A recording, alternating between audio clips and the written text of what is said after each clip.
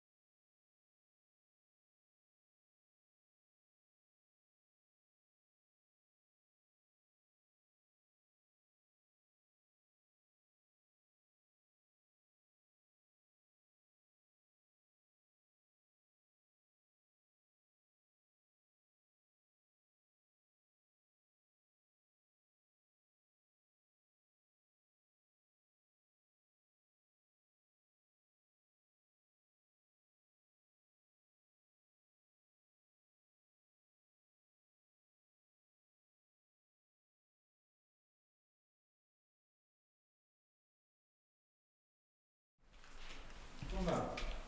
1, 2, 3, 4, 5, 6, 7. Hvað er merkið? Er það akkurat hér?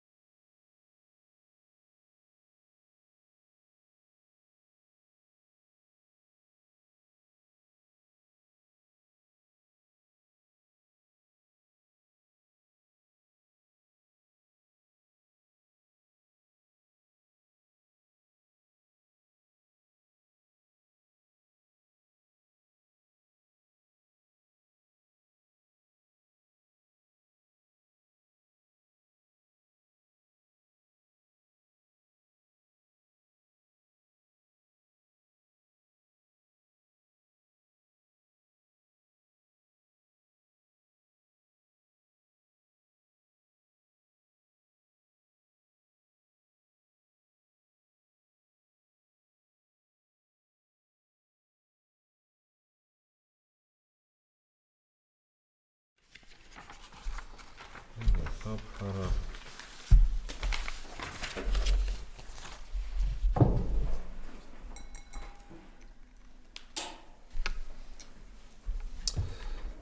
Gott kvöld, ég býð ykkur velkomin á fund bæjarstjórnar Vestmannaeyja. Þessi fundur er númer 1553 haldinn í Einarsstofu 5. desember 2019. Klukkan er 18:04 mun sjá. Njáll Ragnarsson hefur boðað forföll og í hans stað hefur verið boðað varabæjarfulltrúi og Helga Jóhanna Harðardóttir. Ég segi fund settan. Nú, það er svona. Það eru 17 mál á dagskrá, útsendið dagskrá. Fyrsta mál, það er fjárhagsáætlun 2020, seinni umræða. Annað mál er 3 ára fjárhagsáætlun, það er 2021-2023, seinni umræða. Þriðja mál, breyting á varabæjarfulltrúa. Fjórða mál, kosning í ráð, nefndir og stjórnir samkvæmt 44. grein samþykktar stjórn Vestmannaeyjabæjar og fundarskap bæjarstjórnar. Nú svo það er fundargerðir til staðfestingar, það er liður 5, framkvæmd á hafnaráð Vestmannaeyja, fundur nr. 241. 7. mál, fjölskyldu- og tómstundaráð, fundur nr. 237. 7. mál, bæjarráð Vestmannaeyja, fundur 3112. 8. mál er fræðsluráð, fundur 323. 9. mál er bæjarráð Vestmannaeyja, fundur 3113. 10. mál er umhverfis- og skipulagsráð Vestmannaeyja, fundur nr. 315. 11. mál er fjölskyldu- og tómstundaráð, það er fundur nr. 238. 12. mál er framkvæmd á hafnaráð Vestmannaeyja, fundur 242. 13. mál er fræðsluráð, það er fundur nr. 324. 14. mál er bæjarráð Vestmannaeyja, fundur nr. 3114. Svo eru almenn erindi, það er 15. mál, það er ljósleiðarauppbygging í Vestmannaeyjum. 16. mál umræðan samgöngumál og 17. mál er 100 ára afmæli kaupstaðarréttinda Vestmannaeyjabæjar. Þá göngum við til dagskrá. Það er fyrsta mál, það er fjárhagsáætlun 2020, það er Íris Róbertsdóttir, gjörðu svo vel.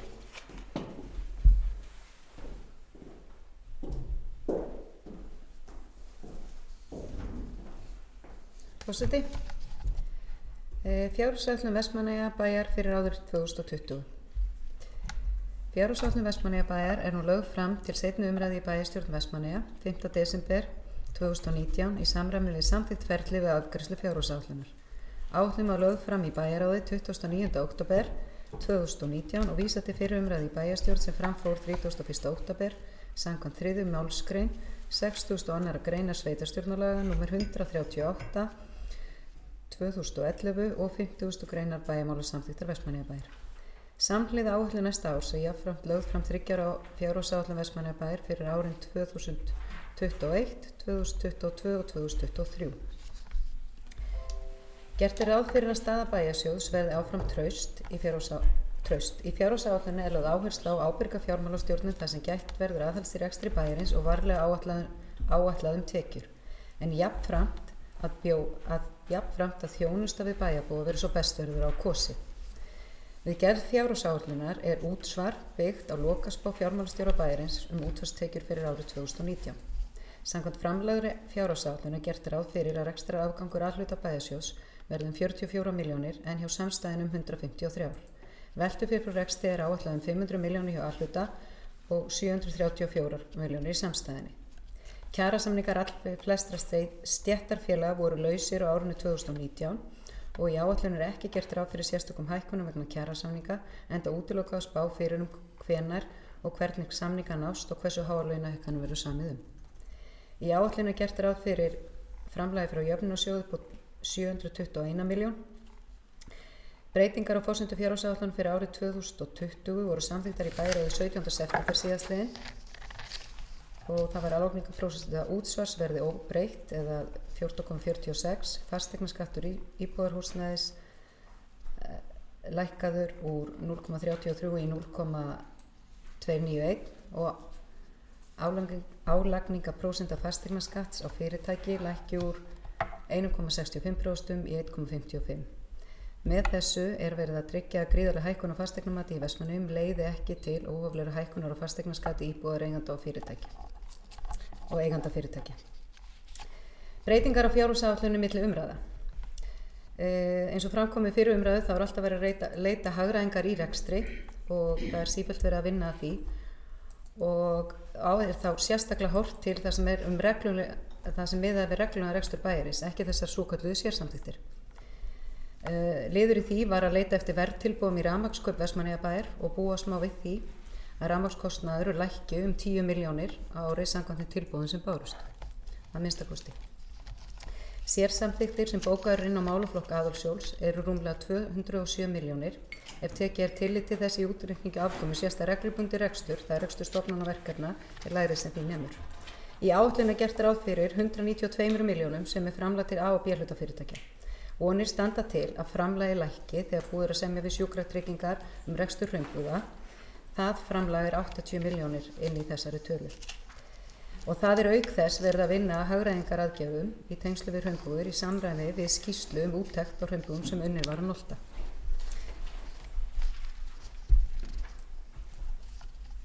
Og ef við rennum aðeins í gegnum svona helstu breytingar í A-hlutanum, þá náttúrulega bæjarstjórn hittist á vinnufundi á milli umræðana þar sem var aðeins farið yfir ákveðna þætti og það er breyting sem varðar ráðgjafa þroskaþjálfa sem fræðsluráðið búið að samþykkja sem 30% aukning og stöðugildi, það í fræðslumálunum. En í æskulýðsmálunum eru náttúrulega langstæðstu breytingarnar. Stæðsta breytingin golfklúbburinn, það framlengt 1 ár rekstrarsamningur við golfklúbbinn. Rekstrar- og framkvæmdarsamningur mætti kalla hann, en það sett inn í fjárhagsáætlun að það miðað við að vera skrifað undir samning fyrir þetta ár hvaða verkefni verið að fara í. Því það að sjálfsögðu starfandi íþróttahópur og erindi golfklúbbsins sem kom til bæjarstjórnar verður vísað inn í þann hóp í framhaldinu. Einnig var bætt við 3,4 milljónum til aukinna rekstrarstyrkja hjá IBF héraðssambandi vegna þess að það klárlega þörf þar líka og fyrst að það var farið að stíga aðeins inn í þetta þá þykir það sanngjarnt að koma aðeins þar á móti líka. Í dag eru þessi hluti sem settir inn í IBF héraðssamband þá það afreksstyrkir og rekstrarstyrkir upp á það bil 7,5 milljón en staðan þá þannig að rekstrarstyrkirnir sem helmingurinn af því að þeir verða það verður bætt í 3,4, þeir eru í 3,4 milljón. Svo það varðandi skipulags- og byggingamál, þau hækka rúmar 7 milljónir sem skýrist af því að það komið inn viðbótar stöðugildi en það ekki búið að taka ákvörðun það í hvað það viðbótar stöðugildi verið notað. Það endurskoðun gangi í tengslum með höfnina líka en það var samkomulag bæjarfulltrúa að þetta viðbótar stöðugildi færi þarna inn en útfærslan á því hvernig fjármunirnir verða notaðir og hvernig það verður gert, hún eftir og verður farið í bara á nýju ári þegar liggur fyrir ýmislegt annað sem í gangi.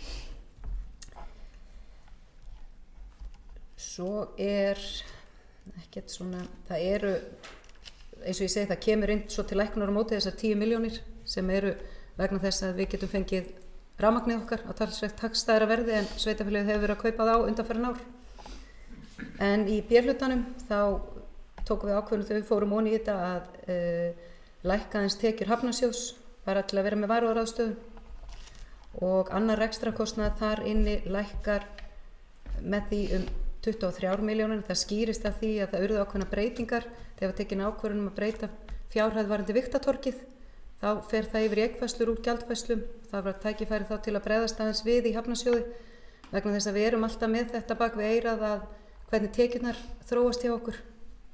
Og svo náttúrulega lækkun á rafmagni á höfninu upp á 3,6 milljónir sem út af þessum breytta samningi sem við erum að gera.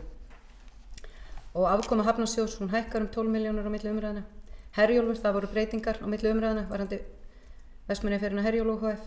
Hún var í fyrri umræðu í 52 milljónum í rekstrartapi og var settur fyrirvari við þá áætlun vegna tímaskortsins og kom fram við fyrri umræðu. Við seinni umræðu áætlað að félagið skili 11,8 milljónum krónum tapi og það svona, við fórum aðeins yfir það í bæjarráðið, menn vilja hafa vaði fyrir neðan sig. Það eru ákveðni þættir sem á eftir að gera sem kallast hálfgerð innviða uppbygging. Þetta ár hefur farið rosalega mikið í bara að reyna að stýra 2 skipum og verið svona ýmislegt, menn hafa ekki almennilega náð svona að skipuleggja ákveðna þætti og stjórnin öll sammála það að menn vilja hafa borð fyrir báru þannig að þetta áætlunin en hún hefur náttúrulega batnað talsvert á milli umræðina og 8 mánaða uppgjörið verður tekið inn í bæjarráð núna 17. desember. Í A-hlutanum þá eru eggfæra-framkvæmdir fyrir 586 milljónir en í B-hlutanum eru þær áætlaðar 445. Gert ráð fyrir samanlögum eggfæslum upp á rúman milljarð eða 1032 milljónir. Gjaldfærður kostnaður og sérstök verkefni eru samtals 237 milljónir fyrir utan viðhald húsa. Inn í þeirri tölu eru 11,5 milljónir vegna viltu hafa áhrif. Gert ráð fyrir 110 milljónum í viðhald húsa og samtals nema þessar fjárheimildir því tæplega 348 milljónum. Það er 281 í A-hlutanum og 66 í B-hlutanum. Mér langar aðeins að draga athygli af ákveðnum sérsamþykktum í formi átaksverkefna og annarra tímabundna verkefna og fjárfestinga og svona hvernig hlutirnir eru og þar koma náttúrulega ákveðnar pólitískar áherslur í ljós. Og ef við förum fyrst af stóru verkefnum þá er náttúrulega þessu ári búið að vera vinna á langstærsta verkefni sveitarfélagsins eru bygging íbúða fyrir fatlaða og það verkefni bara gengur vel samkvæmt upplýsingum sem við höfum og Vestmannaeyjar með alla aðra hæðina í Ísfélagshúsinu eins og það er ennþá kallað auk þess að vera með 2 íbúðir á 3. hæðinni en einnig það er áætlað að verkinu verði skilað á byggingarstigi 5 á tíma í mars 2020 en þá á eftir að innrita allt húsnæði með þarfir íbúðan í huga. Bæði sameiginlega sem við erum með og hérna íbúðnar. Svo eru þetta bygging slökkvistöðvar og þessum fundi líka fyrir staðfesting á byggingarleyfi fyrir slökkvistöð sem á að reisa við Heiðaveg og mun tengjast þjónustumiðstöðinni þar. Verið að rýna hönnun og teikningar og áætlaður framkvæmdatími er árið 2020 og eitthvað inn í 2021 vænti ég. Og svo eru þetta sorporkustöðin. Það er enn unnið að undirbúningi, sorporkustöður í samstarfi við ráðgjafa. Vinna við þetta hefur tekið lengri tíma en áætlað var í upphafi og ekki er fyrirsjáanlegt að henni ljúki bara fyrir núna með vorinu, að þetta verði allt komið. En það er náttúrulega gert ráð fyrir það að kaupa þennan búnað og fjárheimild fyrir því í fjárhagsáætlun. En það er ekki ráðlegt að festa kaup á neinu sem tengist sorporkustöðinni fyrir við erum búin að fá vilyrðum starfsleyfi. En ef allt gengur upp þá er stefnan að byrja að verða á árinu 2020 og að verkinu gæti lokið 2022. Og svo er ánægilegt verkefni hérna sem langar að minnast á sem er Hamarsskólinn, að þá hef ég undirbúning á viðbyggingu við Hamarsskóla og hefur fræðsluráð samþykkt drög að tímaáætlun og má búast við að ferli við þessa vinnu geti orðið hátt í 2 ár samkvæmt áætluninni sem að virðist nú vera mjög raunhæf og allir að framkvæmdir hefjist á árinu 2021 og standi yfir til ársins 2022. Svo er það skipalyftukanturinn.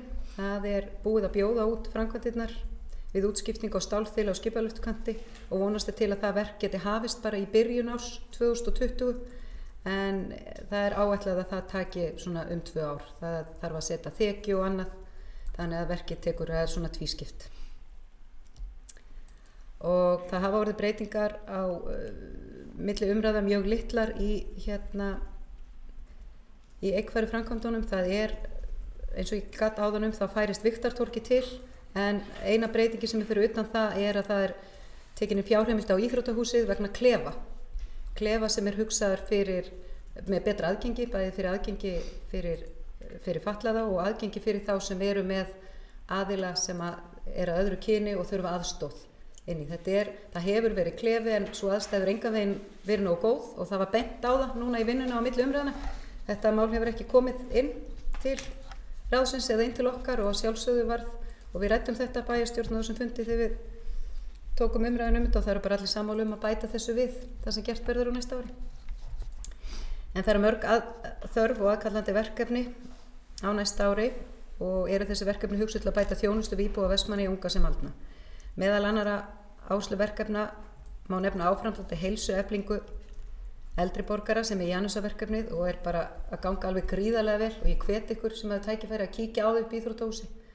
Það er bara, þetta er frábært, það er rosalega góð þáttaka og það er svakalega mikil ánægja með þetta og menn eru, ég veit ekki hvort það eru hughrifin en menn finna mun á sér, mjög margir sem að koma að máli við mig sem eru þáttakendur í verkefninu. En svo er gerð hreistivallar, uppbygging tölvu og upplýsingamála hjá GRVAF, sem fari átak í því, átak í aðgengismálum og klefin, auðvitað sem ég nefndi áðan er hluti bætist á við það er átak í miðbænum hérna. Gerð gönguleið og merkinga, uppbygging á Viktartorgi og gerð umhverfis- og auðlindastefnu sem ég held að sé gríðilega mikilvægt fyrir sveitarfélagið að fara að hefja vinnu við. Svo erum við með þetta skemmtilega verkefni Vilt hafa áhrif og það er búið að vera í gangi í nokkuð mörg ár og við höfum haldið áfram með það. Við í fjárhagsáætlun gert ráð fyrir 11,5 milljón til verkefna sem einstaklingar hafa fyrirtæki og félagsamtök hafa sótt og meðal annars fær Fimleikafélagið fjárstyrk til að kaupa nýja dínu og það vefsíðan Pysjueftirlit, það eru 2 heimildarmyndir, það bók matagerð, hráefni og náttúru Vestmannaeyja, stofnun rafíþróttadeildar, það eru svona sögubæklingur Vestmannaeyjar, fjölskyldutónleikar og svo svona spennandi verkefni að taka myndir af fuglum í bjargi og sýna það beint og einnig skemmtilegt verkefni það sem á að taka og kortleggja Vestmannaeyjar, gera það svona í alvöru eins og er á Google eins og maður fer sjálfur og skoðar. Þannig þetta margt mjög spennandi og svo ákveðin aðstoð líka við að byggja vegg við Landakirkju meðal annars, en það voru 14 verkefni sem fengu styrka þessu sinni og verða styrkirnir afhentir núna á laugardaginn og í fyrramáli fá þeir sem að fengi styrk tölvupóst og boðið að koma og taka og skrifa undir það. En þetta var allan virkilega ánægilegt og ótrúlega margar góðar ábendingar bárust líka sem verið að vinna í og eru komnar bara inn og sumt var komið í farveg. En nú þessari viðbótar yfirferð lokið og ég vil bara nota tækifæri og þakka öllum starfsmönnum sem koma að gerð áætlunarinnar og ég vil líka þakka fyrir það samstarf sem var og meðal allra bæjarfulltrúa stóra þætti áætlunarinnar.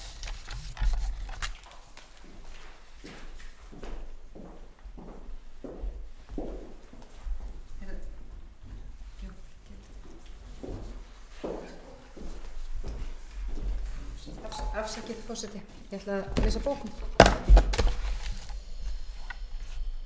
Bæjarstjóri Vestmannaeyja stendur traustum fótum. Hvort heldur litið til reksturs, eigna eða skulda. Við rekstur sveitarfélagsins á næsta ári verður lögð áherslu á ábyrg fjármál og hagkvæma rekstur en ekki síður að veita góða þjónustu. Jafnframt þess gætt að sýna hófsemi í álagningu skatta og opinberra gjalda. Eins og kom fram í erindi bæjarstjóra við fyrri umræðu við fjárhagsáætlun 2020 var ákveðið að hlutfall fasteignaskatt á íbúðarhúsnæði yrði lækkað úr 0,33 í 0,291 og á atvinnuhúsnæði úr 1,65 í 1,55. Þetta gert til þess að mæta þeim hækkunum sem orðið hafa á fasteignamati milli 2019 og 2020 þannig álögur á íbúðareigendur og eigendur fyrirtækja hækki ekki á milli ára. Þá var ákveðið að gjaldskrá fyrir þjónustu Vestmannaeyja, það aðalsjós, hækki ekki á milli ára með tilliti til leikskólagjalda, gjaldskrá, íþróttamiðstöðvar, sundlaugar og matarkostnað fyrir börn í grunn- og leikskólum, dagvistagjöld og úttektargjöld. Þessar ákvarðanir í anda lífskjarasamnings verkalýðshreyfingarinnar, atvinnurekenda og stjórnvalda, þar sem meðal annars kveðið á lægri skatta og lægri opinberar álögur til að auka kaupmátt kjarabætur lágtekjuhópa. Í fjárhagsáætlunni sömuleiðis gripið til margþáttar aðgerða til að bæta þjónustu við unga jafnt sem aldna í sveitarfélaginu. Má það nefna hækkun á frístundastyrki 35.000 krónur, aukið fjármagn í stoð, þjónustu leik- og grunnskóla, áherslu á snemmtaka íhlutun og tölvu- og upplýsingamál, heilsueflinga eldri borgara og átaki aðgengismálum. Allt þetta miðar að því að bæta lífsgæði og auka ánægju íbúa í Vestmannaeyjum og að nýta tekjur sveitarfélagsins á ábyrgan og skilvirkan hátt til þjónustu við bæjarbúa.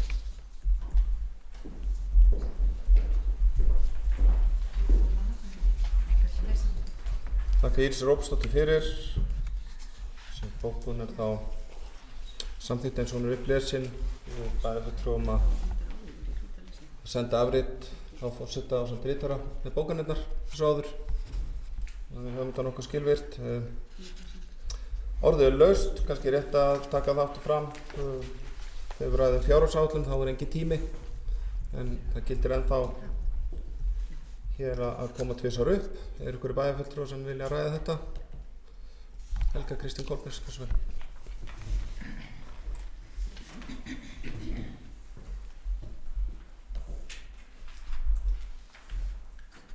Forseti, bæjarfulltrúar, gestir.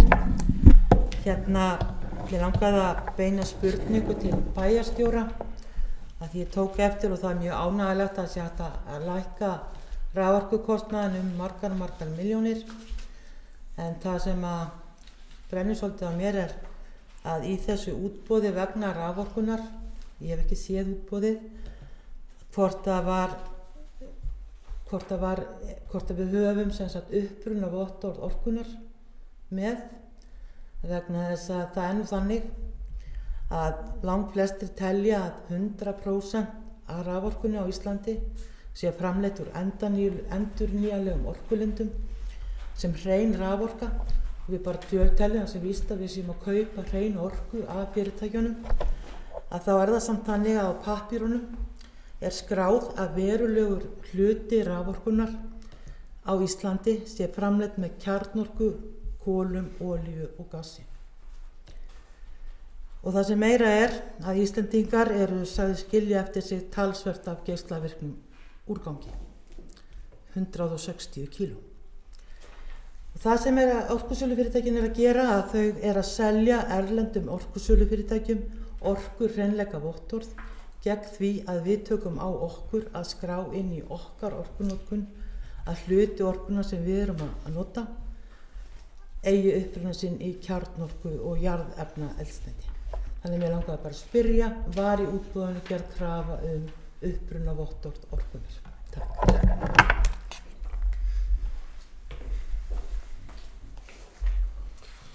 Þakka Helgu Kristínu Kolbeins. Fleiri sem vilja koma með fyrirspurnir til bæjarstjóra. Seinni umræðu fjárhagsáætlunar fyrir árið 2020. Trausti Hjaltason, gjörðu svo vel.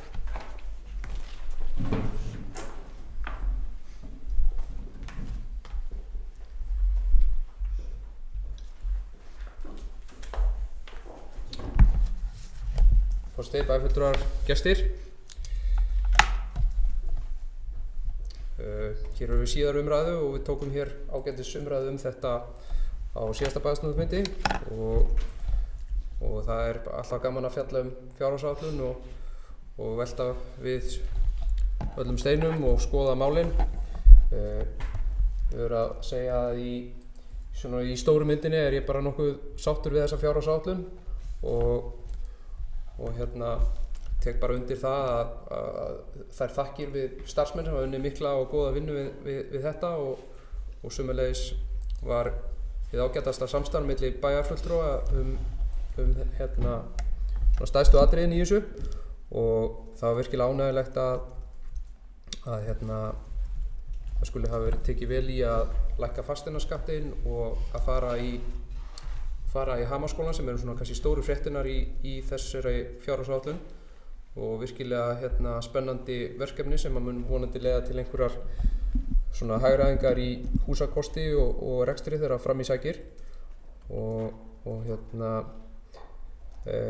hins vegar eru svona margir smávægilegir hlutir sem að valda manni áhyggjum eða maður kannski ekki alveg sáttur við og ætla ekki kannski að vera tíunda neitt mikið en það líkt og hefur kannski komið fram áður og þetta auðvitað kannski svolítið búið að vera undanfarin ár mikil óvissa varðandi sjávarútveginn, núna síðast loðnubrestur og mikil óvissa með það áfram. Lausir kjarasamningar eitthvað sem við höfum verið að glíma við undanfarin ár og ekki nýtt stef en það hins vegar mjög stór hluti kjarasamningar laus og undanfarin hefur það verið mikil þensla í launakostnaði og ákveðnar vísbendingar að það verði áfram en það sem að vekur kannski einna mesta athygli núna við síðari umræðu að það áfram neikvæður rekstrarágangur af hlutanum sem að kjarnareksturinn og fyrir fjármagnstekjuliði og sömuleiðis afgangurinn eftir fjármagnstekjuliði afar lágur og að minnsta kosti hef ég ekki síðan svona lágan áður. Það áhyggjuefni sérstaklega í ljósi þessara óvissuþátta og við verðum að hafa það hugfast að við erum búin að vera í góðæri og þess vegna finnst mér að allir bæjarfulltrúar þurfi að velta því vel fyrir sér með þessa þenslu sem hefur verið í rekstrinum núna að við þurfum að huga vel að öllu sem að við erum að ákveða vegna þess að það er erfitt að snúa tilbaka þegar það er búið að bæta í þjónustu og verið að þenja út reksturinn. Þá er erfitt að snúa tilbaka. Það er oft bara erfiðari ákvarðanir og vandasamara og þess vegna eru þetta stórar ákvarðanir þó þessi kannski í stóra samhenginu ekki miklir fjármunir en þetta safnast saman og það er þetta sem að maður hefur áhyggjur af. Það auðvitað mun ekkert komið ljós hver niðurstaðan á þessu ári verður á rekstrinum. Svona fyrstu vísbendingar eru fínar en það á algjörlega eftir að koma í ljós hvaða áhrif þessi loðnubrestur hafði á árinu og vonandi eru þær áhyggjur óþarfar en ég hef grun að það gæti orðið svolítið svart og ef að svo þá er ný staða og eitthvað sem að bæjarfulltrúar þurfa að bregðast við.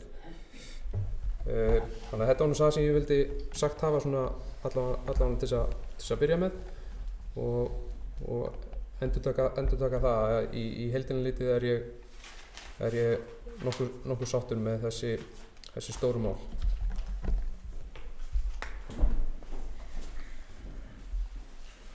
Þakka Trausta Hjaltasyni fyrir, vilja fleiri bæjarfulltrúar taka til máls. Hildur Sólveig Sigurðardóttir, gjörðu svo vel.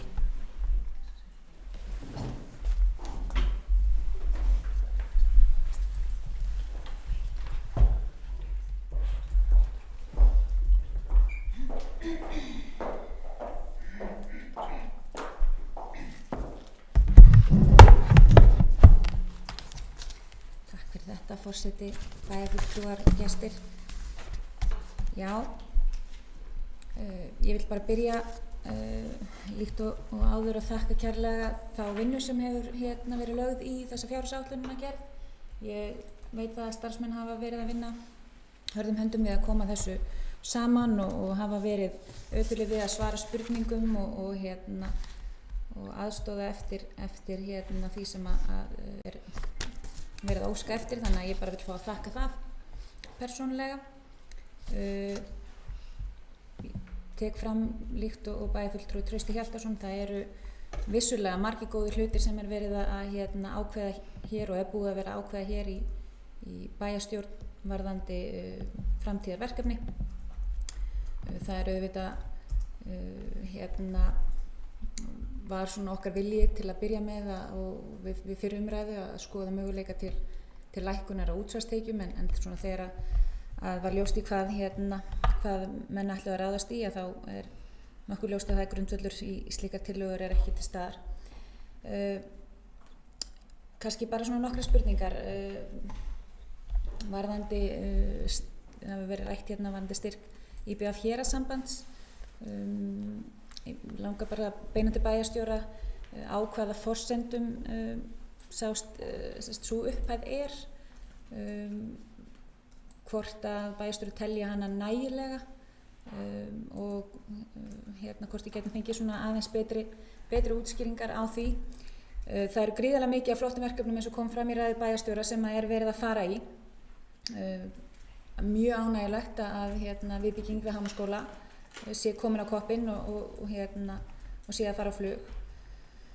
Slökkviliðsstöðin, það er verulega ánægjulegt að hún sé að komast líka og við tökum ákvörðun áfram hér í síðara fundinum og ánægjulegt að hlustað hafi verið á raddir sjálfstæðismanna sem að mótmæltu því að hún myndi rísa við Kirkjuveg eða við Kindustöðina og skyldi frekar rísa við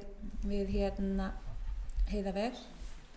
Þannig að það var ánægjulegt og horft til þessa hagræðingarsjónarmiða eins og við höfum bent á möguleikann til rekstrarhagræðingar með samnýtingu húsnæðis og starfsfólks. Þannig að það er ánægjulegt. Jansu-verkefni, ég er sammála bæjarstjóri því, það gengi gríðarlega vel og verulega ánægjulegt og mikið og flott lýðheilsuverkefni. Viltu hafa áhrif umsóknirnar, margar mjög flottar og skemmtilegar umsóknir og greinilegt að við búum á ótrúlega góðum og flottum mannauð sem er tilbúið að leggja eigin atorku í að vinna framgangi sveitafélagsins á hérna ýmsu vegu.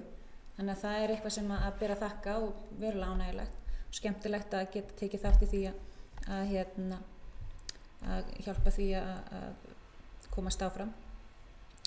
En eins og bæjarfulltrúi Trausti kom inn á að þá vekur það mann auðvitað til svona hversu tæp fjárhagsáætlunin og hún hefur í rauninni ekki verið tæpari í töluvert langan tíma.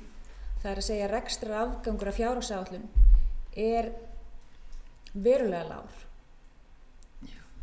Og hann hefur ekki verið jafn lágur frá því að síðasti vinstri meirihluti var hér að stjórna Vestmannaeyjabæ.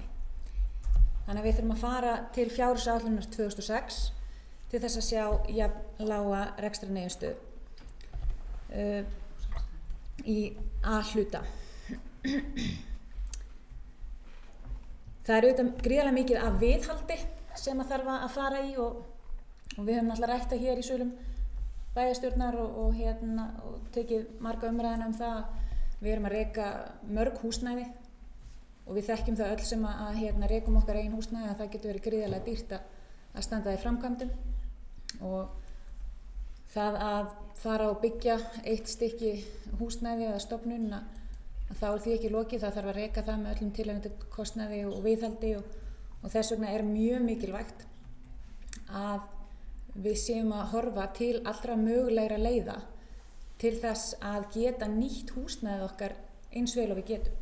Og þá getum við líka hugsað til leiða á borð við hvort hægt sé að nýta það til einkaaðila eða til endur til sölu eða með hvaða hætti við getum farið betur með fjármunum okkar. Af því eins og ég komið fram á, þá við með mörg húsnæði sem þarfnast mikils viðhalds og það að fara að byggja ný húsnæði og stærri húsnæði krefjast þessu auðvitað að við séum að auka við reksturinn af því og af viðhaldinu, þannig að það mikilvægt að við séum að skoða hvaða möguleikar eru til staðar. Það þensla, alveg augljós þensla í fjárhagsáætlun 2020. Það fjölgun stöðugilda. Við höfum náttúrulega séð og höfum mótmælt ákveðnum þáttum eins og kostnaðarsömum úttektum og öðru slíku. Og það bara augljóslega þannig og maður verður auðvitað að bera virðingu fyrir því að það ekki alltaf hægt að gera öllum til góðs og ekki hægt að gera allt fyrir alla, þó sem maður vilja sjálfsögðu alltaf gera eins vel og mögulega hægt hverju sinni. Ég ætla ekki að hafa þetta meira í bili. Takk fyrir.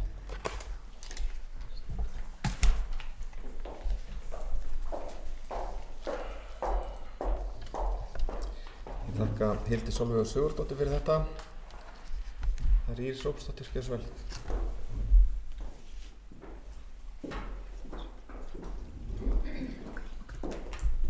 Forseti. Við byrjum á, það ekki búið að skrifa, þeir byrjuðu að svara bæjarfulltrúa Helgu Kristínu Kolbeins, það ekki búið að skrifa undir, þetta var verðkönnun sem var gerð en þetta eitt af því sem að verður tekið tillit til og ég veit ekki betur án þess að ég fullyrði það að þeir aðilar sem eru með lægsta, við vorum með þetta rúmt, lægsta tilboðið það meira svigrúm heldur en við tókum inn í fjárhagsáætlun séu með þessa vottun frá þér, en við munum sjálfsögðu kanna það og fara yfir þetta bara mjög góð ábending. Það ekki búið að skrifa undir neitt, þannig takk fyrir það. En ég í máli Trausta þá að fara yfir, ég smá svona, það búið að ræða mikið að við eigum ekki að þenja út reksturinn og ég bara algjörlega sammála. Það alveg 15 milljónir sem við getum kippt út sem við settum inn á milli sem langstæðsta upphæðin sem fór inn til golfklúbbsins. En það voru mjög skiptar skoðanir í hópi bæjarfulltrúa hvort við ættum að setja þetta inn með þessum hætti. En menn töldu það mikilvægt og það rosa fínt líka ef menn telja að eitthvað megi fara í burtu að komið bara með tillögu það. Ef þið viljið breyta, ef þið viljið skera eitthvað niður þarna, komið með tillögu það. En ég held að áhyggjurnar hjá bæjarfulltrúa Trausta Hjaltasyni af því að það séu ekki komnar fram allt varðandi loðnuvertíðina séu kannski óþarf áhyggjur. Við töluðum í fyrra að skila með minnir í ekki 172 milljónir, minnum mig, samstæðan í fyrra. Að við reiknum með sko hóflega að við erum sko langt, mörg 100 milljónum yfir því í dag. Við reiknum með að við lendum milli 300 og 400 milljónum í dag, tekið afgangur, þrátt fyrir loðnubrest. Það er nefnilega gert ráð fyrir því í tekjuáætlun sveitarfélagsins að við verðum af tekjum á bilinu svona í sirka 120 milljónum. Sem að við tökum frá miðað við það útreikninga og það sem við fáum. Það hefur alltaf verið gert og það er ennþá gert. Þannig að ég held að þessar áhyggjur séu óþarfa áhyggjutrausti, minnstakosti fyrir 2019. En það bárust nú ágætis fréttir af loðnu. Menn eru að vonast til þess að það verði gefin að minnstakosti, eru þeir búin að gefa, mann og ekki augnablikinu hvað það heitir hérna alþjóða, en það er 2021 ætlaði sér að gefa út loðnu sko. Þannig það eru alveg góðar horfur, við vitum ekki með næsta ár, en menn eru allavega aðeins bjartsýnni og ég finn strax fyrir því að því ákveðnir aðilar hér í bænum vilja fara á stað með byggingar sem tekjast uppbyggingu í sjávarútvegi. Þannig að þú veist, þetta er, en við þurfum að gæta okkar, þetta er ekkert í hendi, við vitum það. En varðandi fyrirspurninguna hjá bæjarfulltrúa Hildi Sólveigu Sigurðardóttir með rekstrarstyrkin, það er vinna íþróttahóps í gangi. Það var tekið eitt félag út fyrir sviga og tekið inn með 15 milljónir. Vegna þess að það hafði verið að fá ákveðna fjárhæðir en ekki samt til samningur það, hefði verið eðlilegast að setja það inn í íþróttapúlíuna sem að mun fara í framhaldinu, þetta mun bara verið þetta eina ár. Þá var ástæðan fyrir því að þetta hafa komið upplýsingar út úr hópnum, hann er búið að taka þetta fyrir í framkvæmd fjölskylduráði það að rekstrarstyrkurinn sem er afreksstyrkur upp á 3,4 sem ekki fer alltaf út. Ef það verði engin afrek þá fer hann ekkert út. Og það er rekstrarstyrkur upp á 3,4. Svo leysir samsetningin á því sem bærinn borgar til héraðssambandsins. Þessi tala, það var ákveðið að tvöfalda hana, svoleiðis var hún fundin. En þetta er alveg örugglega langt frá því sem félögin telur sig þurfa. En þetta var samt sem áður gert til þess að sýna einhvern lit gagnvart því, annars verður ekki sett inn einasta króna inn í þetta allt næsta ár. Þetta er greitt út í desember 2020, þessi styrki. Þannig það var nú bara á framkvæmdastjórafundi þar sem var farið yfir og svo var þetta rætt, var fengnar upplýsingar frá íþróttahópnum hvort að því þetta kom frá þeim í upphafi, það var ekki samstaða að koma með þetta fram með íþróttahópin, en þetta kom svo inn á borð og þessi tala er sett þar inn. En dugar örugglega ekki miðað við óskirnar sem koma frá félögunum en sem við erum náttúrulega ekki búin að fá, en við vitum. Og við vitum það við sem sátum í og vorum að fara yfir umsóknirnar og viltu hafa áhrif, að það komu talsvert tvær, það komu 3 umsóknir frá fimleikunum, 2 voru rekstrarstyrki sem við vísum inn í íþróttahópin. Þannig við vitum að félögin eru mörg hver, sérstaklega minni félögin, þeim vantar pening, en það er héraðssambandið sem útdeilir þessu. En svo slökkvistöðin, ég bara er ofboðslega ánægð að bæjarfulltrúar Sjálfstæðisflokksins séu svo ánægð með slökkvistöðina. Þeir greiddu nefnilega atkvæði á móti því að setja þetta inn í þetta vinnuferli sem þetta fór og fara í þessa greiningu á niðurstöðum. Hvað er þetta? Já, þið getið flettið upp, þið greiddu atkvæði á móti því. Við vorum á móti því að við stoppuðum þetta mál og settum þetta í innan vinnuhóp sem þessi niðurstaða kom út úr. En ég er ofboðslega glöður ánægð með þetta í dag, af því þetta er flott lausn. En svo er það varðandi það að menn hafa rosa mikla áhyggjur að þetta sé bara síðan síðasti vinstri meirihluti var. Menn hefur þó kannski þurft að lesa, það hefur verið skynsamlegt að lesa aðeins meira hvernig breytingin varð á vinnulaginu við fjárhagsáætlunargerðina. Vegna þess, ef við tökum árið 2010, þá er afgangurinn á samstæðunni 14 milljónir. En A-hlutanum 132. Þá var nefnilega ekki sett inn í A-hlutan á þessum árum, ég get lesið upp fleiri tölur, það eru talsvert lægri afkomutölur hérna þegar Sjálfstæðisflokknum var í meirihluta. Við tókum núna, ég las það sérstaklega upp í framsögunum minni. Við erum með yfir 190 milljónir sem við setjum á B-hlutafyrirtækin inn í A-hlutanum. Það var ekki gert árið 2010. Þá voru þau skráð á samstæðina og látið skila í mínus. Þannig það sem bæjarfulltrúinn Hildur Sólveig Sigurðardóttir sagði hér áðan að þetta hefði ekki verið, bara þetta hefði ekki sést, þetta er bara rangt.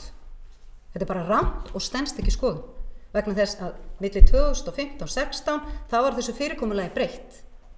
Þá var A-hlutin, þetta var varðandi endurskoðendur, þetta var bókað inn svo að B-hluta fyrirtækin væri ekki að skila í mínus, skila í halla. þá eru þau tekin inn framlög inn í A-hlutann og þess vegna eru þessar fjárhæðir hérna inni, þess vegna er A-hlutin lægri og B-hlutin svona mikið hærri. Það er því framlögin koma út úr A-hlutanum inn í B-hlutan. Þetta var ekki á þessum árum sem að bæjarfulltrúinn er að vitna til. Þessi breyting var gerð, þannig þetta er rangt að þetta sé, ég get eins og ég sé 2010, 14 milljónir, 2011, 21 miljón samstæðin. Það eru talsvert lágar tölur hérna, þannig að þetta er ekki rétt að þetta sé svona gert, að þetta sé allt komið í óefni hér og þetta hafi ekki verið svona síðan vinstri meirihluti var. Ferlið við vinnulagið er bara annað.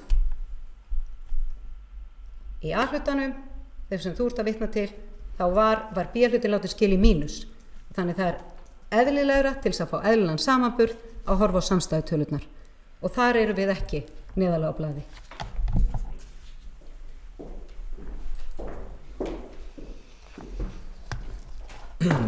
Takk að Íris Rópsdóttir fyrir. Ég ætla að fá að taka undir með öðrum bæjarfulltrúum sem hafa komið hér upp í kvöld að ég þakka starfsmönnum sem hafa komið þessari fjárhagsáætlanagerð vel fyrir og jafnframt bæjarstjóra. Þetta er bara mikill álagstími og þetta er mikil vinna. Það er bara búið að gera afskaplega mikið af góðum hlutum til að mynda eins og að kanna þar sem hægt er að gera betur í raforkukaupum og fleira sem við erum búin að ræða hér í kvöld. Þetta eru hellingspeningar, þetta er verið að tala um ykkur á 12 milljónir. Við vorum hér á bæjarstjórnarfundi ekki fyrir svo löngu síðan að karpa með 1,5 milljón sem fór í það að opna fiskasafni.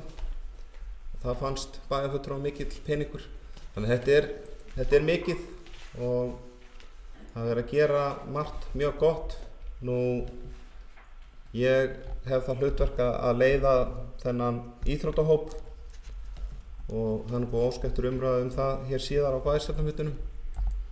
En bæjarstjóri fór svo sem yfir það hérna áðan að þessi helmingshækkun væri væntanlega dropi í hafi hvað þetta varðar og auðvitað þykir mér svolítið mikið að setja 15 milljónir til einstaks aðila en þetta er eitthvað sem við erum samt sammála að gera og þá til eins árs og bundið við ákveðin verkefni. Vegna þess að það er bara þannig og það er alveg ljóst í mínum huga. Við lögðum fyrir viðhorfskönnun og við erum búin að hitta öll þessi félög. Það er uppsöfnuð þörf víða og það er mikil þörf á styrkjum, auknum rekstrarstyrkjum. Það er nú eitt félag sem að sagði okkur það að þyrfti nú bara aukalega 4 milljónir og það var ekki talin launatengd gjöld eða þjálfunarkostnaður inn í því. Þannig að þetta er þungur rekstur hjá þessum félögum sem tilheyra héraðssambandinu. Þannig að þetta er svona einhver, myndi ég segja, og þakkláttur fyrir þá viðleitni að það er þó ekki verið að frysta öll þessi félög. Fyrst það er verið að taka eitt út fyrir sviga en eðlilega ætti þessi umræða að fara fram í þessum íþróttahóp og ég hef svo gert áður grein fyrir því af hverju svo vinna er ekki búin. Það liggur fyrir áætlun að þetta komi inn til bæjarstjórnar í lok febrúar, úrvinnslu úr þessari vinnu. Þannig að ég vona, ég létti jafnvel bara á umræðinni hérna á eftir, seinna á fundinum. En orðið er laust, ég trausti Hjaltason gjörðu svo vel.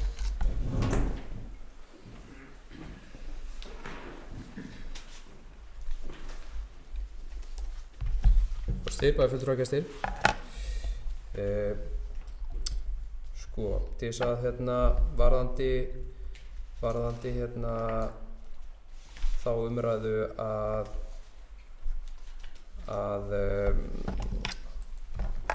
varðandi loðnuna og að það sé blikur á lofti. Ég ætla bara að vona það að allir bæjarfulltrúar séu sammála því og ég er hins vegar, eins og ég sagði hér áðan, þá er ég í stóru myndinu mjög ánægður með þessa fjárhagsáætlun. Hins vegar eru þessi atriði bara eitthvað sem að ég er bara að tíunda hér til þess að við höfum í huga áfram og ég veit að bæjarfulltrúar hafa haft í huga að einhverju leyti og ef loðnubresturinn ef að fjárhagsáætlun þessa árs ef ársreikningurinn er að koma vel út þá er það bara rosalega góða fréttir og það er bara, ég fagna því og en við verðum auðvitað að geta tekið þessa umræðu án þess stökkva í skotgrafinar og það var loðnubrestur og það ekkert rosalega gott útlit næst að minnst að treysti sér enginn til þess að vera bjartsýnn. Ég hef allan ekki hitt margar sem eru það. 2021 lítur eitthvað betur út samkvæmt fræðimönnum, það alveg hárrétt, en það samt 2021, við erum ekki að gera áætlun fyrir það ár og þess vegna ég nú bara svona að impra á þessu. Og varðandi aðra tillögur þá höfum við þetta hér í bæjarstjórn og í bæjarráði mjög oft verið að ræða fjárútlát og alls konar atriði,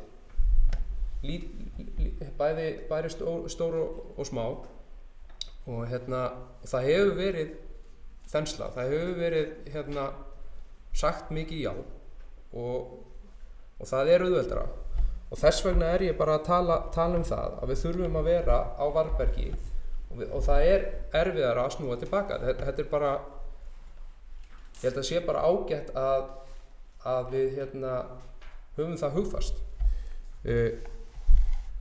Og ég ekkert að segja það bara til þess að segja það vegna þess að ég sitt í minnihluta. Ég að segja það vegna þess að rekstrarafgangurinn af afhlutanum neikvæður í fjárhagsáætlun og það ekkert í fyrsta skiptið og ég satt í meirihluta þegar það var gert og þá höfðum við áhyggjur af því og við gerðum það eftir mikla umræðu og við mátum það þannig þá að það væri rétt að gera það. Hins vegar voru allir meðvitaðir það og það var tekin mikil umræða það. Þess vegna finnst mér þetta ekki gott að það sé orðin venja að skila A-hlutanum í neikvæðum fyrir fjármagnstekjuliði og núna erum við að tala mjög lítinn afgang af A-hlutanum eftir fjármagnstekjuliði. Þannig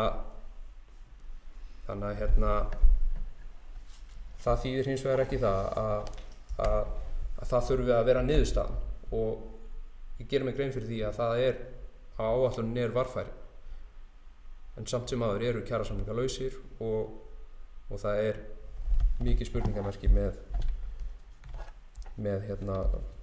stóra fjármuni í sjávarútvegi. Varðandi slökkvistöðina þá kannski glemdi ég nú að nefna hana hér áðan að sjálfsögðu það stórt atriði í þessari fjárhagsáætlun og því ber að fagna og kannski það sem hefur verið svona í þessari bæjarstjórn hefur verið svolítið rætt svona að minnstakosti svona frekar nýlega var staðsetningin á slökkvistöðinni og það nú ekkert rosalega langt síðan að við sátum hér í bæjarstjórn þar sem átti að vera að greiða atkvæði að setja slökkvistöðina við Malavöllin upp í Löngulá og það kom okkur á óvart á þeim fundi og til þess að gera þetta í sátt og samlyndi þá var því máli frestað og við tókum ekki ákvörðun það á þeim fundi að setja í gang vinnu að halda áfram vinnu að koma slökkvistöðinni fyrir á Malavöllunum og þetta leiddi nú síðan allt saman til þess að það var farið betur yfir málið og það var ákveðið að setja slökkvistöðina á þann stað sem nú búið að ákveða við áhaldahúsið og niðurstaða sem að ég hef ekki heyrt annað en ríkir bara nokkuð góð sátt sem að mikilvægt í skipulagsmálum og stundum oft mjög erfitt að ná sátt svona stórar ákvarðanir, stórar byggingar þannig að ég ánægður með hvernig það mál vannst niðurstöðu málsins undir lokin og kannski ekki ánægður með hvernig það vannst framan á en niðurstaðan varð góð í lokin og það þannig að ég bara ánægður með að við skulum alltaf fara í það. Ég held að ég sem búin að bæjarstjórn talaði hér að það væri allt að við varum að tala að það var allt komið í óefni, það er alls ekki svo það var enginn sem að talaði það og það að það skuli þurfa að fara aftur til ársins 2010 til að finna eitthvað sem var fyrir 10 árum að það hafi verið einhvers konar rekstrarafgangur sem var í stíl við þennan sem núna í fjárhagsáætlun segir bara svolítið sitt og þó að það hafa orðið breytingar á B-hlutanum þá eða einhver tíma síðar þá þá þetta kannski, mér finnst það ekki að skipta öllu máli. Aðalmálið að það eru svona viðvörunarbjöllur í þessu sem að bæjarfulltrúar þurfa að hafa í huga.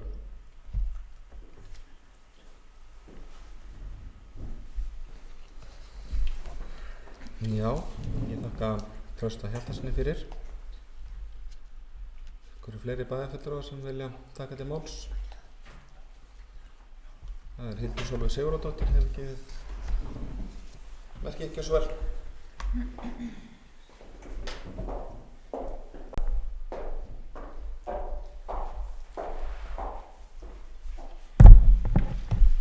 Fyrir það, forseti, bæjarfulltrúar og gestir.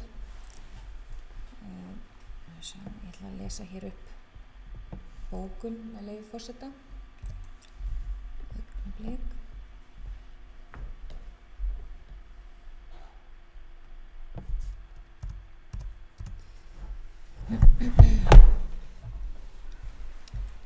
Bókunin hljóðar svo: Bæjarfulltrúar Sjálfstæðisflokksins samþykkja framlagða fjárhagsáætlun og lýsa yfir ánægju meðal annars með að komið hafi verið í veg fyrir verulega hækkandi fasteignagjöld á einstaklinga vegna hækkunar fasteignamats og dregið úr hækkandi fasteignagjöldum á atvinnustarfsemi ásamt því að tekin hefur ákvörðun að ráðast í viðbyggingu við Hamarsskóla sem mun sameina undir eitt þak starfsemi hans, frístundaversins og tónlistarskólans og þannig auka rekstrarhagræðingu og bæta þjónustu við börn og fjölskyldu þeirra. Hins vegar gera bæjarfulltrúar Sjálfstæðisflokksins athugasemdir við eftirfarandi þætti. Liður 1. Í niðurstöðu fjárhagsáætlunar ársins 2020 gefur að líta minnsta rekstrarafgang A-hluta sveitasjóðs til fjölda ára eða allt frá því áður en Sjálfstæðisflokkurinn tók við rekstri sveitarfélagsins. Lítill rekstrarafgangur af sveitasjóði skýrist fyrst og fremst af verulegri þenslu í rekstri án nokkurrar hagræðingar eða aðgerða til að sporna við vaxandi útgjöldum á borð við nýjum stöðugildum og fjölda kostnaðarsamra úttekta svo dæmi séu tekin. Liður 2. Tekjur sveitarfélagsins duga ekki fyrir gjöldum þess og ef ekki væri fyrir fjármagnstekjur sveitarfélagsins sem ávöxtur öflugrar fjármálastjórnunar Sjálfstæðisflokksins í stjórnartíð Sjálfstæðisflokksins í Vestmannaeyjum yrði niðurstaða fjárhagsáætlunar neikvæð. Þannig forsenda þjónustuaukningar byggð á þeim sjóðum sem Sjálfstæðisflokkurinn hefur eytt mikilli vinnu í að byggja upp. Það mun auðveldara að eyða fé en að afla þess. Gengið á handbært fé sveitarfélagsins 130 milljónir króna til að halda uppi framkvæmda hraða í sveitarfélaginu. Bókun lýkur.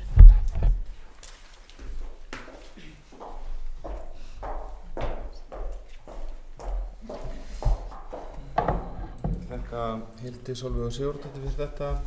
Það komin, þetta beðum orðið eða fyrir? Já. Það Íris Róbertsdóttir, gjörðu svo vel.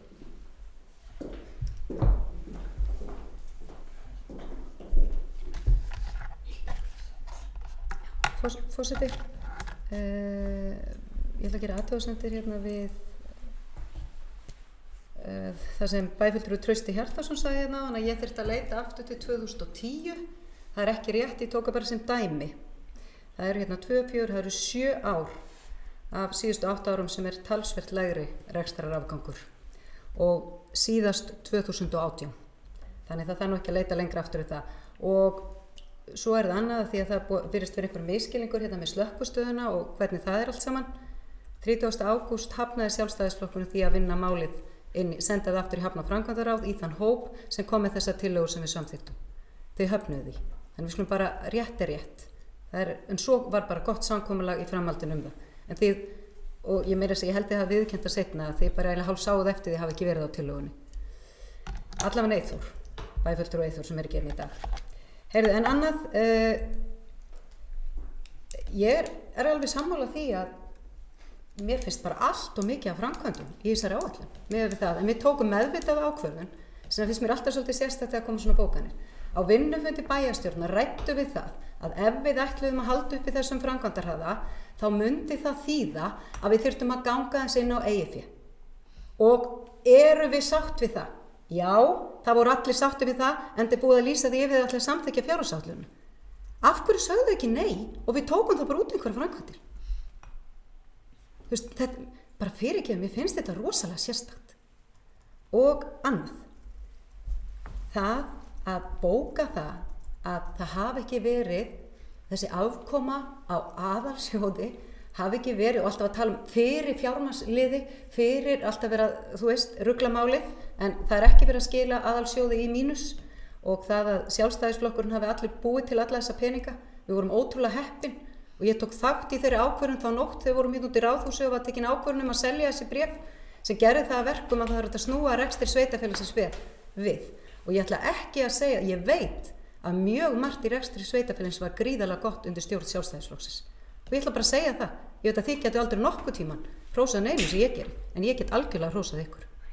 Þannig þetta er alveg, reyndar, ég skal taka þetta tilbaka, það var smá kaltæðni, það var farið í gegnum það að við værum með, að það væri margt sem væri verið að gera gott, sameiginlega, en það erum við sammála flestisatri.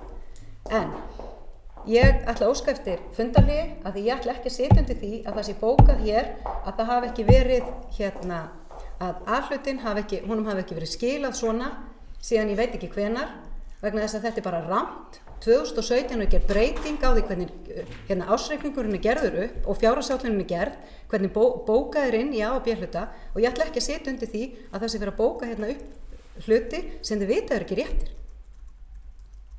Það er B hlutin, ef við myndum taka samstæðina, ef það væri sanngjörn, þá tækjuðu samstæðina því þar eru frádrátturinn hjá fyrirtækjunum sem eru rekin í halla, B-hlutafyrirtækjunum.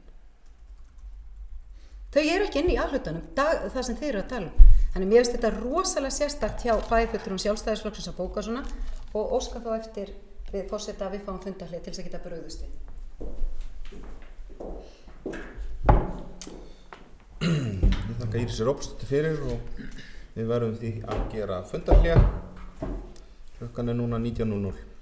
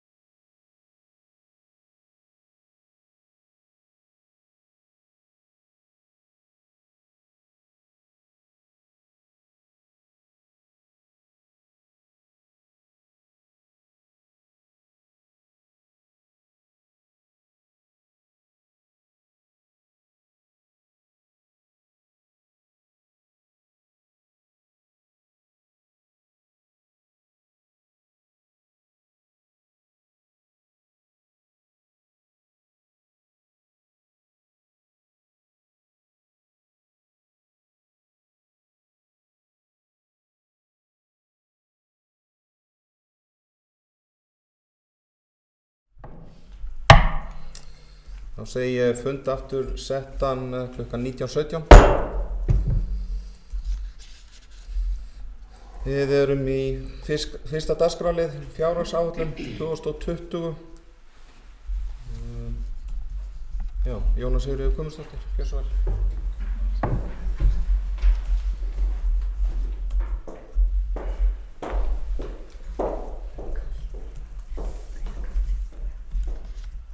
Forseti, þú hefur lesið upp bókun. Bæjarfulltrúar E og H-lista sjá sig knúna til þess að bregðast við bókun bæjarfulltrúa Sjálfstæðisflokksins. Fyrir fyrri umræðu fjárhagsáætlunar var bæjarstjórn með vinnufund þar sem allar stórframkvæmdir sveitarfélagsins voru ákveðnar. Tekið var meðvituð ákvörðun að ganga á handbært fé sveitarfélagsins vegna þess að ekki hefur tekist að framkvæma það sem átt að framkvæma á árunum 2018 og 2019. Allir bæjarfulltrúar voru sammála þessa nálgun. Tekjur A-hluta duga fyrir gjöldum, framlög til A- og B-hluta fyrirtækja upp á 192 milljónir eru inni í rekstri A-hluta sem gera það að verkum að rekstrarniðurstaðan lægri. Rekstrarframlög hafa verið bókuð inn á A-hluta frá árinu 2017. Áður var B-hlutinn rekinn með tapi og það lækkaði afkomu samstæðunar. Því rangt sem kemur fram í bókun hjá bæjarfulltrúum Sjálfstæðisflokksins að áætlun hafi aldrei verið lögð fram með minni afgangi. Fram til ársins 2017 var fjárhagsáætlun öðruvísi uppsett. Þá voru ákveðin B-hluta fyrirtæki sveitarfélagsins látin skila tapi í fjárhagsáætlun en í dag fá þau rekstrarframlög frá A-hluta.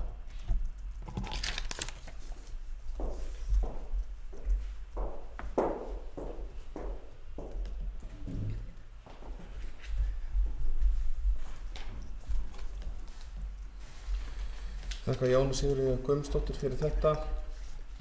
Við fleiri bæjarfulltrúar sem vilja taka til máls undir þessu lið áður í ber upp lykiltölur. Já, það eru 2. Trausti Hjaltason, gjörðu svo vel.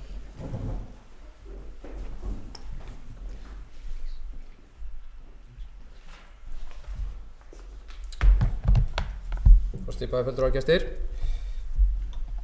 Já, kannski aðeins að fá bregðast við því sem var hér fyrir fundarhlé.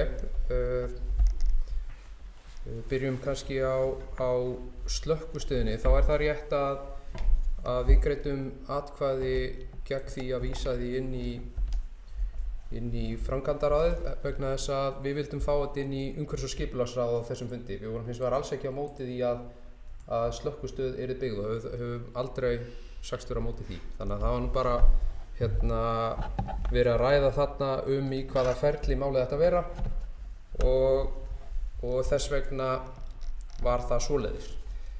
Bara svo að það sé komið fram á sér rétt. Varðandi niðurgreiðslu skulda og annað að við höfum verið heppin og já, það kann að vera að á einhverjum tímapunkti við höfum verið heppin og einhverjum tímapunkti jafnvel óheppin. Það hins vegar svo að yfir margra ára skeið þá það ekki heppni sem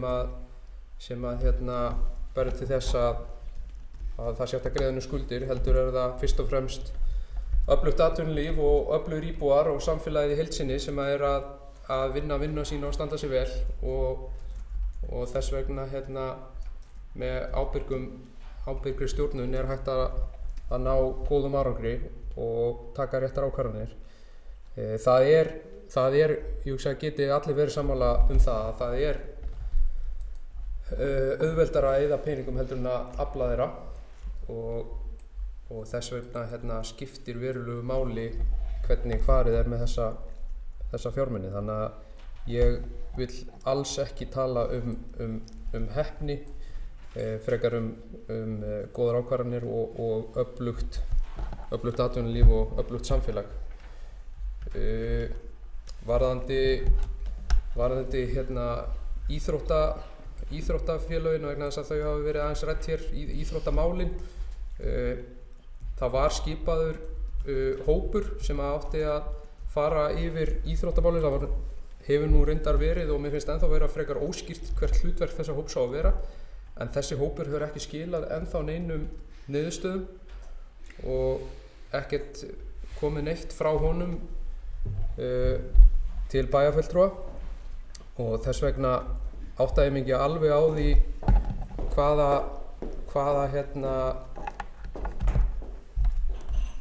hvaðan þessar tölur koma sem að þetta svona eins og að lyfta fingrunum upp í loftið að ákveða hvaða tölur eiga að fara þarna en gott og vel. Það hefði verið gott ef þessi hópur hefði verið búinn að skila af sér og þessari vinnu hefði verið lokið. Þetta hins vegar eftir samkvæmt því sem að ég hef heyrt mikil vinna og þetta er örugglega mjög skemmtileg og góð vinna sem þessi hópur að vinna og það bara gott að það sé vandað til verka og vonandi fáum við niðurstöður úr þessum hópi fljótlega. Verður gaman að sjá þær niðurstöður. Varðandi að golfklúbburinn hafi verið tekinn eitthvað út fyrir sviga þá áttaði ég eiginlega bara ekkert á því hvers vegna það er svona mikið stór mál þar sem að golfklúbburinn var að biðja nákvæmlega sama og hann hefur verið að fá undanfarin ár og var ekkert neitt sláandi við það og ekkert sem að kom mikið á óvart þar. Þannig að eina breytingin er þá í raun og veru þessi hækkun á rekstrarstyrk til héraðssambandsins sem að ég að minnsta kosti persónulega nú bara nokkuð ánægður með en ég held hins vegar að upphæðin hafi verið sé svona svolítið bara tilviljunarkennd eða það að minnsta kosti ég hef ekki séð neinn gögn á bak við það upphæðin það má vel vera að það sé og kannski eitthvað komið úr hópnum en það er að minnsta kosti ekkert komið neitt opinberlega úr hópnum. En bæjarstjóri eða forstjóri getur kannski upplýst eitthvað það. Þannig að þetta var nú bara svona það sem ég vildi bregðast við varðandi umræðuna sem var hér fyrir fundarlið.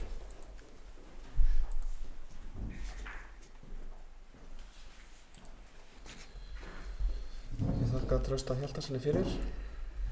Ég veit ekki hvað ég á að segja meira það sem ég sagði hér áðan. Ég held að með leyfi varaforseta þá kannski tekið örlítið orðið. Ég fór yfir minnihlutin á sinn fulltrúa í hópnum þannig að ég held að það sé auðsótt að fá upplýsingar starf hópsins. Það er svo sem ekkert leyndarmál sem fer þar fram. Nú, ég get upplýst það líka að bæjarfulltrúi Trausti Hjaltason, hann kom á fundinn til okkar.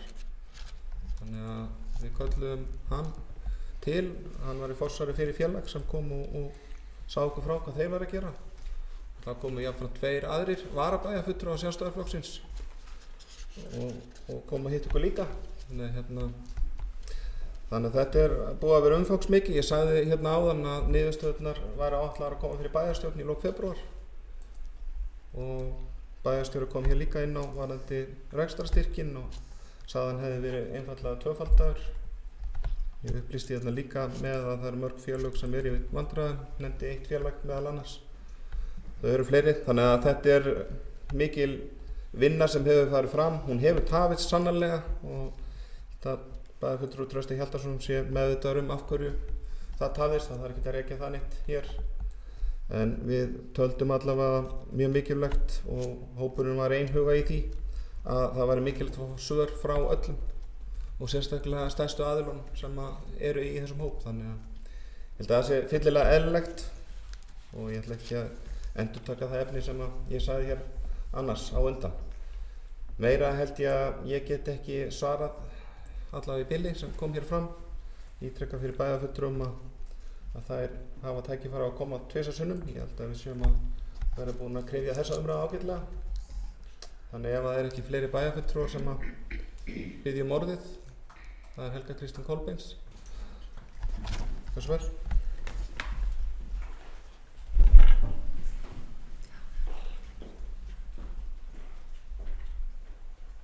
Forseti, bæjarfulltrúar, gestir. Ég þakka bæjarstjóra fyrir að upplýsa mig raforkuna. Kannski finnst mörgum þetta bara mjög lítið mál, en í mínum huga þá er það stór mál að við séum að nota hreina orku og sérstaklega að ef við gerum það ekki að við séum meðvituð það. En í máli bæjarstjóra þá tók ég eftir að við erum að bera svolítið saman epli og appelsínur og það er erfitt.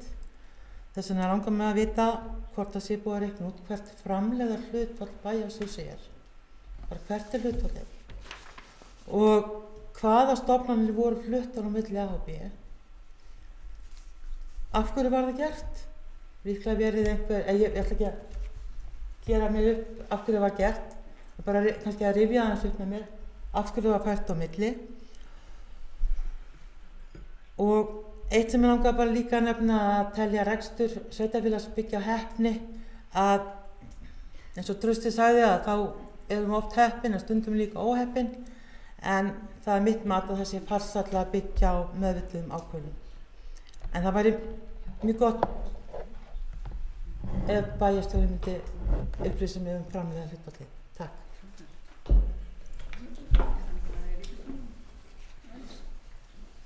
Þakka Helgu Kristínu Kolbeins fyrir. Ég held ég verði að fá leiði varaforseta aftur að leggja smá orði í belg. Það varandi golfklúbbun, við gerum nú smá grínaði hérna í íþróttahópnum að það eru víða tengingar inn í þessi félög.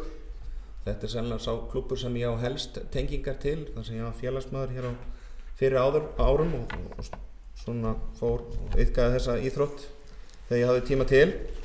En hérna það er liðin tíð og vonandi kemur það aftur. En það er náttúrulega þannig og ég held að sé mikilvægt að það sé allir með forsendurinn á hreinu.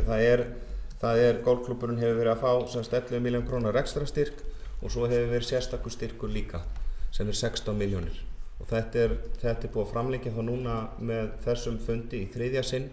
Þetta var útrunnið og ég held að þörfin þá fyrir að þessi íþróttahópur tæki til starfa sé bara góð til þess að samræma þetta.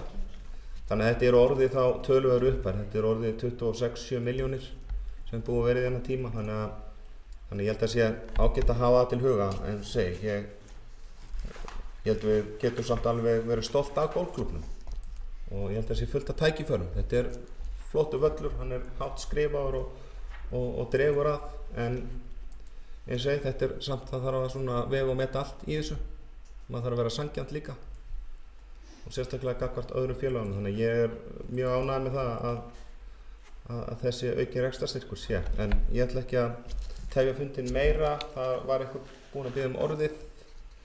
Það var ekki, þá var það rétt hjá mér. Íris Róbertsdóttir var búinn að biðja um orðið. Ég fer svo fljótlega í lykiltölur.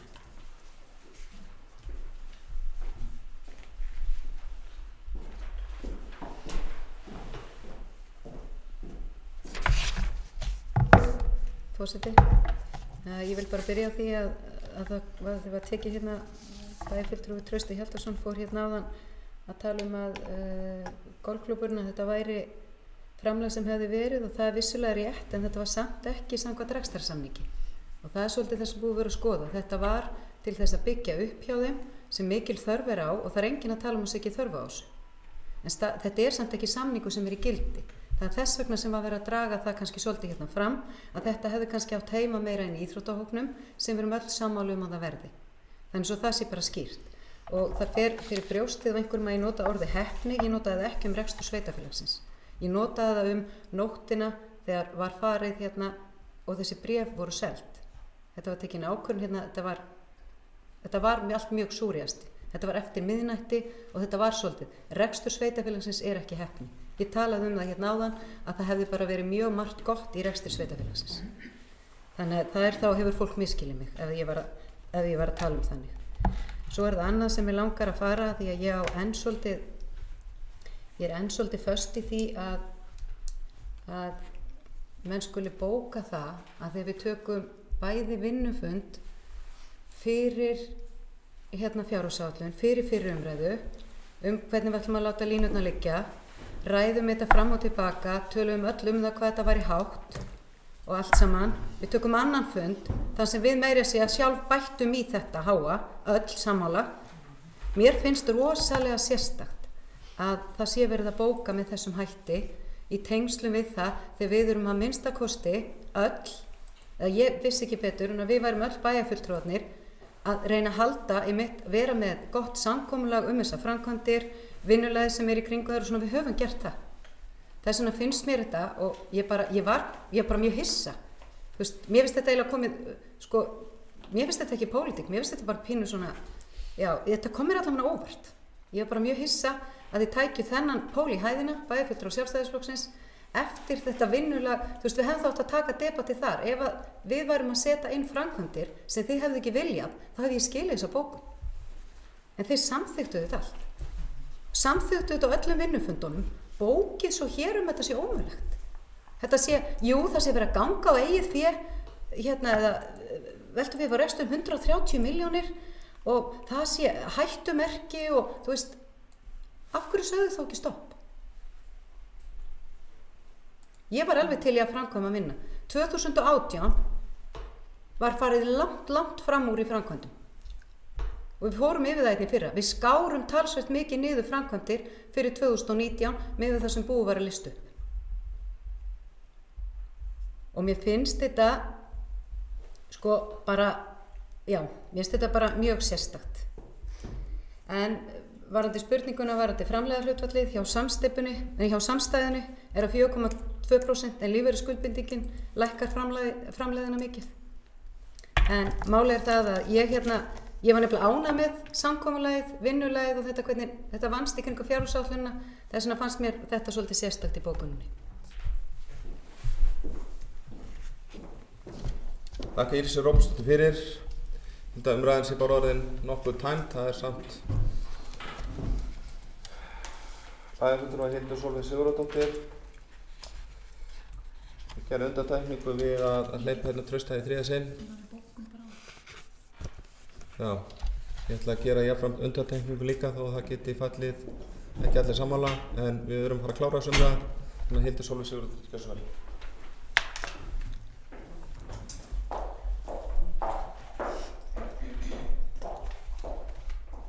Forseti, bæjarfulltrúi, gestir, þetta mætti svo sem líka alveg teljast bara svar.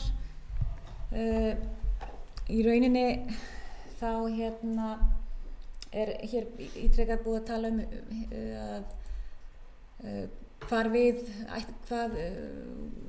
hvernig við eigum að benda á hluti. Við erum vissulega búin að vera allt þetta kjörtímabil að benda á hluti sem að við erum mótfallin, sem að við erum byggjum að séu skoðuð af meiri varfærni, að sé hugsað aðeins til enda og menn sé að stíga varlega til jarðar, til dæmis varðandi aukningu stöðugilda, varðandi útlagðan kostnað, til dæmis í úttektir eða í einstaka framkvæmdir sem eru hugsað til skamms tíma.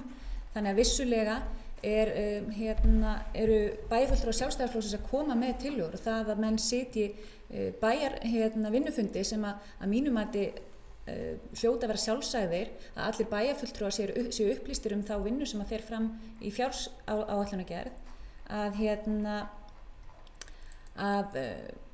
þá þýðir það ekkert alltaf að allir séu sammála, og ég held að það séu allir sammála hér það að það sé allt í lagi að vera ekki sammála. Við erum með mismunandi áherslur. Við höfum bent á það ítrekað að vara við því að stíga til jarðar. Nú þegar við sjáum niðurstöðu þar sem að sannarlega að rekstrarafgangur er lágur, og það er ekkert neinum blöðum það að fletta, að þá er það algjörlega þannig að við verðum að hugsa, við verðum að stíga varlega til jarðar, og það eru, eins og bæjarfulltrúi Trausti hefur komið í sínu máli, það eru blikur á lofti, og það að segja að við séum samþykk öllu og komum svo hér og með einhverjar aðrar hugmyndir og hvað hefði átt að gera öðru, sem við erum búin alltaf til kjörtímabil að vera að benda á hluti sem að við teljum að hefði verið hægt að fara öðruvísi að, sem hefði verið hægt að koma í veg fyrir aukna þenslu, þannig að hugsanlega í staðan fyrir að fara í öll þau verkefni sem er verið að fara í strax, hefði verið hægt hugsanlega að dreifa því yfir aðeins lengri tíma. Það hugsanlega væri aðeins skynsamlegri nálgun. Takk fyrir.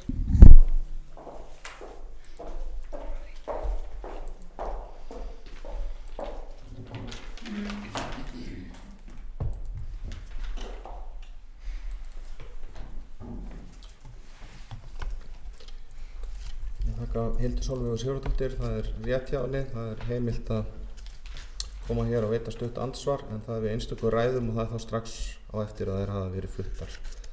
Þannig að við reynum að halda okkur svona innan tímaramans. En ég hef verið sveigjanlegur á fundum hingað til eins og nú, Ég hef leyft bæjarfulltrúum ef það er mjög brýnt að koma hér upp oftar.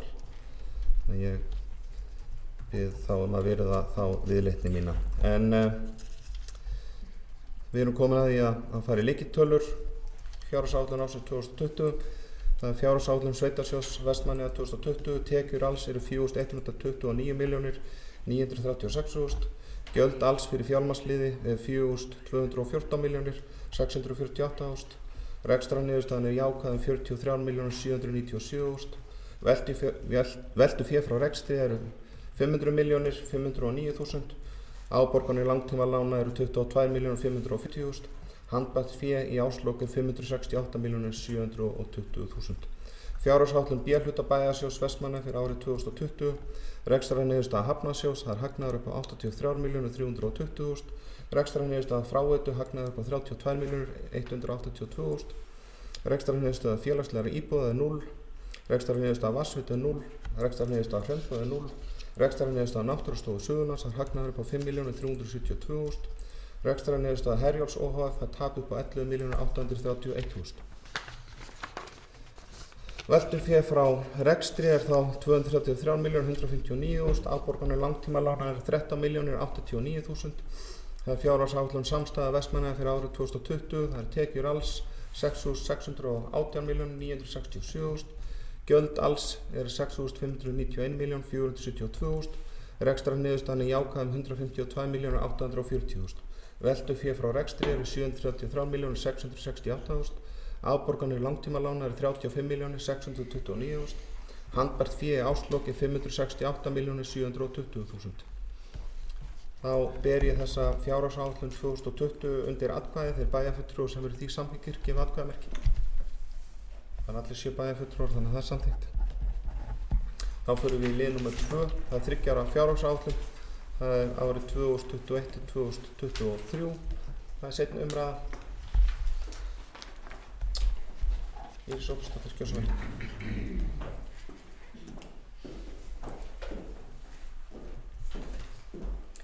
Forseti, ég legg hér fram fjárhagsáætlun Vestmannaeyjabæjar fyrir 2021 til 2023. Umræðu 3 áætlun Vestmannaeyjabæjar. Í gegnum tíðina hefur vinnulega við fjárhagsáætlunargerðina verið á sama hátt. Mikil vinna er lögð í fjárhagsáætlunina sjálfa komandi árs og svo áætlun notuð sem grunnur til að undirbyggja 3 áætlunina. 3 áætlunin er bara nánast, hún er eins og hún var lögð fram að undanskildum þessum breytingum sem voru taldar upp hérna varandi tilfærslur í fjárfestingunum. Það hafa engar breytingar verið gerðar aðrar en þar sem koma eðlilega af þessum breytingum sem verða í fjárhagsáætluninni og það er tekjugrunnurinn og þetta er uppreiknað frá því. En það sem náttúrulega ég vil vekja athygli bæjarfulltrúa á og er búið að ræða aðeins hérna er að það er starfandi íþróttahópur og þar mun sjálfsagt verða skilað inn einhverju sem snýr að fjárfestingaþörf og rekstrarþörf sem auðvitað getur haft áhrif á 3 ára áætlunina en þá er það okkar að forgangsraða því þegar sú vinna kemur. En það er ekkert sem tengist því inn í þessari 3 ára áætlun en ég ávona því að það muni eitthvað koma frá þessum íþróttahópa allavega að mista kosti einhverjar óskir einhverjar framkvæmdir eins og maður heyrir þetta allavega. Málið var rætt í fjölskyldu- og tómstundaráði og þar komu athugasemdir eða svona ábendingar hvernig vinnan gengi.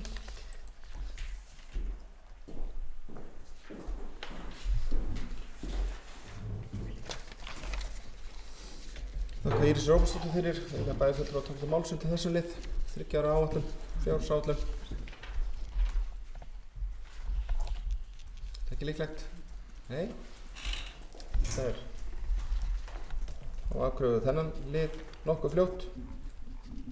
Það er enginn sem gefur atkvæðamerki og þá ber ég þann lið undir atkvæði. Þeir bæjarfulltrúar sem eru samþykkir þessu gefa atkvæðamerki. Það er 7 bæjarfulltrúar, þannig að það er samþykkt. Ég myndi vilja gera grein fyrir atkvæði. Gjörðu svo vel, Helga Kristín Kolbins.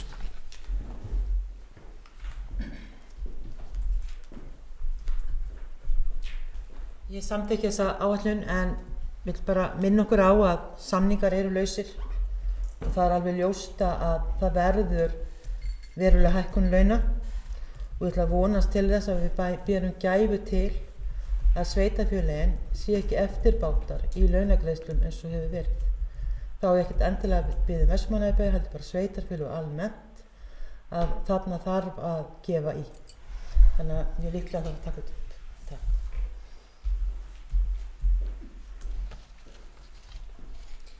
Ég þakka Helgu Kristínu Kolbins fyrir þetta. Fleiri bæjarfulltrúar að gera grein fyrir atkvæði sínu. Þetta er eitthvað sem við höfum líka gert reglulega. Það er ekki, þá klárum við þetta og förum í lið nr. 3, breyting á varabæjarfulltrúa. Það er lagt til við yfirkjörstjórn að Kristín Hartmannsdóttir, Bröttugötu 2 verði skipuð varabæjarfulltrúi í bæjarstjórn Vestmannaeyja fyrir H-lista í stað Guðmundar Þórar Ásgeirssonar sem flutt hefur lögheimili úr sveitarfélaginu. Samkvæmt 22. grein bæjarmálasamþykktar. Bæjarfulltrúar að ræða þetta eitthvað og beri þetta undir atkvæði því bæjarfulltrúar sem er samþykki gefa atkvæðan ekki. Það er samþykkt með 7 atkvæðum. Við erum komin að því að 4. lið sem er kosningar á nefndir og stjórnir samkvæmt 44. grein samþykktar stjórn Vestmannaeyjabæjar, fundarskap bæjarstjórnar. Það er hér beiðni að Sigurhanna Friðþórsdóttir verið skipuð aðalmaður í heilbrigðisnefnd Suðurlands í stað Styrmis Sigurðssonar. Bæjarfulltrúar að ræða það eitthvað. Það kom fyrir á samþykki eða beri undir atkvæði þeir bæjarfulltrúar sem er því samþykkir. Það eru 7 bæjarfulltrúar. Undir þessum lið var fyrirhugað að skipa í byggingarnefnd. Ég held að það sé ekki einhugur á bakvið allavega fyrir fundin. Vilja bæjarfulltrúar taka fundarhlé og ræða þetta eða eigum að fresta þessu?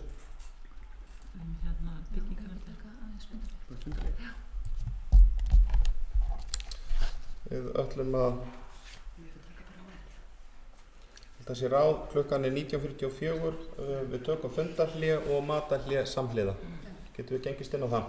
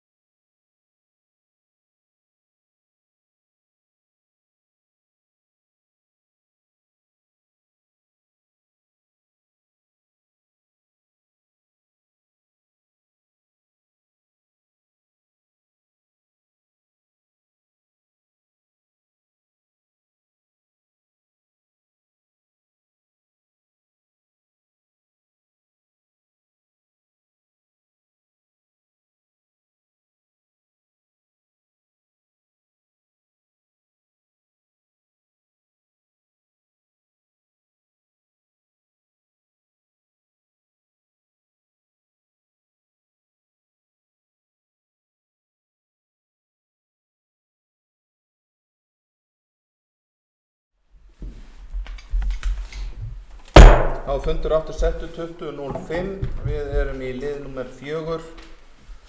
Það sem var fyrirhugað að skipa í byggingarnefnd. Þetta tilvísun eða beiðni frá fræðsluráði. Síðasta fundi þar sem var skipað í faghóp sem eru meðal annars aðilar sem tengjast skólanum og það framkvæmdastjóri bæjarins Ólafur Þór Snorrason sem leiði þann hóp. En það var beiðni að skipa í byggingarnefnd og það liggur ekki fyrir að allir bæjarfulltrúar séu komnir að niðurstöðu. Þannig að ég ber upp frestunartillögu þessu verður frestið á næsta fund. Vilja bæjarfulltrúar ræða þessa tillögu? Ef ekki þá ber ég hann undir atkvæði. Bæjarfulltrúar sem því samþykkir. Það eru 7 bæjarfulltrúar þannig að þessu máli verður frestað. Þá er það liður númer 5. Það er framkvæmda hafnaráð. Það er fundur 241. Það er liður 1-5 sem liggja fyrir til staðfestingar. Þeir bæjarfulltrúar sem því samþykkir gefa atkvæðamerki. Það er 7 bæjarfulltrúar þannig að það er samþykkt. Þá erum við komin í lið nummer 6 sem er fjölskyldu- og tómstundaráð. Það er fundur 237. Það er óskað eftir umræðan lið nummer 3. Liður 3 í ráðinu var svohljóðandi: aðgengismál fatlaðs fólk og mikilvægi þeirra mála.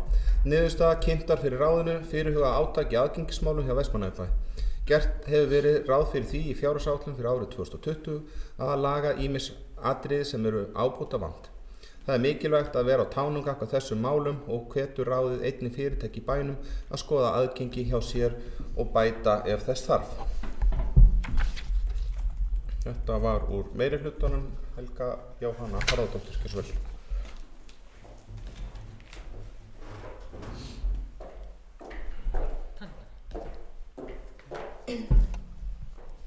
Forseti, bæjarfulltrúar. Núna í haust fór ég ásamt Írisi Róbertsdóttur, bæjarstýru, í göngutúrum með bæinn með ungum dreng sem vegna fötlunar sinnar þarf að ferðast í hjólastól. Einnig var móðir drengsins með í för og móðir drengsins hefði bent á að ýmislegt mætti betur fara hvað varðar aðgengi hjá okkur í bænum, svo var tilvalið að skella sér í gönguferð og sjá hvað bara með berum augum þar sem þarf að bæta. Við þurftum ekki að ganga langt til þess að átta okkur á því að margir götukantar eru of háir fyrir hjólastóla ásamt því að það þarf að lagfæra gangbraut á Vesturvegi. Eftir þennan göngutúr var ákveðið að fara í átak í aðgengismálum fyrir alla. Þetta er vissulega eitthvað sem bærinn ætti að vinna að alltaf, en þegar það hafa komið ábendingar það sem er ábótavant er tilvalið að skoða enn betur og fara vel yfir þessi mál hjá okkur. Í fjárhagsáætlun sem við erum að samþykkja nú var því gert ráð fyrir ákveðinu upphæð að ganga þessi mál og lagfæra það sem hægt er að laga. Að mínu mati er mjög mikilvægt að vera alltaf á tánum í þessum efnum. Allar ábendingar eru því vel teknar. Það er nefnilega oft þannig að við sem þurfum ekki á þessu aðgengi að halda að oft áttum við okkur ekki á því hvað þarf að laga. Við fengum einmitt góða ábendingu daginn varðandi klefa í íþróttahúsinu fyrir fatlaða þá sem þurfa klefa til þess að klefa með aðstoð eða eitthvað með sér í klefan til að aðstoða sig sem er á gagnstæðu kyni, að eftir þá ábendingu var farið í málið og því var bætt við í fjárhagsáætlun næsta árs. Þess má geta að það að huga sérstaklega vel aðgengismálum fyrir alla er liður í kosningaloforðum EOH-lista. Ég ætla að fá að lesa úr bókun með leyfi forseta. Meirihluti EOH-lista telur mikilvægt að huga sé að aðgengi fyrir alla í Vestmannaeyjabæ. Með það að leiðarljósi hefur verið hrint af átaki þar sem farið verður yfir götukanta og gangbrautir í miðbænum. Meirihlutin vill hvetja fólk til þess að koma með ábendingar það sem betur má fara hjá bæjarfélaginu í aðgengismálum. Aðgengi að tímabundnu húsnæði bæjarskrifstofana er ekki til fyrirmyndar og unnið er að því að koma skrifstofunum á nýjan stað með betra aðgengi. Meirihlutin tekur undir með fjölskyldu- og tómstundaráði þegar ráðið hvetur fyrirtæki í bænum til þess að skoða aðgengi hjá sér og bæta ef þess þarf.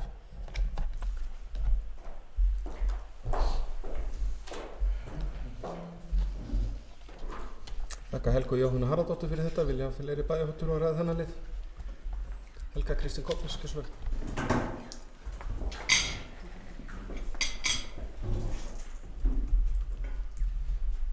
Forseti, bæjarfulltrúar. Já, ég fagnaði að gera átak í aðgengi en er samt svolítið sorgmætt í hjarta mínu að árið 2019 og 2020 að við séum enn á þeim stað að það þurfi að gera átak til þess að koma þessum málum í farveg. Og þá vill ég líka benda á það er þetta lyftuleysi í Vestmannaeyjum. Það er alveg ótækt að fólk sem ekki getur farið tröppur, að það þurfa að verða af mjög mörgu hérna í bænum, bara til að mynda hérna í þessu safnahúsi, fiskasafni sem eru opnað í hérna bráðabirgðahúsnæði. Já, komið lyfta hér. En hérna, að það er bara ekki hægt að á þessum tíma, það geta allir lent í því að fyrir hvað hjólastól og þá á að gera allt.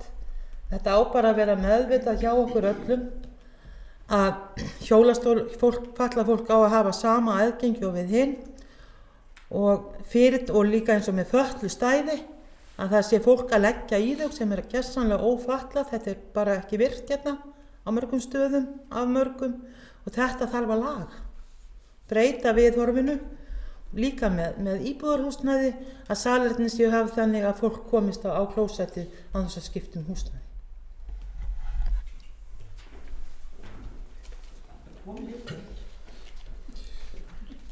Þakka Helgu Kristínu Kolbens fyrir þetta. Fleiri bæjarfulltrúar sem vilja ræða þetta mál. Og Hildur Sóley Sigurðardóttir.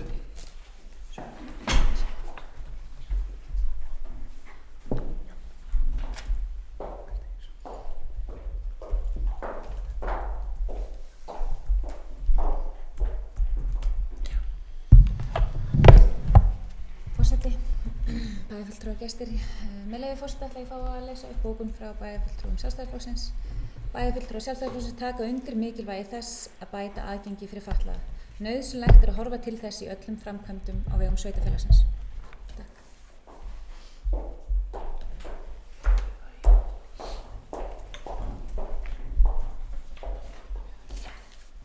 Þakka Hildur Sóley Sigurðardóttir fyrir þetta.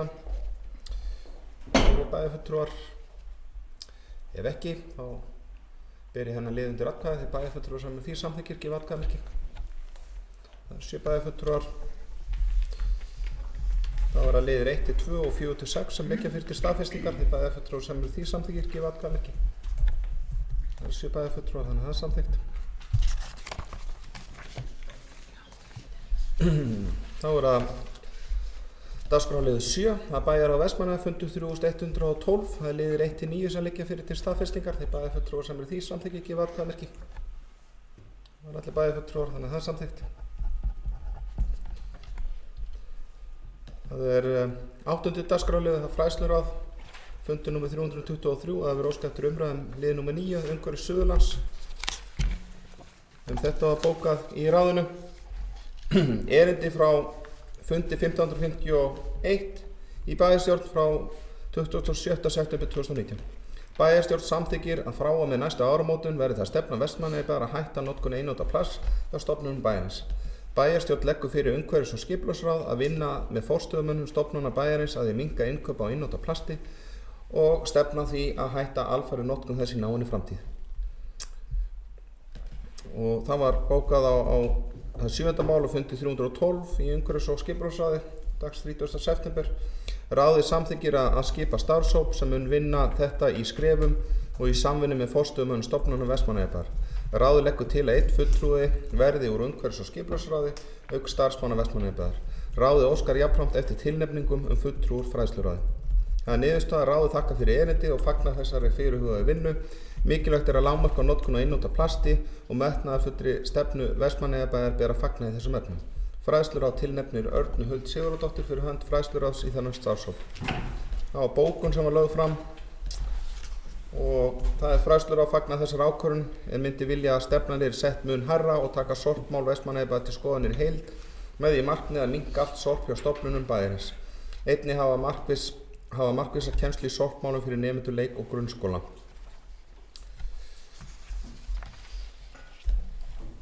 Þetta tók ráðið, það voru fulltrúar úr ráðinu sem kom með þessa bókun. Ráðið endaði með að taka bara allt undir þetta en það hefur komið fram frá fulltrúum og grunnskólanum. Það er verið að kenna börnum sorpmál í skólanum þannig að því sé haldið til haga. En orðið laust undir þessu lið, það var ósk frá minnihlutunum að ræða þetta ef ég fer rétt með.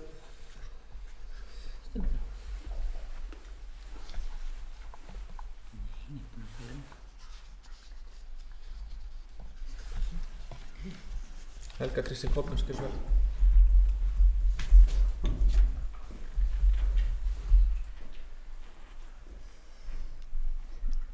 Forseti bæjarfulltrúar.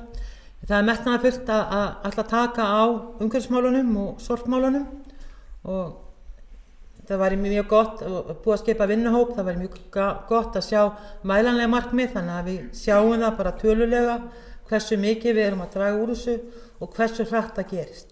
Í náinni framtíð það teygjanlegt hugtak þannig að við séum að tala bara saman tungumálið hvað ætlum að ná þessu á löngum tíma.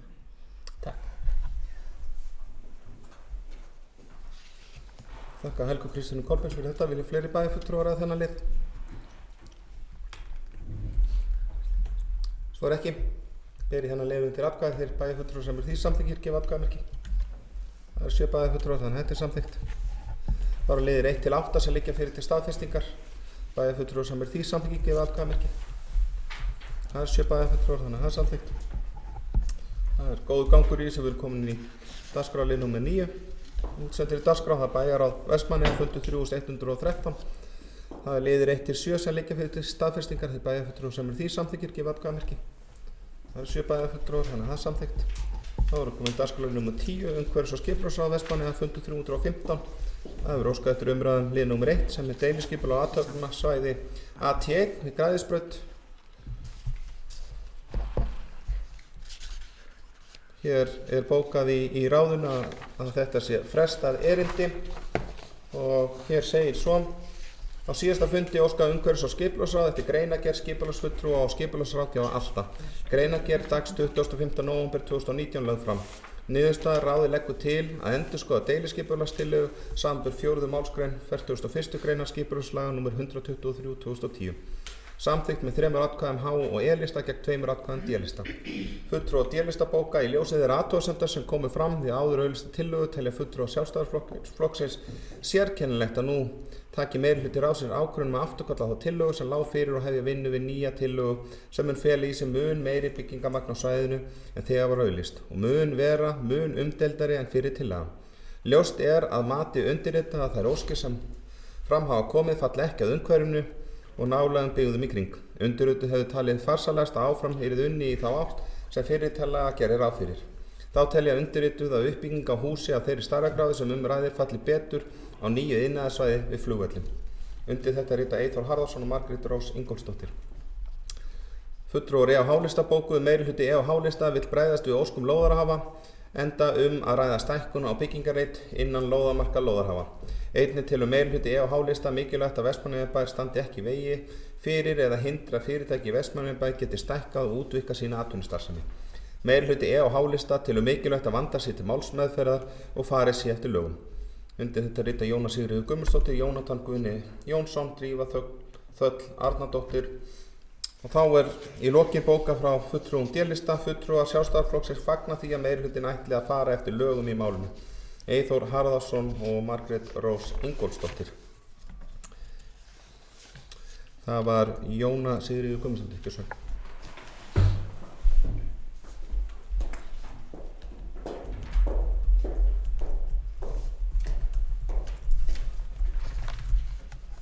Forseti, ég ætla aðeins að reifa málinu. Það alltaf gott að rifja upp hvernig ferillinn búinn að vera. Á fundi umhverfis- og skipulagsráðs þann 7. janúar síðastliðinn kom umsókn stækkun lóðar frá eigendum Heiðavegs 6 og fyrirspurn stækkun atvinnuhús að Vesturvegi 40. Ráðið heimilaði hvorugt erindið og ákveðið að deiluskipuleggja svæðið þar sem áralangar deilur höfðu verið svæðið eða þær upplýsingar lágu fyrir ráðinu á þeim tíma. Á vinnslustigi kom málið tvisvar inn til ráðsins og í byrjun júlí síðastliðinn lagði ráðið til við bæjarstjórn að tillagan yrði auglýst. Tillagan var auglýst 17. júlí síðastliðinn og bárust 4 bréf frá 6 aðilum. Í ljósi athugasemda ákvað ráðið að boða hagsmunaaðila til funda við ráðið, skipulagsfulltrúa og skipulagshönnuðaráðgjafa til að fara betur við málið og gefa þeim tækifæri til að skýra sín sjónarmið og ýta frekar undir sína þarfir. Öll bréfin nema 1 voru með athugasemdum sem snéru á 3 þáttum: aðgengi, skuggavarpi og byggðamynstri og menningarsögulegu gildi. Ráðið var sammála að þær ættu ekki við rök að styðjast. Hvað varðar aðgengi, þá hafa allir sama rétt og aðgengi á sundinu milli Græðisbrautar og Heiðavegs. Ekki sé hvernig aðgengi muni skerðast við byggingu á úthlutaðri lóð Vesturvegar 40, en aðgengi mun þó skerðast fyrir Norðursund 5 og 7 ef byggt þó úthlutaðri lóð Heiðavegs 6. Hvað varðar skuggavarp, þá að ræða athafnasvæði og ekki hugsað skuggavarp, útsýni eða sólarhæð á slíkum svæðum. Og hvað varðar byggingamynstur og menningarsögulegt gildi, þá sjáum við á svæðinu í kring að ýmsar tegundir byggingar hafa verið reistar og á því þetta ekki við. Eitt bréf var með athugasemdum að tillaga væri ekki með það byggingamagn sem þörf væri fyrir að Vesturvegi 40.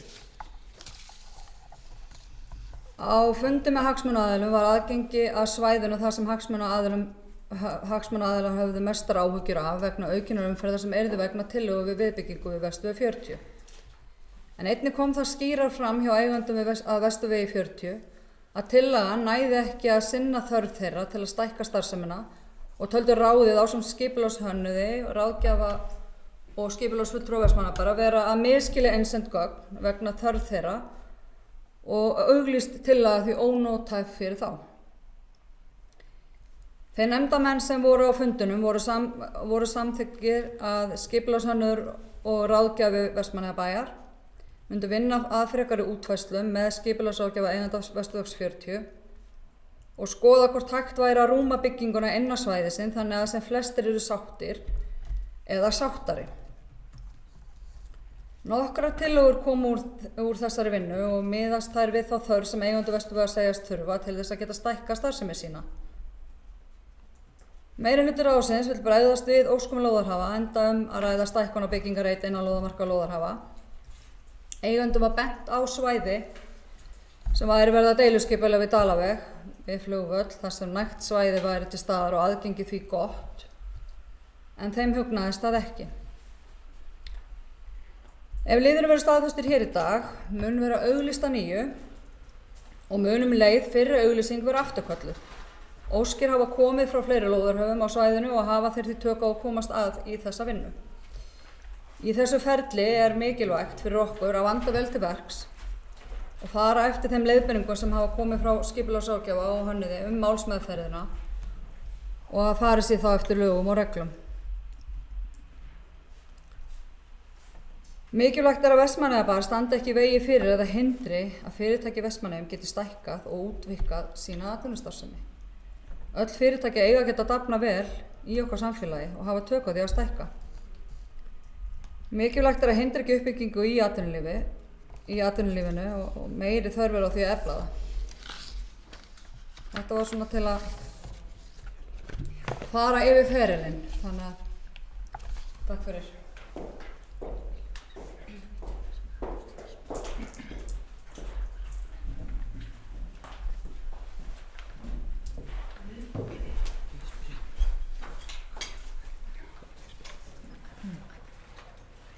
Takk að Jónu Sigríður Guðmundsdóttir fyrir þetta. Það voru einhverju fleiri sem báðum umræðu ekki satt. Minnihluti óska eftir umræðu þetta mál líka.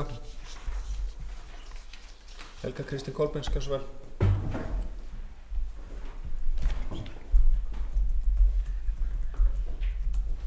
Forseti bæjarfulltrúar, ég þakka yfirlitið Jóna.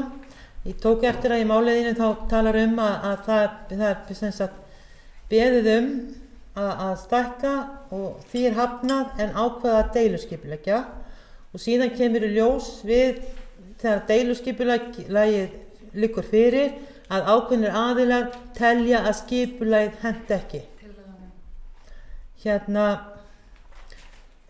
Þegar að svona deiluskipulag er gert, er það þá gert fyrir bara ákveðna aðila eða erum við að hugsa bæjarmyndin í heild?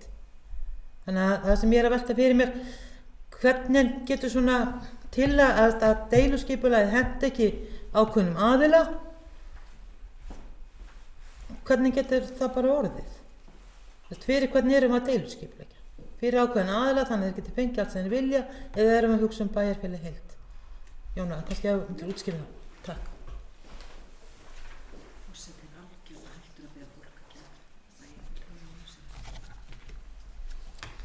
Já, ég þakka Helgu Kristínu Kolbeins fyrir þetta. Hér ítrekað við mig að minna bæjarfulltrúa á það að það skal nefna þá á fullu nafni. Það samkvæmt bæjarmálasamþykkt, þannig að við reynum að tileinka okkur það. Ég með ekki alveg hreina samvisku að ég búinn að lofa því að vera með nöfn bæjarfulltrúa og varabæjarfulltrúa hér í pontu plastað, þannig að það myndi hjálpa til. En ég skal viðurkenna það að ég bara hreinlega gleymt því og ætli sé ekki ágætt fyrir mig að hafa þetta bara sem áramótaheit fyrir árið 2020, þá var það bara búið í beinni. En Jóna Sigríður Guðmundsdóttir, gjörðu svo vel.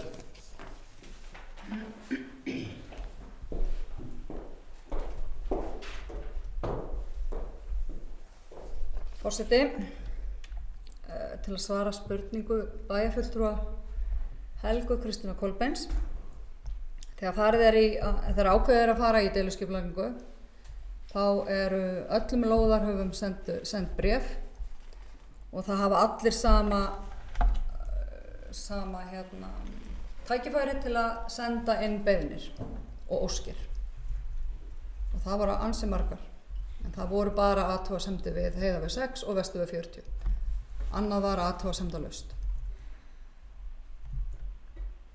Þannig að við erum þar fyrst og fremst að hlusta á það. En það ekki þannig sagt að það sé búið að segja að þetta verði svona.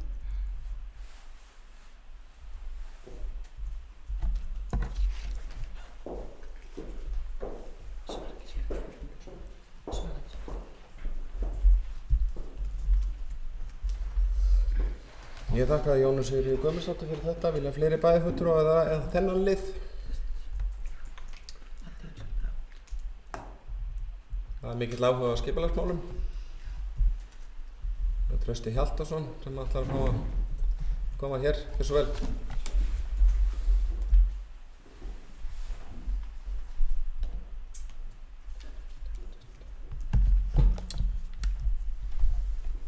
Forseti, bæjarfulltrúar gestir. Þakka formanni ráðsins fyrir þessa fínu yfirferð. Ég hins vegar, kannski ég bara eitthvað tregur en ég ekki alveg að ná þessu, þannig að ég með fleiri spurningar. Ég að skilja þetta rétt, sem sagt, það sótt að byggja, því hafnað og farið að deiliskipuleggja svæðið. Síðan berast ábendingar við deiliskipulagið sem að snúa að aðgengi, skuggavarpi og byggðamynstri og það lagt upp með að gera sem flesta sátta eða sáttari. Í því ferli þá ákveða þeir sem ætla að byggja herrahús, þá ákveðið að deiliskipuleggja aftur. Ég að skilja það rétt, ég spyr formann ráðsins að því, ég að skilja það rétt að ég deiliskipuleggja aftur svæðið, þá hvers vegna, hvað kostar það og hve mikinn tíma frá starfsmönnum tekur það og hversu hátt á þetta hús að vera. Það rétt að það vera 9,5 metri sem bara álíka hæð og íþróttahúsið, eitthvað slærri en það og í miðbænum. Þannig að kannski bara svona svo ég sé að skilja máli rétt vegna þess að ef að það blasir einhvern veginn við að það yrði þá í óþökk þeirra ef þeir voru ósáttir fyrir þessi sem að gera athugasemdir, þá ættu þeir væntanlega að vera ósáttari, hinn ekki sáttari, en kannski ég að misskilja málið, þannig að ég kannski fæ svöru þessu.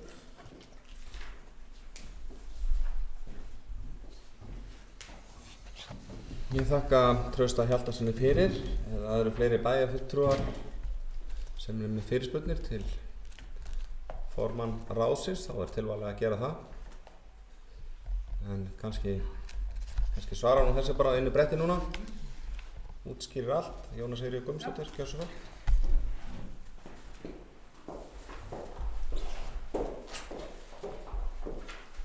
Forseti, ætla ég að svara þessum spurningum, ég ætla að vona ég sé með þar allar hérna.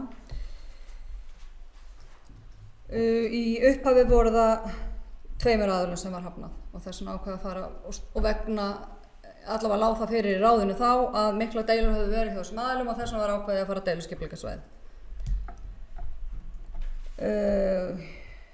Varðandi hæðina, þá er þetta hæðin sem að nær upp að tónlistarskóla. Þetta er í flútti við tónlistarskólan. Að vesturvegi þá er þetta rauninni, er þetta beinlína og viðbyggingin er þá í sömu hæð. Kostnað og tíma, ég er ekki með það á hreinu, en það er bara örugglega minnsta mál að komast að því. Var það eitthvað, ég er nú ekki með, ég held ég sé að svara til spurningunum. Hefur það að fara deiliskipið ekki aftur? Hefur það að fara deiliskipið ekki aftur? Með því að ef við afturköllum auglýsinguna, þá auglýsum við aftur í nýtt deiliskipið. Þannig að við erum komin á byrjunarreit aftur.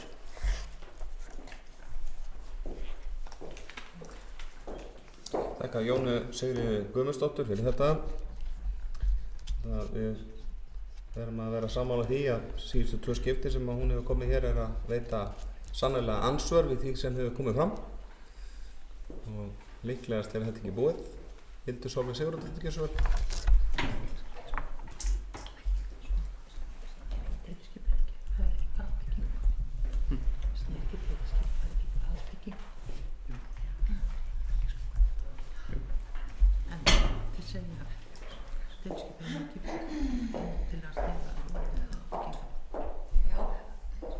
Forseti, bæjarfulltrúi, gestir.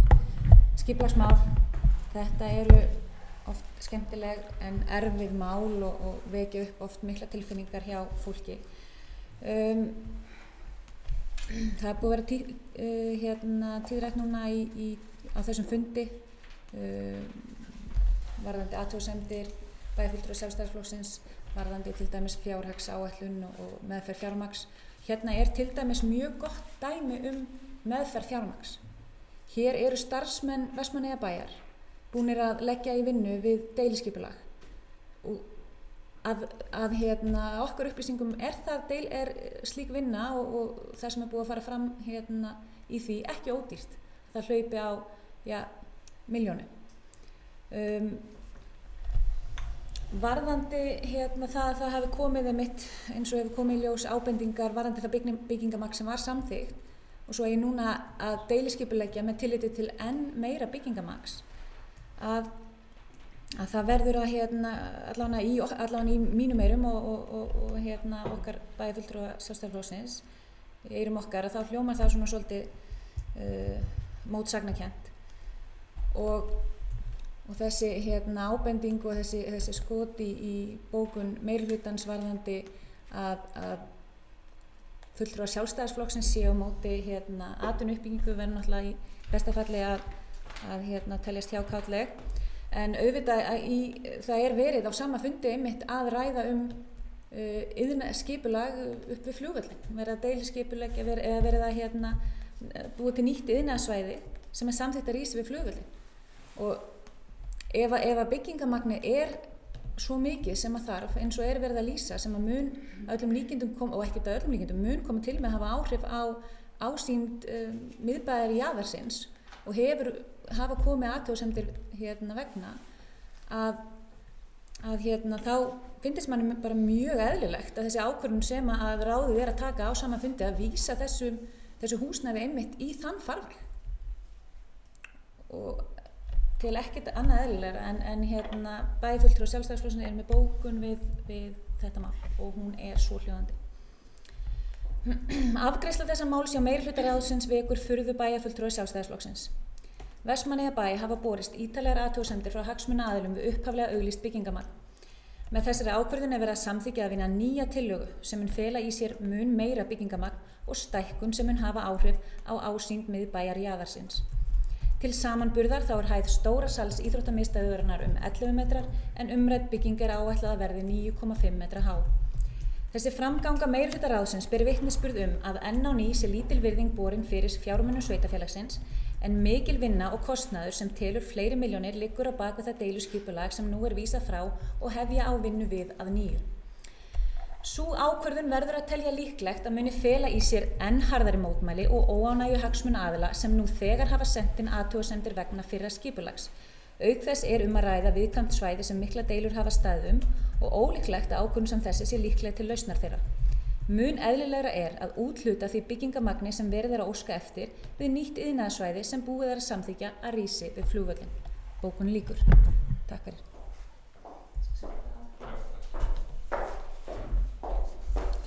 Þakka Hildi Sólveig og Sigurðardóttur fyrir þetta. Vilja fleiri bæjarfulltrúar ræða þennan lið?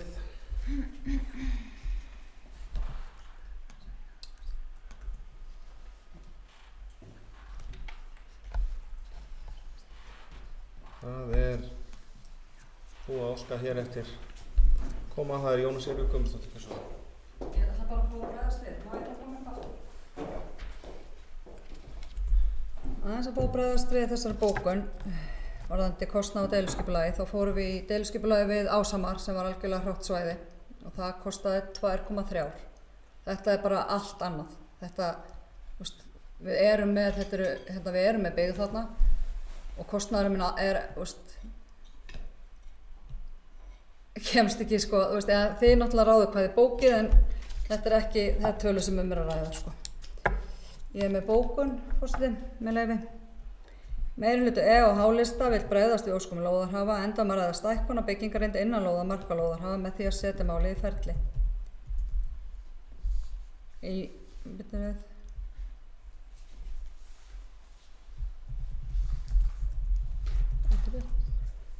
Það fá að byrja aftur.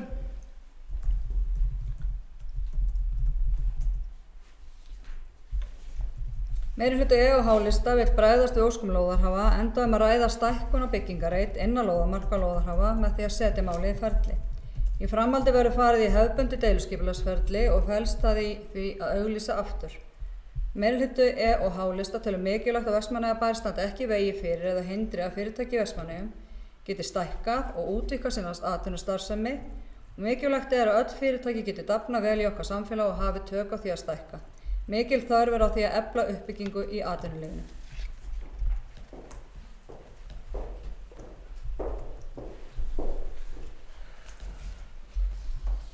Þakka Jón Sigríður Guðmundsdóttur fyrir þetta.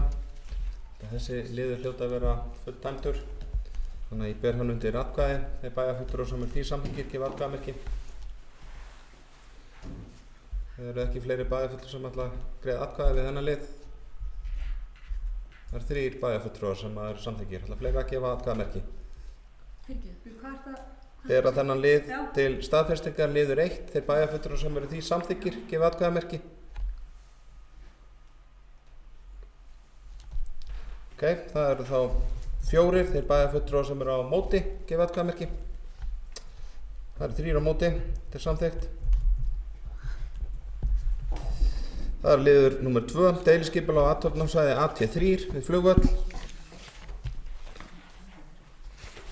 Þetta er bókað, lögð fram tillaga á vinnslustigi, tillaga gerir ráð fyrir lóðum og byggingarreitum fyrir blandaða atvinnustarfsemi með það að leiðarljósi að fjölbreytt starfsemi verði á svæðinu.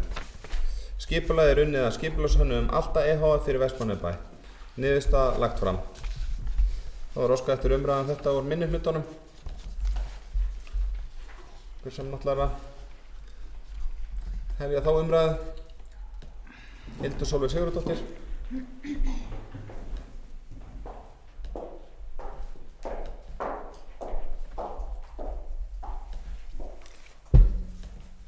Forseti, bæjarfulltrúi, gestir, já, þetta er áhugavert mál og bara mjög gott að hér sé verið að vinna að atvinnuuppbyggingu og útvega svæði fyrir þá sem eru áhugasamir lóðir og að nýta þau í atvinnustarfsemi og við vitum það við erum náttúrulega eyja og þetta er takmörku auðlind hjá okkur þessi fermetrar sem við getum ráðstafað í ýmsu starfsemi en við viljum auðvitað reyna að hlúa að atvinnustarfsemi og eins vel og við getum.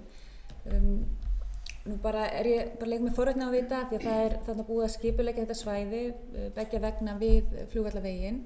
Nú erum við náttúrulega fyrir með byggingar austan megin við veginn og ég sé að það er byrjað á að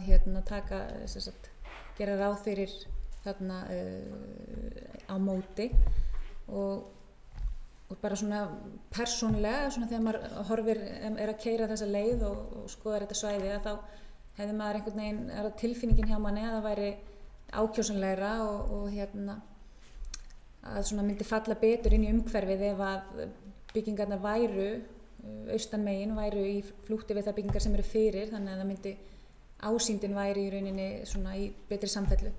Þannig að ég vildi bara svona fá kannski spyrja formann að því, fyrst við erum svo heppin að bæjarfulltrúi Jóna Sigríður Guðmundsdóttir hér, að hún geti kannski svarað aðeins því hvaða forsendur liggja baki því að það sé verið að skipuleggja þarna eða þeim megin, af hverju verið að fara í þær framkvæmdir fyrst. Það væri bara áhugavert, takk.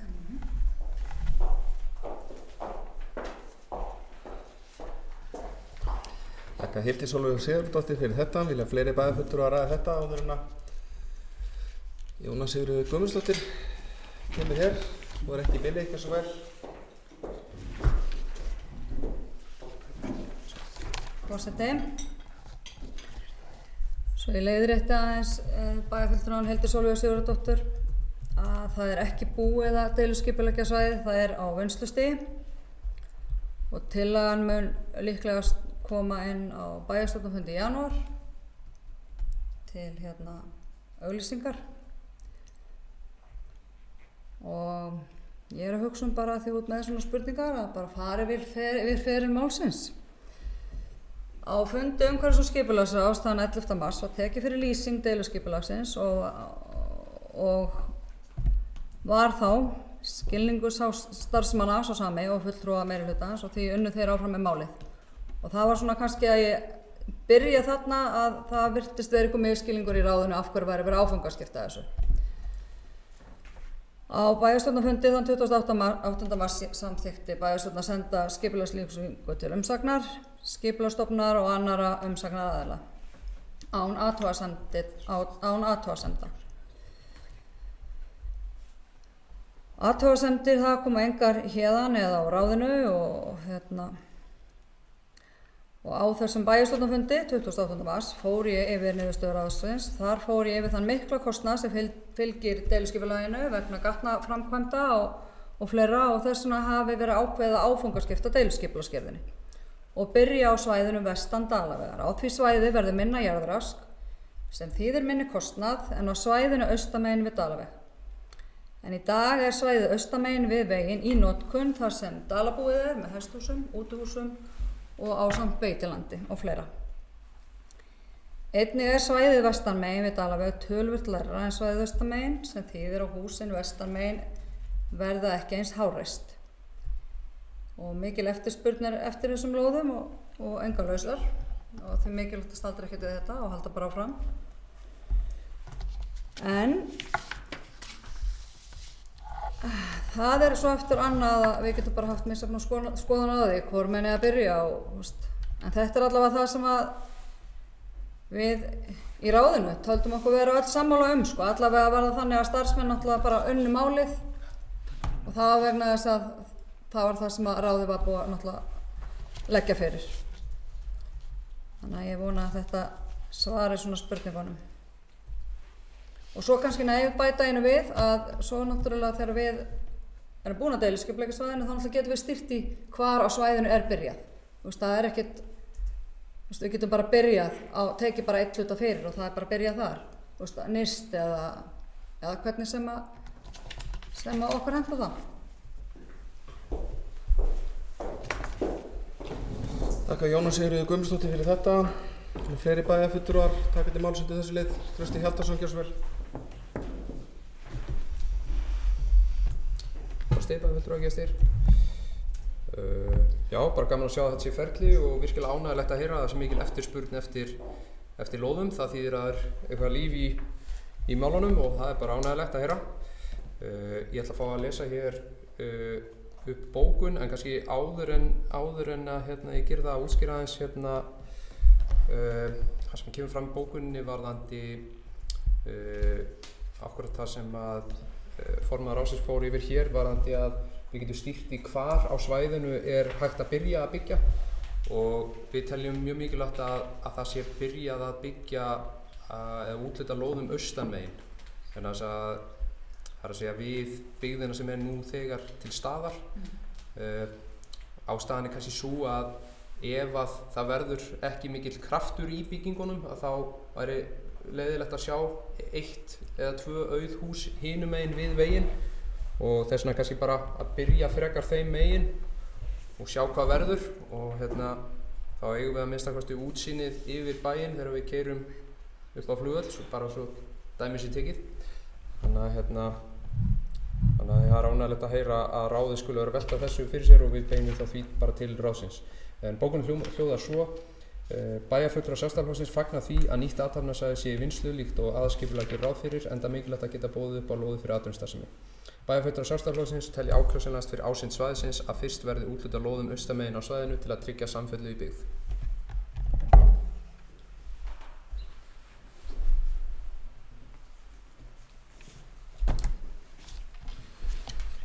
Ég þakka Trausta Hjaltarsyni fyrir. Þessi bókun er samþykkt eins og hún upplesin. Einhverju fleiri bæjarfulltrúar sem vilja taka til máls undir þessum lið?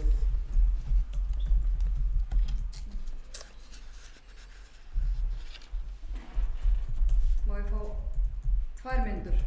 Fundarhlé? Já. Það er 20:47, við gerum stutt fundarhlé.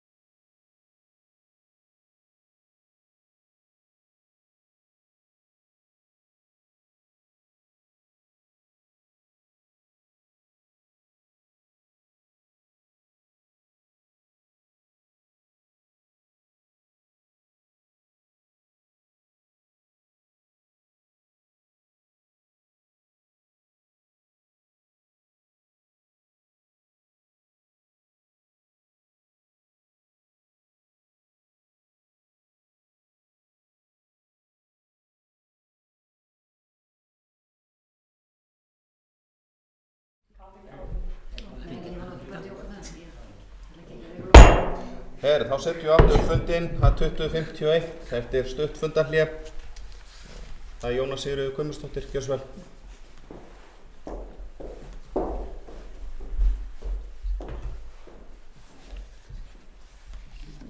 Forseti, ég fá að lesa upp bókun. Meirihluti E og H-lista telur sérstakt vinnulag af hálfu minnihlutans D-lista að koma með athugasemdir þegar búið er að vinna verkinu í 9 mánuði. Mikilvægt er að hafa í huga að á þessum rúmum 9 mánuðum er mikil vinna að baki sem er dýrmæt og kostnaðarsöm.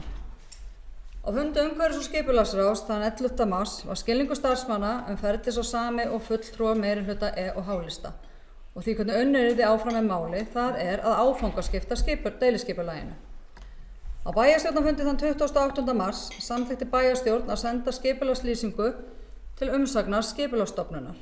Hvorki komu athugasemdir frá minnihluta í umhverfis- og skipulagsráði né minnihluta bæjarstjórnar.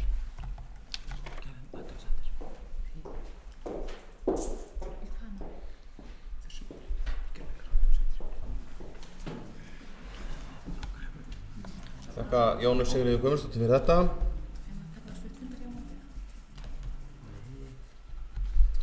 Er þetta fullrætt? Nei. Það er ekki?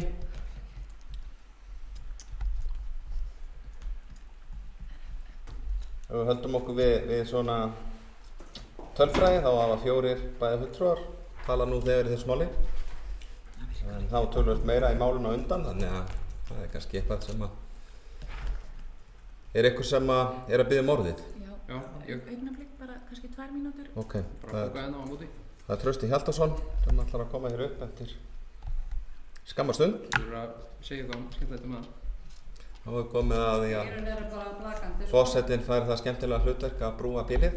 Það er nú komið fyrir nokkrum sinnum, sennilega ekki í síðasta skiptið, en þessi er kannski með bara leyfi varaforseta, þá eru þessi skipulagsmál mjög skemmtileg. Það eru nú nokkuð ofarlega á vinsældalistanum hjá mér og það þarf ekki alltaf að vera sátt það og það hefur nú ýmislegt verið gert líka í gegnum tíðina og ég hef nú alveg vitneskju það þar sem að hefur nú verið komið út á ystu nöf í byggingamagni og nýtingarhlutfalli og fleira, þannig að það er nú ekki það er ekki nýtt þó svo að það sé ekki neitt til fyrirmyndar. Sjálfsögðu þarf að vanda til verks og ég var það ekki að það sé gert í þessum deiliskipulagum sem að við erum hér að fjalla og þessir ráðgjafar alltaf hafa nú verið hjá okkur nokkra ára á skeið. Þetta er nú ekki fyrstu deiliskipulagin sem þeir eru að vinna fyrir bæinn, þannig að ég var nú ekki von á öðru en að það leysist nú úr þessu öllu saman. En þetta er kannski svona það helsta sem að ég ætlaði að segja á þess að fara hér eitthvað mjög nákvæmlega onni í deiliskipulagsmál sem almennt hafa verið hér síðustu ár, en Trausti Hjaltason er tilbúinn og gjör svo vel.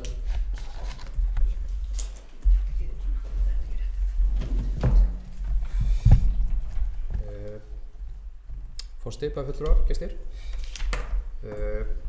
Já, ég átta mig ekki alveg hér á bókun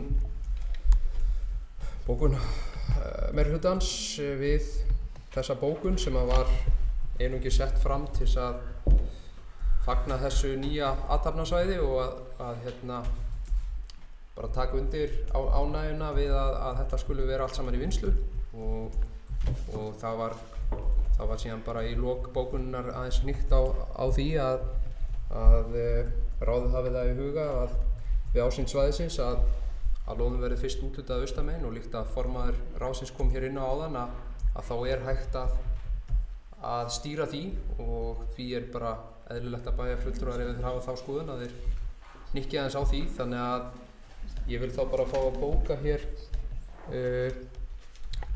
í framhaldi af þessari bókun eftirfarandi.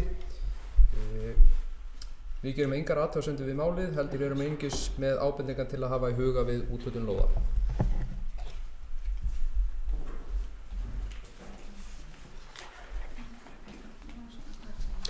Þakka Trausta Hjaltasyni fyrir. Ég held að þetta mál hljóti að vera leitt til lykta hér í kvöld.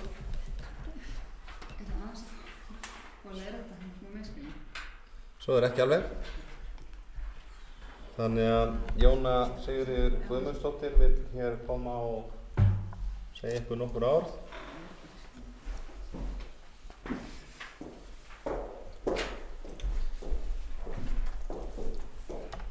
Forseti, ég ætla aðeins að fá að leiða þetta. Við erum ekki að deiluskipuleggja austan megin. Við erum bara að deiluskipuleggja vestan megin. Jú, við erum vestan megin, við Dalaveg er verið að deiluskipuleggja.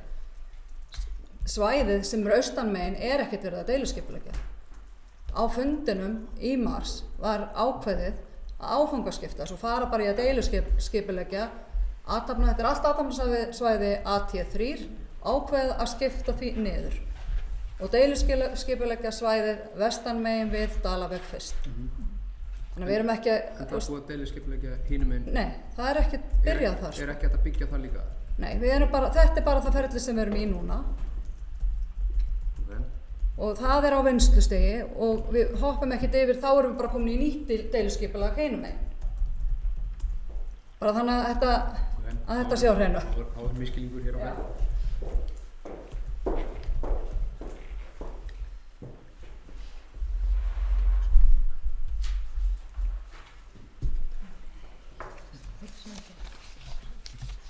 Já, ég þakka Jónu Sigríður Guðmundsdóttir fyrir þetta. Það var kannski ágætt að fá þetta innslag hérna aukalega inn í þetta. Þetta getur allt saman verið tiltölulega flókið þó að þetta sé kannski ekki stórt svæði. En erum við ekki að segja að þetta sé bara orðið gott, þessi liður? Nei, það er víst ekki.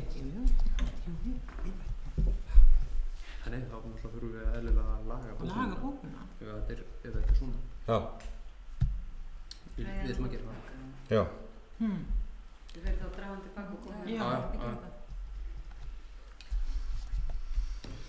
Er það ekki bara fullkomlega eðlilegt allt saman? Bókun sýnist mér vera dregin til baka og önnur bókun þá væntanlega kemur í staðinn. En það náttúrulega áskilur okkur rétt til að skoða okkar, já. Já. Þannig að er þetta dett í það að við tökum bara jafnvel stutt fundarhlé? Ég held að það sé eðlilega þannig að við séum í einhverjum ping-pong leik hér 20:59 stutt fundarhlé.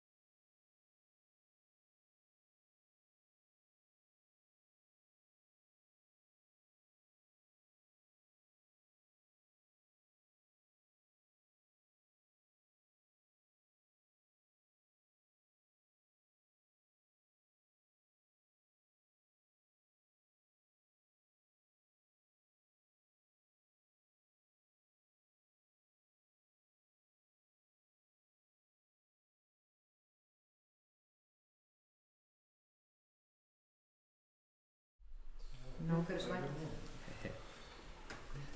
Það er ekki sendið á hann líka. Þá er fundur settur aftur, 21.07 átti þetta að vera. 2 sem er deiliskipulag á athafnasvæði AT3 við flugvöll. Það hafa verið dregnar tilbaka hér bókanir sem hafa verið settar fram fyrir bæjarfulltrúa sem vilja glöggva sig á því og koma hér í pontu. Þá geta þið séð að skipulagið er opið og þetta er hárrétt. Það er bara verið að skipuleggja AT3 vestanmegin. Það er í vinnslu. Þannig að þetta er aðgengilegt að heimasíðu Vestmannaeyjabæjar fyrir bæjarfulltrúa sem vilja kynna sér það. En Trausti Hjaltason, gjörðu svo vel.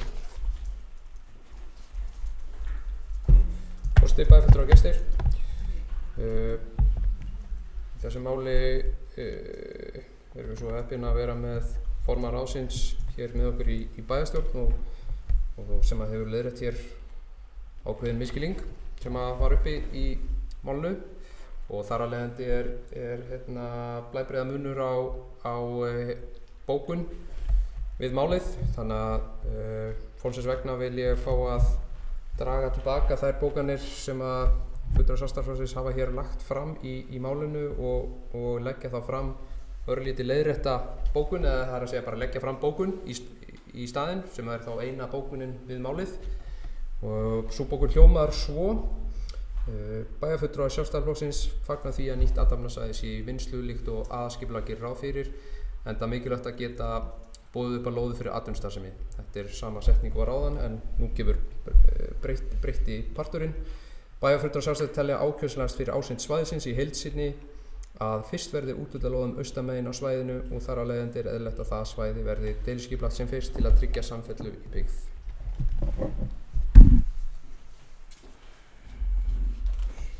Þakka Trausta Hjaltarssoni fyrir. Ég hef frestað hér til bókar á listan hjá mér að 2 bókanir dregnar tilbaka og 1 kemur í staðinn. Þið ritar að færa þetta bókar. Jóna Sigríður Guðmundsdóttir, gjörðu svo vel.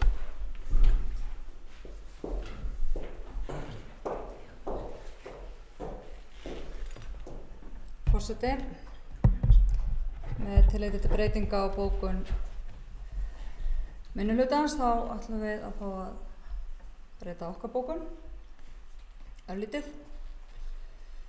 Meirihluti E og H-lista telur sérstakt vinnulag af hálfu minnihlutans D-lista að koma með athugasemdir þegar búið er að vinna að verkinu 9 mánuði. Mikilvægt er að hafa í huga á þessu rúmu 9 mánuðum er mikil vinna að baki sem er dýrmæt og kostnaðarsöm. Á fundi umhverfis- og skipulagsráðs þann 11. mars var skilningur starfsmanna ferli sá sami og fulltrúa meirihluta E og H-lista og því hvernig unnið yrði áfram með máli, það er að áfangaskipta deiluskipulaginu og byrja vestamegin.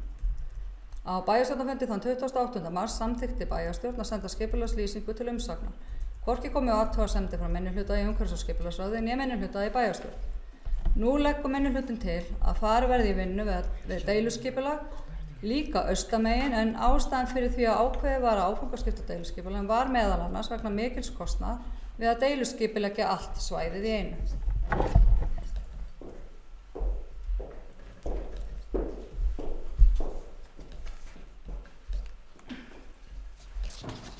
Þakka Jónu Sigríður Guðmundsdóttir fyrir þetta. Það er jafnframt dregið tilbaka bókunum sem var áðan, ekki satt, og þessi kemur í staðinn. Erum við ekki með þetta á nótunum allt saman? Við bæjarfulltrúar að senda okkur forseta og rítara þessar bókanir.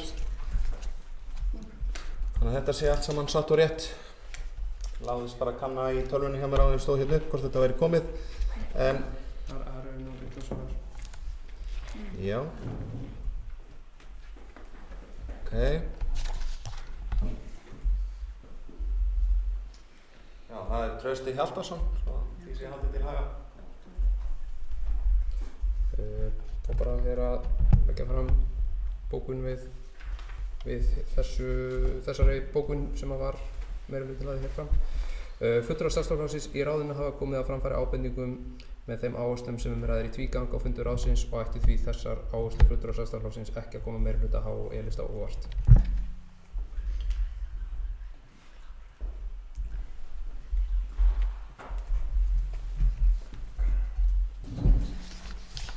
Já, þetta hlýtur þá að vera allt saman til skráð í bókanir hjá ráðinu. Ég held að það sé óþarfa að vera þá að ítreka það. trúi ekki öðru en þetta sé staðan. En við förum ekki yfir það á þessum fundi, við glöggum á því á morgun. En þessu máli að ljúka. Helga Kristín Kolbens.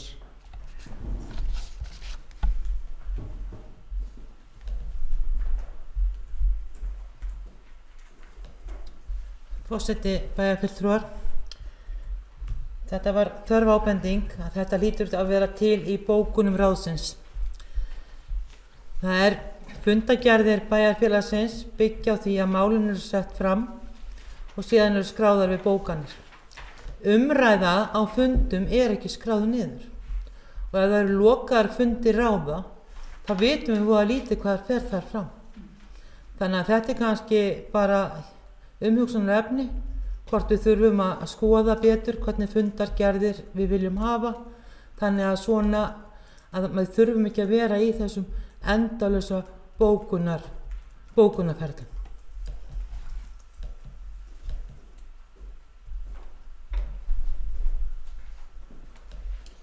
Helga Kristínu Kolbens fyrir þetta. Ég held ég ljúki þessu. Það skýrt í bæjarmálasamþykkt og sveitarstjórnarlögum að fulltrúar hafa rétt til að bóka afstöðu þeirra til mála. Ef þetta var afstaða viðkomandi aðila til þessa mála þá hefði verið eðlilegt að bóka það. En hins vegar skýrt líka, þetta hefur verið stuttar athugasemdir málefni.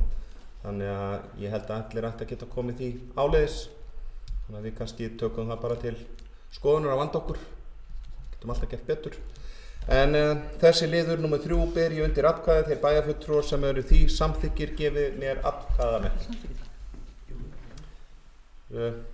Hér eru komnir 6 bæjarfulltrúar sem samþykkja, 7. Þannig að þessi liður samþykktur. Það liður 3. Það deiliskipulag fyrir móttökustöð úrgangsefna E1 liggur fyrir til umræðu. Þetta kemur frá byggingafulltrúa, lögð fram tillaga á vinnslustigi. Tillagan gerir ráð fyrir móttökusvæði fyrir flokkaðan úrgang verði endurskipulagt með sorpbrennslu, geymslusvæði, aðstöðu til móttöku spilliefna, starfsmannaaðstöðu, meðhöndlunar, flokkunarsvæði. Stefnt að því að kynna tillögun á sama tíma og frumvarpsskýrslu fyrir umhverfismat nýrrar brennslu orkunýtingastöðvar. Skipulagið unnið af skipulagshönnuðum Alta EHF fyrir Vestmannaeyjabæ. Niðurstaða: ráðið leggur til við bæjarstjórn að framlögð gögn verði sett í forkynningu. Bæjarfulltrúar ræða þetta. Svo ekki bæjarfulltrúar sem eru þessu samþykki gefið mér atkvæðamerki. Það eru 7 bæjarfulltrúar, þannig það samþykkt. Það liður númer 4. Það Heiðavegu 14 umsókn byggingaleyfi. Þetta var bókað í ráðinu, erindið tekið fyrir að nýju að lokinni grenndarkynningu. Ólafur Þór Snorrason fyrir hönd Vestmannaeyjabæjar sækir leyfi fyrir stækkun þjónustumiðstöðvar Heiðavegi 14. Er að ræða viðbyggingar og breytingar sem auglýstar hafa verið í deiliskipulagstillögu athafnasvæðis AT1 síðastliðið sumar. Framkvæmdin sem sótt telur nýja 750 fermetra slökkvistöð, nýtt stigahús og inngang við austurhlið og innanhúsbreytingar í eldra húsnæði í samræmi við innsend gögn. Erindið var sent til grenndarkynningar samanber ákvæði skipulagslaga nr. 123/2010, engar athugasemdir bárust. Niðurstaða: ráðið samþykki byggingaráform lóðarhafa og felur byggingafulltrúa framgang erindisins. Það var óskað eftir umræðum þetta frá minnihluta. Það ekki? Það allavega samkvæmt mínu bókhaldi.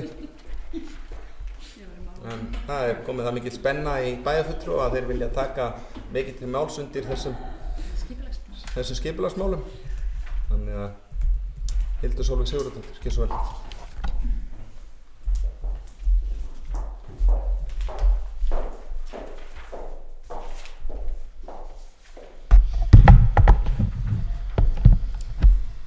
Forseti bæjarfulltrúar, gestir, já, þetta bara verulega gott mál sem við erum að fjalla byggingaleyfi fyrir slökkvistöð Vestmannaeyja og ég held að það séu allir hér inni sammála það. Þetta mikið heillaskref fyrir slökkvistöðina og tímabært og ánægjulegt að þetta sé komið í þennan farveg. Þetta mál hefur komið til umræðu hér áður á fundinum að meirihlutann hefur reynt að vera með útúrsnúninga varðandi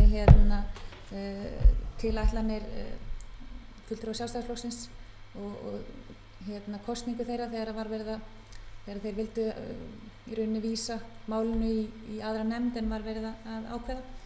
En ég ætla að fá með leyfi forseta að lesa hér upp bókun sem er svo hljóðandi. Fulltrúar Sjálfstæðisflokksins hafa ætíð talið það rétt skref að stöðin rísa á þeim stað sem henni hefur nú verið fundinn staður við Heiðaveg, eftir að meirihlutinn hafði áður ákveðið aðra staðsetningu við Malarvöllinn. Sátt svona stórt og viðamikið heillaskref er mikilvægt og því vel hægt að gleðjast fyrir því framfara skrefi sem tekið er hér varðandi híbýli slökkvilis Vestmannaeyja. Bæjarfulltrúar Sjálfstæðisflokksins fagna niðurstöðunni líkt og áður sem tryggir verulega bættan húsakost slökkvilisins á ásættanlegum framkvæmdatíma, samlegðar áhrif slökkvistöðvar og þjónustumiðstöðvar, rekstrakostnaðar haldi í lágmarki, ásamt því að lágmarksröskun verður á skipulagsreitum sveitarfélagsins. Bókun lýkur. Takk fyrir.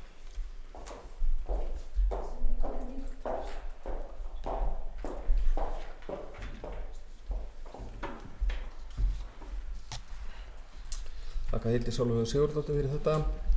Vilja fleiri ræða þennan lið, Heiðaveg 14. Helga Jóhanna Haraldóttir.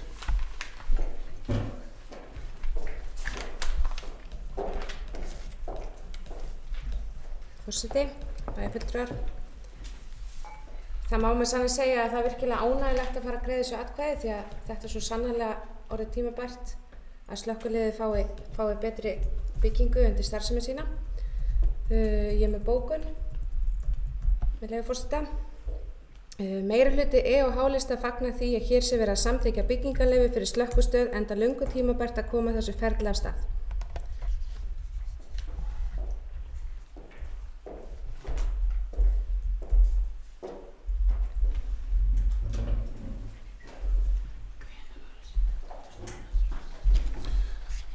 Þakka Helgu Jóhanna Haraldóttur fyrir þetta. Fleiri bæjarfulltrúar að þetta mál. Svo sýnist mér ekki vera. Leyfi varaforseta þá ætla ég að leggja örstutt orð í belg í þessu. Ég fagna þessu að við séum komin á þennan stað með slökkvistöðuna. Ég hef veitt þessu athygli í smá tíma að slökkvistjóra er skylt að gera áætlun þar sem meðal annars hefur komið fram uppbygging og tækjakostur og fleira. Þannig að þetta hefur komið fram áður og þetta og hefði mátt bara vera komið fyrir mörgum árum síðan. Þannig að þetta er gott skref fyrir slökkvilið. Búnaðurinn hefur legið undir skemmdum, varðandi leka og fleira, þannig að ég held að sé æri ástæða til þess að fagna þessu. En tökum þetta til atkvæðagreiðslu, það er liður 14, þeir bæjarfulltrúar sem eru því samþykkir gefa atkvæðamerki. Það eru 7 bæjarfulltrúar, þannig að það er samþykkt. Það er liður 6, Búhamar 37. Þetta er ósk frá byggingafulltrúa.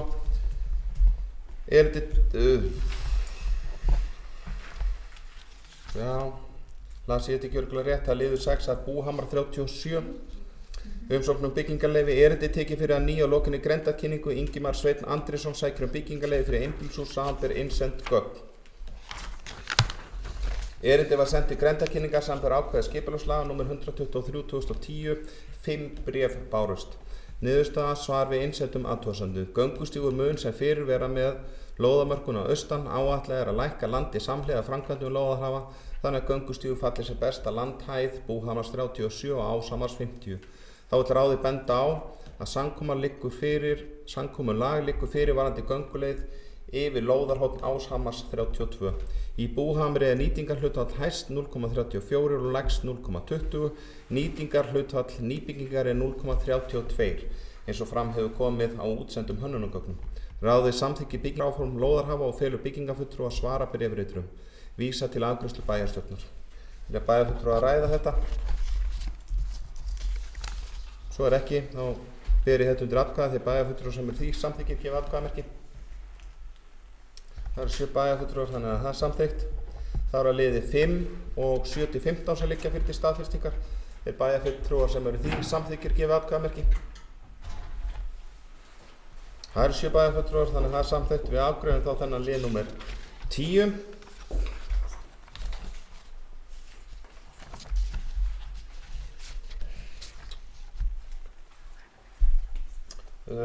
Það var komin hér ósk.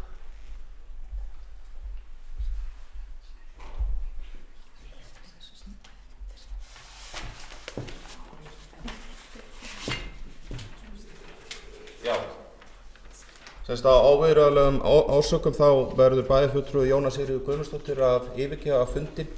Það verður boðað varamaður í hennar stað sem Hrefna Jónsdóttir. Þannig að varamaður mættur, þannig að kannski ágætt að bæjarfulltrúi nýti tækifærið undir þessum lið og skipti. Þannig að þið rítar að færa þetta til bókar. Þá fer ég í lið númer 11. Það fjölskyldu- og tómstundaráð. Það fundur númer 238, það lið númer 3, framtíðarskipan og uppbygging íþróttamála í Vestmannaeyjum liggur fyrir til umræðu og staðfestingar. Það sýnist Trausti vera tilbúin að koma upp. En ég ætla samt að gleðja hann á því að ég ætla að lesa hér það sem bókað.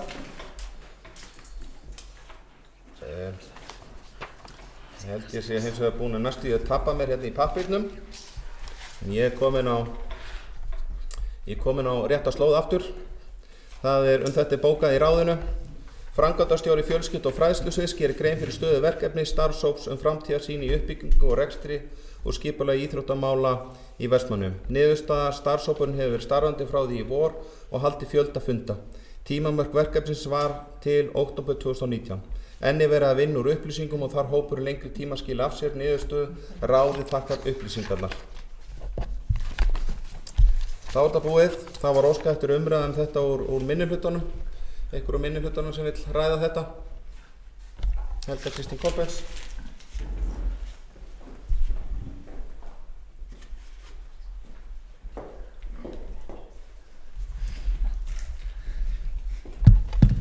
Forseti, bæjarfulltrúar, gestir.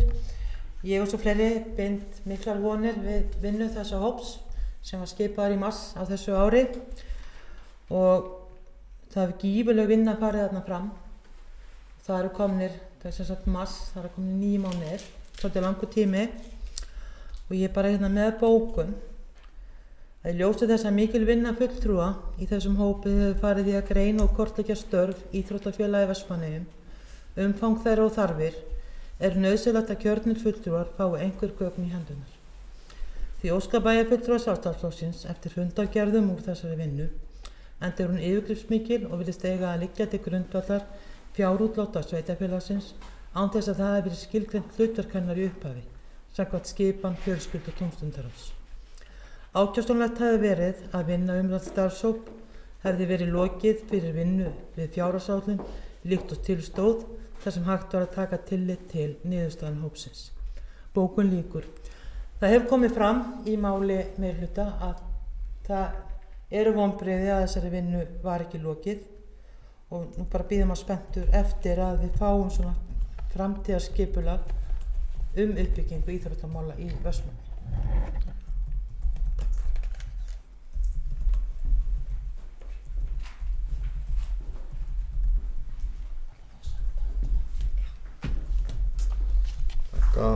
Helgu Kristínu Kolbens fyrir þetta. Já, það var komið inn á þetta áðan. Það alveg hárrétt. Þessu hópur var stofnaður hérna einhvern tímann í vor.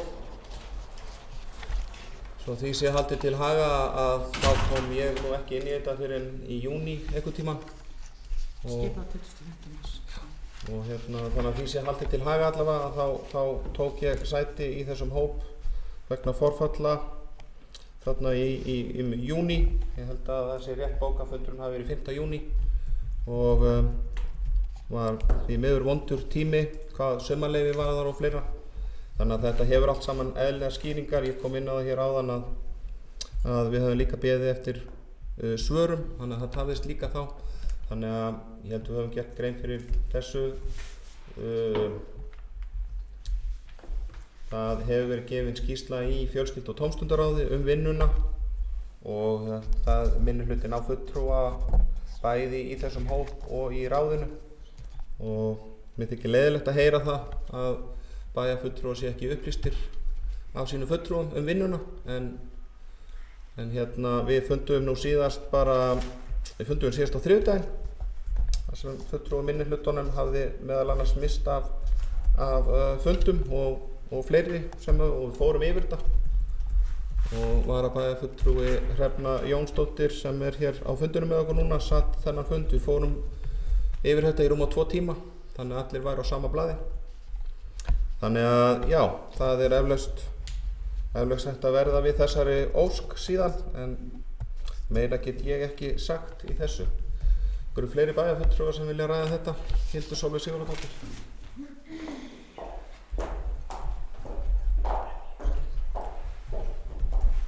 Forseti, bæjarfulltrúar, gestir, ég bara finn mig núna til að bregðast við þessum ávirðingum frá forseta bæjarstjórnar varðandi það að okkar fulltrúi sé ekki að halda okkur upplýstum, því fer fjarri. Hann heldur okkur vel upplýstum gang mála.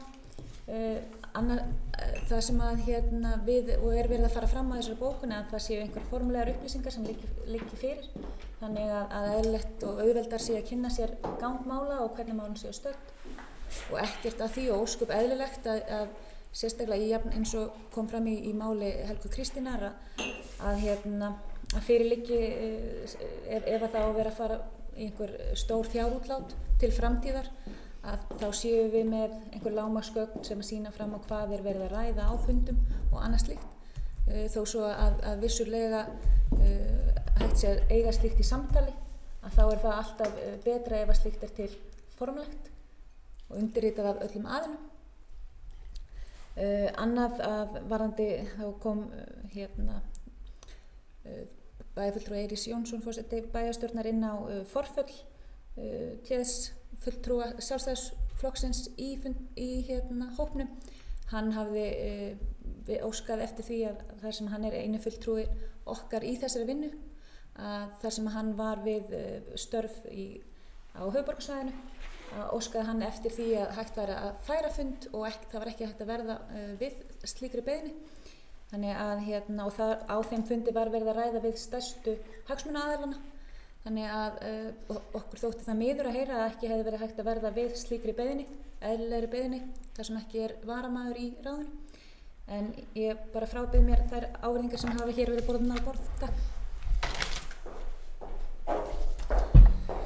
Þakka Hildur Sólveigu Sigurðardóttir fyrir þetta.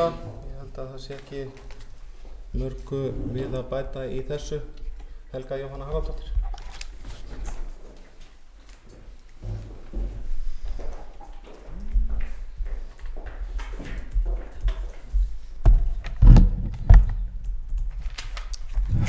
Forseti, bæjarfulltrúar. Mér langaði að koma upp því að Helga Kristín Kolbeins bæjarfulltrúi talaði að þetta hefði ekki verið skýrt með hópinn, til hvers á honum var ætlast. Mér langaði að fá að lesa upp niðurstöður ráðsins á fundi sem var 8. apríl, þegar var tekið fyrir framhald málsins framtíðarskipulag og uppbyggingu íþróttamála. Niðurstaðan var þannig að bæjarstjórn Vestmannaeyja hefur staðfest vilja fjölskyldu- og tómstundaráðs að stofna starfshóp til að ræða framtíðarsýn uppbyggingu, rekstri og skipulag íþróttamála í Vestmannaeyjum. Ráðið leggur til að í starfshópnum sitji 2 fulltrúar meirihluta, Hrefna Jónsdóttir og Styrmi Sigurðarson, fulltrúi minnihlutans, Ingólfur Jóhannesson og 1 fulltrúi frá IBF félagssambandi, framkvæmdastjóri fjölskyldu- og fræðslusviðs og framkvæmdastjóri umhverfis- og framkvæmdasviðs. Fulltrúi frá meirihluta stýrir hópnum. Tilgangur starfshópsins er að koma með framtíðarsýn hvað varðar rekstur, uppbyggingu og skipulag í íþróttamálum í Vestmannaeyjum til næstu 10 ára. Lagt er til að íþróttafélögin héraðssambands IBF verða kölluð inn hvert fyrir sig og beðin að koma með þeirra framtíðarsýn hvað varðar rekstur, uppbyggingu og skipulag næstu árin fyrir sitt félag. Fyrsta verkefni starfshópsins er að safna þessum upplýsingum, vinna úr þeim og eftir föngum kalla til þá aðila til sín sem þurfa þykir til að fá heildarsýn á verkefnið. Næsta verkefni starfshópsins er að setja saman þarfir, óskir félagana sem þarf að meta, forgangsraða og kostnaðargreina. Lokaverkefni hópsins er að leggja fram tillögur fyrir fjölskyldu- og tómstundaráð forgangsröðun verkefna, tímasetja þau og kostnaðarmeta. Fjölskyldu- og tómstundaráð mun í framhaldinu vinna áfram með niðurstöður hópsins og leggja fyrir bæjarstjórn til tillögu framtíðarsýn til næstu 10 ára í íþróttamálum. Mælst er til þess að starfshópurinn verði tilbúið með niðurstöður fyrir fjölskyldu- og tómstundaráð í október á þessu ári. Vissulega kemur fram í niðurstöðunni að það er verið að biðja niðurstöðunar í október, en það hafa nú alveg komið áður skýringar á því af hverju þetta dróst. Þurfum nú ekki að fara að árétta þær meira, en ég veit ekki, mér finnst þetta að minnsta kosti nokkuð skýr tilgangur hvað hópurinn á að gera og hvaða verkefni hann fær. Og eins og hefur komið fram þá er hópurinn alltaf bara enn að vinna, hann er að safna þessum gögnum og ég bara trúi ekki öðru en að við fáum greinagóðar upplýsingar hvaða hvaða svör þau hafa fengið frá íþróttafélaginu þegar þau hafa fengið tækifæri til að vinna vel úr þessu.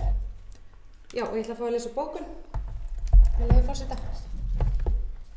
Meirihluti og H-lista lýsa yfir ánægju með þá vinnu sem hefur farið fram. Mikilvægt að kortleggja uppsafnaða þörf en kröfur bætta aðstöðu og aðildarfélög IBVF héraðssambands eru reglulega að aukast. Vísbendingar eru jafnframt að rekstur sumra félaga sé þungur. Meirihlutin hefur væntingar að niðurstöður íþróttahópsins muni skila sér í áætlun sem muni gera fjárhagsáætlunarvinnu til næstu ára skilvirkari, faglegri og fyrirsjáanlegri á þessu sviði. Bókunin lýkur.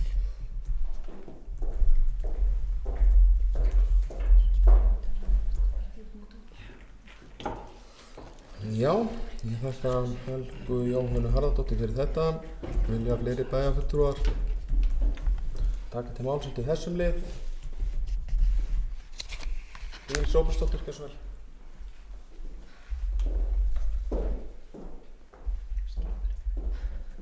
Forseti, eins og framkom í máli bæjarfulltrúa Helgu Jóhönnu Harðardóttur að þá í rauninni hópurinn ekki stofnaður formulega fyrir 8. apríl og það sem svona klárað að skipa í janúarleis af því það ekki gert þarna í mars, heldur við tala að stofna hópinn og það sem við langar að vita eftir að hafa hlustað á þetta aftur, þennan lestur og þessa útlistun hjá fjölskyldu- og tómstundaráði, þeir langar mig að spyrja bæjarfulltrúa Helgu Kristínu Kolbeins hvað hún hefði viljað hafa meira, hvaða meiri tilgangsupplýsingar finnst þér ætti að vera þarna inni. Af því að þetta hópur sem að vinna upplýsingar ofan í fjölskyldu- og tómstundaráð, við tókum langa umræðu þetta í bæjarstjórn þennan hóp og það að sjálfsögðu fjölskyldu- og tómstundaráð sem stýri málaflokknum. En mér langar bara svona að vita hvað hefðirðu viljað fá meira og hvað finnst þér óljóst í starfi hópsins?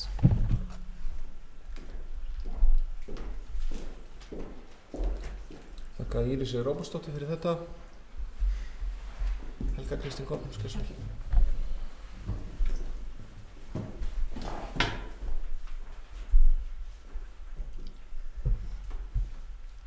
Bæjarstjóri Íris Róbertsdóttir, það kannski hópurinn, hann hefur skýrt hlutverk. Það sem mér finnst vera óljóst, þegar við erum að taka, eða í að því að taka inn frá hópnum án þess að vera komin með nokkra niðurstöðu frá honum. En svo búið að tala að fjárþörf, að í eftir að koma inn í 3 ára áætlun, eitthvað, að mér finnst okkur vanta bara upplýsingar frá þessum hóp. Og það náttúrulega alltaf bæjarstjórn eða bæjarráð sem tekur loka ákvarðanir hvaða fjármagni við erum að veita. En ekki hópurinn sem slíkur, þó að hópurinn vissulega að kostnaðar meta þættina og forgangsraða. Þannig að það svona kannski fyrst og fremst það. Var það nóg?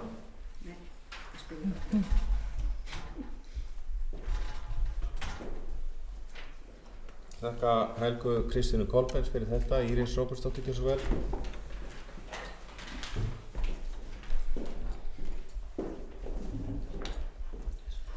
Forseti, það kom fram í máli bæjarfulltrúa Helgu Kristínu Kolbeins áðan en í þætti hlutverkið óskýrt. Það kom fram áðan. Og núna kemur það fram að það sé óskýrt hvað að það sé ekki okkur vanti til þess að sé koma upplýsingar út úr hópnum og eitthvað. Það var farið inn í fjölskyldu- og tómstundaráð með ákveðnar niðurstöður, allir, og það kom fram í umræðunum áður og við stofnuðum hópinn. Þá vorum við öll á því að við vissum klárlega að það væri þörf hérna í Eyjum, við vissum klárlega að væri bæði þörf fyrir uppbyggingu og þörf fyrir rekstrarfé og við vitum það öll. En það algjörlega klárt og það liggur í hlutarins eðli, fjölskyldu- og tómstundaráð fagráð. Það fær tillögur hvað þetta alveg eins og við vorum að taka núna til dæmis bara úr fræðsluráði, að fræðsluráð beini því til vinnu við fjárhagsáætlunargerð að bæta við ráðgjafa þroskaþjálfa stöðum 30%. Hvorki þessi hópur né fjölskyldu- og tómstundaráð á eftir að taka ákvörðun hvað miklir peningar fara í þetta. Þetta eru tillögur. Að sjálfsögðu það bæjarstjórn á endanum að því það ekki verið ætlast til þess, að ég hef ekki skilið umboð hópsins þannig að sé verið ætlast til þess að koma með einhverjar tillögur aukin fjárútlát á miðju ári. Þetta hlýtur að miðast við næstu fjárhagsáætlunargerð. Það það fyrst þetta náði ekki núna og við ræddum það og ég fór yfir það áðan því ég talaði 3 ára áætlunina að auðvitað ef þetta hefði verið búin vinnan þá hefði getað sett inn í 3 ára áætlunina. Við ræddum það líka, við höfum ekki getað sett neitt inn í þessa áætlun sem er núna, það er bara ekki rými í henni. En ég skil ekki hvað vantar, en við getum alveg verið ósammála að skil ekki hvað aðra ekki. Þakka Írisi Róbertsdóttur fyrir þetta. Er þetta orðið fullrætt? Ég held að það sé allavega mínu mati. Ég er náttúrulega ekki ég er svolítið leitaður í þessu, taka þátt í allri vinnunni. Og hér eru núna 2 bæjarfulltrúar sem að sitja meðal annars í fjölskyldu- og tómstundaráði, þannig að það getur vel verið, en ég held við klárum þetta, það hefur enginn gefið atkvæðamerki, þannig að við berum þennan lið undir atkvæði. Þeir bæjarfulltrúar sem eru því samþykkir gefið atkvæðamerki. Allir bæjarfulltrúar samþykkir, þannig að þetta er samþykkt 7-0. Það er liðir 1-2 sem liggja fyrir til staðfestingar, þeir bæjarfulltrúar sem eru því samþykkir gefið atkvæðamerki. Það eru 7 bæjarfulltrúar jafnframt. Þá lýkur þessum lið númer 11 og þar sem að við vorum byrjuð á honum meðan það voru hér skipti á bæjarfulltrúum, þá vil ég nýta tækifærið og bjóða Hrefnu velkomin á fund. Ef að bókhaldið er í lagi þá held ég að þetta sé hennar fyrsti fundur, annar fundur. Þannig að það er gleðilegt. En við förum í 12. lið, það er framkvæmd á Hafnarráð Vestmannaeyja, fundi 242, það liðir 1-4 liggja fyrir til staðfestingar. Þeir bæjarfulltrúar sem eru því samþykkir gefa atkvæðamerki. Það er allir 7 bæjarfulltrúar, þannig að það er samþykkt. Þá erum við komin í lið nr. 13, það er fræðsluráð, það er fundur nr. 324. Það er liður 1, Hamarsskóli, nýbygging liggur fyrir til umræðu og staðfestingar. Þetta er bókað í ráðinu. Framhald af 8. máli 323. fundar fræðsluráðs. Tillaga tímalínu varðandi nýbyggingum við Hamarsskóla. Niðurstaða fræðsluráð þakka framkvæmdastjórum fjölskyldu- og fræðslusviðs og umhverfis- og framkvæmdasviðs fyrir. Ráðið samþykkir drög að tímalínu og leggur áherslu á að bygging verði tilbúin fyrir skólaárið 2022 til 2023. Ráðið skipar faghóp, þarfagreiningahóp sem samastendur á skólastjóra GRVF, skólastjóra tónlistarskóla, aðstoðarskólastjóra Víkurinnar, fræðslu fulltrúa, forstöðumanni frístundavers, húsverði Hamarsskóla, matráði Hamarsskóla, fulltrúa kennara GRVF, fulltrúa tónlistakennara, auk framkvæmda stjóra umhverfis- og fræðslusvið Vestmannaeyjabæjar. Fræðsluráð leggur jafnframt til að bæjarstjórn skipi bygginganefnd á fundi bæjarstjórnar þann 5. desember næstkomandi.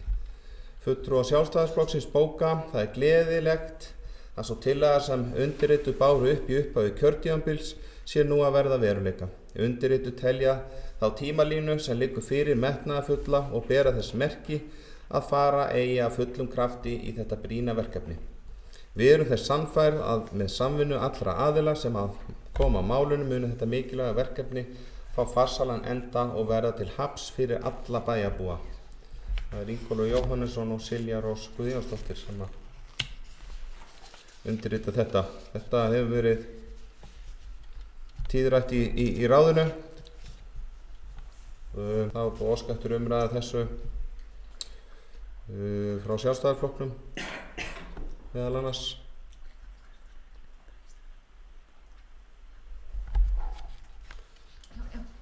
Það er Hildur Sólveig Sigurðardóttir.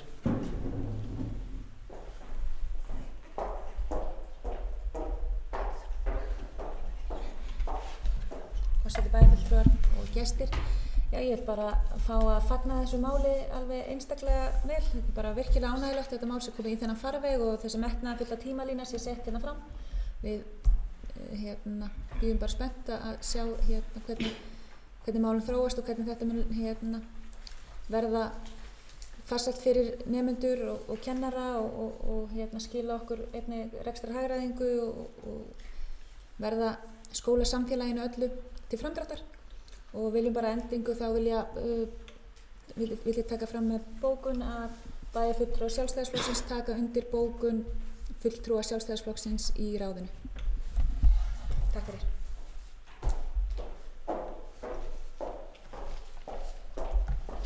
Þakka Hildur Sólveig Sigurðardóttir fyrir þetta.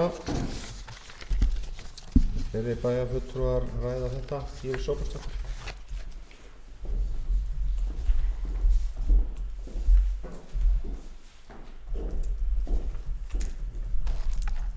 Forseti, já, ég get tekið undir það með öðrum sem hafa talað þetta bæði í þessar umræðu og hérna fyrr í kvöld að þetta er mjög ánægjuleg ákvörðun. Þetta var vinnustaðurinn minn í 15 ár og ég var sjálf í skólanum þegar A-álman var byggð. Voru tveir árgangar, 71 og 72, sem voru í A-álmanni, svo bætist við B-álman, það sem er stjórnenda og kaffistofan og það sem hinar stofurnar eru myndmentar og það undir og svo bætist við C-álman. Svo D-álman það síðasta sem kemur inn og þá var hún hugsuð, kemur inn að tekin ákvörðun að byggja hana 94, tók nú talsvert langan tíma. Hún var hugsuð átt að vera með yngstu krakkana, sérhönnuð fyrir yngstu börnin. Og ég var nú svo heppin að fá að kenna fyrsta bekk í þeim stofum, þar sem við erum með innréttingum og þú veist, óbúslega gott að kenna inn í þeim og frábært að vera þar, en svo var gerð ákveðin breyting sem er nú bara góð að ég tel, að 5 ára deildin fer inn í D-álmuna. Og það urðu miklar breytingar í skólanum og það er búið að flakka með 5 ára deildina að vera undir grunnskólanum, undir leikskólanum og aftur undir grunnskólan og menn eru svona að reyna að ná einhverju lendingi í því. En mér sýnist nú þetta ganga ágætlega eins og þetta er núna, en það er búið að flakka með þetta fram og tilbaka. En 5 ára deildin var góð ákvörðun að fara með öll 5 ára börnin inn í skólan og við fundum það að ég tók svo líka við bekk sem kom að 5 ára deildinni að það skiptir máli að krakkarnir þekkja húsnæði, þekkja lóðina. Það er allt öðruvísi að byrja í skólanum þegar þú byrjar í þessu verndaða umhverfi sem að leikskólinn er og þessu óbúslega mikið og gott starf, það eru fleiri starfsmenn á hverja einstaklinga, þetta er öðruvísi uppbygging og það er óbúslega góð þróun að komast svona inn í skólan. Þannig ég er gríðarlega glöð að það er verið að taka þetta skref og mér finnst sko bara dásamlegt að allir vilja eigna sér það því það á bara að vera svoleiðis. Við erum öll sammála þetta var í kosningabæklingunum alla að vilja allir gera þetta, en það var líka alveg hægt að byrja á þessu áður. Það eru mörg ár síðan að það komu kröfur breytingar á matsalnum í Hamraskóla og ég sjálf tók marga fundi og þetta var rætt. Margoft komið á framfæri að því það vantar. Matsalurinn er náttúrulega í óvinnandi húsnæði í dag inn í Hamraskóla og salur og svo með þessa nálgun með tónlistarskólan, það er náttúrulega búið að reyna að vera með frístundi inn í Hamraskóla. Það kom og var þar í nokkur ár, var svo farið út með aftur að því aðstæðan þótt ekki í lagi. Þannig að þú veist, þetta er búið að vera langt ferli og hefði að sjálfsögðu átt að vera komið miklu fyrir mörgum árum. Og það hefði bara verið ánægjulegt að sjá þá ákvörðun tekna fyrr, en ég er rosalega glöð að við erum búin að taka hann í dag og mér finnst gríðarlega mikilvægt og þeir hafa fóru hérna framkvæmdastjórarnir og ég veit að skólastjóri tónlistarskólans er líka búin að vera að kynna sér samrekstur í þessum skólum og það er mikilvægt að gera þetta rétt í byrjun og vera ekki að lenda í því að þurfa að vera leiðrétta aftur í tíman. Skiptir gríðarlega miklu máli að gera þetta í sambandi við fólkið sem vinnur þarna, fólkið á gólfinu, skólastjórnendurnar, þá sem eru í húsinu. Að því það eru þeir sem vita hvernig þetta á að vera. Og svo í ljósi þess að við höfum nú verið að ræða svolítið umhverfismál, þá ætlum ég rétt að vona það að við skoðum líka að það eru ýmsir staðla sem varða vistvænar byggingar og það hvernig við nýtum orkuna sem best og annað og við höfum náttúrulega sjálfsögðu nota tækifærið og taka það þarna inn í. En annars þá bara fagna ég þessu og ég held að við ættum bara að vera stolt af þessari ákvörðun sem bæjarstjórn og bara fagna því og vona bara að þessi metnaðarfulla tímaáætlun gangi eftir og þessi faghópur er flottur sem er skipaður þarna og ég held að við fáum allar hliðar inn þar og ég bara fagna þessu. Glöð að taka þátt í þessari ákvörðun. Þakka Íris Róbst fyrir, það var Helga Jóhanna Haraldóttir fyrir svar.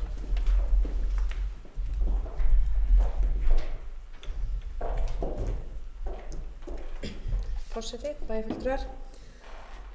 Já, ég vil nú að taka undir orð Írisar Róbertsdóttur, bæjarstjóra, að þetta er vissulega ánægjulegt skref verandi starfsmaður í skólanum og kennari og er reyndar í hérna húsnæðinu, það skiptir ekki máli. Þetta er virkilega komin tími og þörf fyrir þetta. Ég með bókun sem ég ætla að fá að lesa upp. Bæjarstjórn eru öll sammála því að stækka Hamraskóla. Þegar horft er til byggingar Hamraskóla þá kom A-álma 1982, B-álma 1985, C-álma 1992, D-álma 2002. Nýjasti hluti skólans hýsir 5 ára deildina. Ákvörðun byggingu D-álmu var tekin á fundi skólamálaráðs þann 4. mars 1994 að undangenginni vinnu starfshóps skólamál í Vestmannaeyjum. Þá samþykkti skólamálanefnd að beina því til bæjaryfirvalda að ljúka byggingu Hamarsskóla samkvæmt fyrirliggjandi teikningum. Ánægjulegt að komið séu drög að tímaáætlun og búið sé að skipa í faghóp fyrir þetta mikilvæga verkefni. Að byggja við skóla stór framkvæmd sem metnaðarfull en jafnframt kostnaðarsöm. Mikilvægt að fjárfesta í framtíðinni sem eru börnin okkar. Það þarf kjark og þor til að ráðast í slíkar framkvæmdir og það ánægjulegt að undir forystu meirihluta og H-lista skuli ákvörðun slíkt vera tekin. Þakka Helgu Jóhannu Harðardóttur fyrir þetta. Ég held að þetta mál sé að verða nokkuð tæmt. Það gaman að tekja undir orð bæjarstjóra. Það gaman að allir vilja eigna sér þetta. Það sjálfsögðu eins og með slökkvistöðina. Það hefur verið hægt að færa í þessa framkvæmd fyrir nokkrum árum síðan líka. Jafnvel fleiri árum. Þannig að þetta ákaflega skemmtilegt að þetta skuli vera gert hér undir meirihluta og H-lista. En það hafa ekki fleiri beðið orðið, þannig við berum þennan lið undir atkvæði. Þeir bæjarfulltrúar sem eru samþykkið þessu lið 1 gefa atkvæðamerki. Það allir 7, þannig að það samþykkt. Nú, þá það liður númer 2, hvatningaverðlaun í leik- og grunnskóla liggja fyrir til umræðu. En þetta var bókað í ráðinu, framhaldamáli 6, fundið 323 í fræðsluráði. Fræðslufulltrúi kynnti tillögu að fyrirkomulag hvatningaverðlauna fræðsluráðs. Niðurstaða fræðsluráð þakkar fræðslufulltrúa fyrir og samþykkir tillögurnar eins og þær setta fram. Fræðslufulltrúa falið að vinna eftir þeim og undirbúa fyrstu hvatningaverðlaun fræðsluráðs vorið 2020. Það ég ætla að fá aðeins að segja örstutt þetta sem að ég leiði þetta ráð. Ég bara ákaflega stoltur af því að við skulum hafa komið þess á koppinn á síðasta fundi. Þetta var lagt fyrir og það blessunarlega voru bara allir sammála þetta. Þetta var rætt svolítið og þegar það var svona búið að skýra þetta og rauninni allir höfðu fengið skýring á þessu, þá voru allir mjög ánægðir með þetta. Það var auglýst eftir tilnefningum í byrjun apríl, þannig að það geta allir sendt inn ábendingu rafrænt áhugaverð þróunar og nýbreytni verkefni. Og það þetta tilnefna kennarahópa, starfsmenn í leikskólum, grunnskóla, tónlistarskóla og frístundaveri. Þannig ég held að þetta sé bara mikil hvatning og skemmtilegt. Og það svo farið yfir þessar tilnefningar og það þetta kalla eftir utanaðkomandi mati fagaðila. Og það veittar þá viðurkenningar eins og þetta hugsað fyrir verkefni sem þykir skara fram úr og vera öðrum til eftirbreytni. Og þannig að það valið 3 verkefni síðan sem fá viðurkenningu og eitt af þessum verkefnum fær svo hvatningaverðlaunin. Þannig að þetta hefur nú verið gert í öðrum sveitarfélögum og það hefur ekki verið séð ástæða til þess að koma þessu fyrr á. Ég held að það sé bara tími til kominn. Þetta bara mjög skemmtilegt starf og óeingert svona starf sem gert í skólunum og þessum stofnunum sem eru hér talin upp sem tilheyra bænum.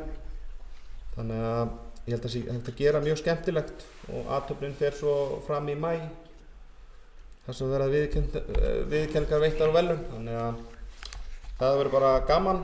Ég sem formaður ráðsins, ég hlakka bara gríðarlega til og ég hef heyrt það bara, fólk bara mjög ánægt með þetta. Þannig að vona að bæjarfulltrúar séu sammála mér í því. En þetta var svona örstutt sem ég ætlaði að segja þetta. Ef það eru fleiri bæjarfulltrúar sem vilja tjá sig þetta mál, þá orðið laust. Þetta greinilega ekki eins áhugavert og skipulagsmál. Það eru viss vonbrigði en ég hlýt að jafna mig á því. Þannig að þá tökum við lið nummer 2 til atkvæða. Þeir bæjarfulltrúar sem eru því samþykkir gefa atkvæðamerki. Það eru 7 bæjarfulltrúar. Þannig að það samþykkt og Íris Róbertsdóttir hefur óskað eftir að gera grein fyrir atkvæðum. Gjörðu svo vel.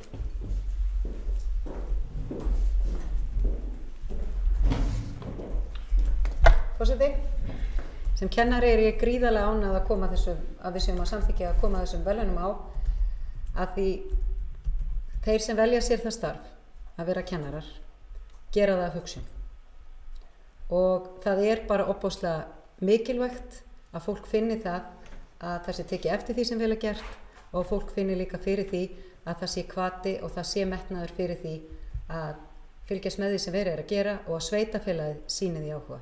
Þannig ég bara mjög glöð í dag að því það alltaf gaman að fá viðurkenningu á því sem maður að gera þegar fólk að leggja mikið á sig.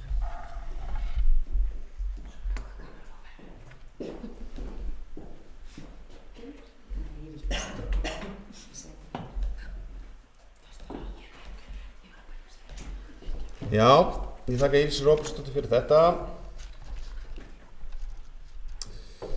Þetta mikið, ég get tekið undir það, þetta orð sem ég vantaði áðan. Þetta mikið hugsjónastarf, það sé ekki orðum aukið í því, þannig að sannarlega rétt. En við höfum klárað lið númer 2, við erum að fara í lið númer 3. Undir þessum lið hefur Helga Jóhanna Harðardóttir bæjarfulltrúi óskað eftir að víkja að fundi. Ég bið ritarum að bóka það. En þetta liður 3, þróunarsjóður, leik og grunnskóla, liggur fyrir til umræðu og staðfestingar. Þetta bókað í ráðinu. Framhald af máli 3 á fundi 323 í fræðsluráði. Fræðslufulltrúi kynnti drög af úthlutunarreglum þróunarsjóðs, leik og grunnskóla. Niðurstaða. Fræðsluráð þakkar fræðslufulltrúa fyrir og samþykkir úthlutunarreglur eins og þeir eru settar fram. Stefnt að því að veita fyrstu styrkin úr þróunarsjóði, leik og grunnskóla vorið 2020. Fræðslufulltrúa falið að fylgja því eftir í samvinnu framkvæmdastjóra og fræðsluráð. Og fulltrúa Sjálfstæðisflokksins bóka. Fulltrúa Sjálfstæðisflokksins fagna því að hér sé ekki nýtt fjármagn að ræða, heldur verið að endur skipuleggja ráðstöfun fjármagn sem fer í málaflokkin. Jákvætt að verið sé að skilgreina betur nýtingu þess fjármagn sem heyrir undir fræðslukerfið og þegar innan málaflokksins. Þetta von okkar að stofnun sjóðsins muni ýta undir fjölbreytileika og nýsköpun í skólastarfi og verða bæði nemendum og starfsfólki til góðs.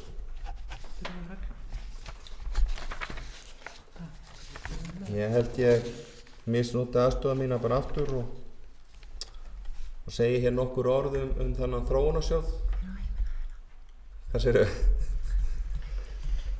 Það kannski farið að fyllast mælirinn hjá bæjarfulltrúum, en það ekki það oft sem að ég segi eitthvað, en það gleðilegt að það sé áhugið samt fyrir fræðsluráðinu. Þetta eru margir liðir til umræðu, þannig að það gott. En þessi þróunarsjóður, leik og grunnskóla, hann hefur verið til umræðu áður eins og kemur fram í bókuninni. Það ríkir bara ágætis sátt þetta og eins og kemur þarna fram í bókuninni. Það eru fleiri sveitarfélög sem hafa verið með svona þróunarsjóð, leik og grunnskóla og það bara fullt af verkefnum sem hafa komið út úr þessu, mjög áhugaverð. Ég fór sjálfur í síðustu viku, þá fór ég ásamt fræðslufulltrúa á alla þá staði sem tilheyra fræðsluráðinu og meðal annars í skólana, bæði barnaskólan og Hamárskóla, og þar sá ég meðal annars að það eru kennarar þarna sem eru búin að setja upp svona Harry Potter þema á göngunum. Þetta mikill hvati fyrir nemendur og það verið að gera mjög skemmtilegt. Ég líka meðlumur á vefsíðu á Facebook sem þessir kennarar eru með líka, þar sem verið að búa til mjög skemmtileg verkefni og ég held sveimur þá að það komi bara ný færsla inn daglega þarna í þessum hóp, þannig að ég hvet bæjarfulltrúa sem ekki þarna inni til þess að endilega fylgjast með því sem að fara þarna fram. Þannig að það fullt af verkefnum sem eru og mögulega getur sótt í hennar sjóð, þó að þetta sé kannski það verkefni sem mjög sýnilegt, þá eru fullt af öðrum kennurum sem að vinna og fullt af góðu starfi sem fer fram líka eins og í leikskólunum og fleira. Þannig ég held að þetta sé bara mjög spennandi. Ég held að það sé svona vægt til orða tekið. En til þess að þreyti ekki bæjarfulltrúa mikið að því að vera að tala hér, að þá best ég gefi orðið laust. Það er vist einhverjir bæjarfulltrúar sem vilja ræða þetta, en kannski ég svona sjálfhverfur bara, ég veit það ekki, Íris Róbertsdóttir ekki svo vel.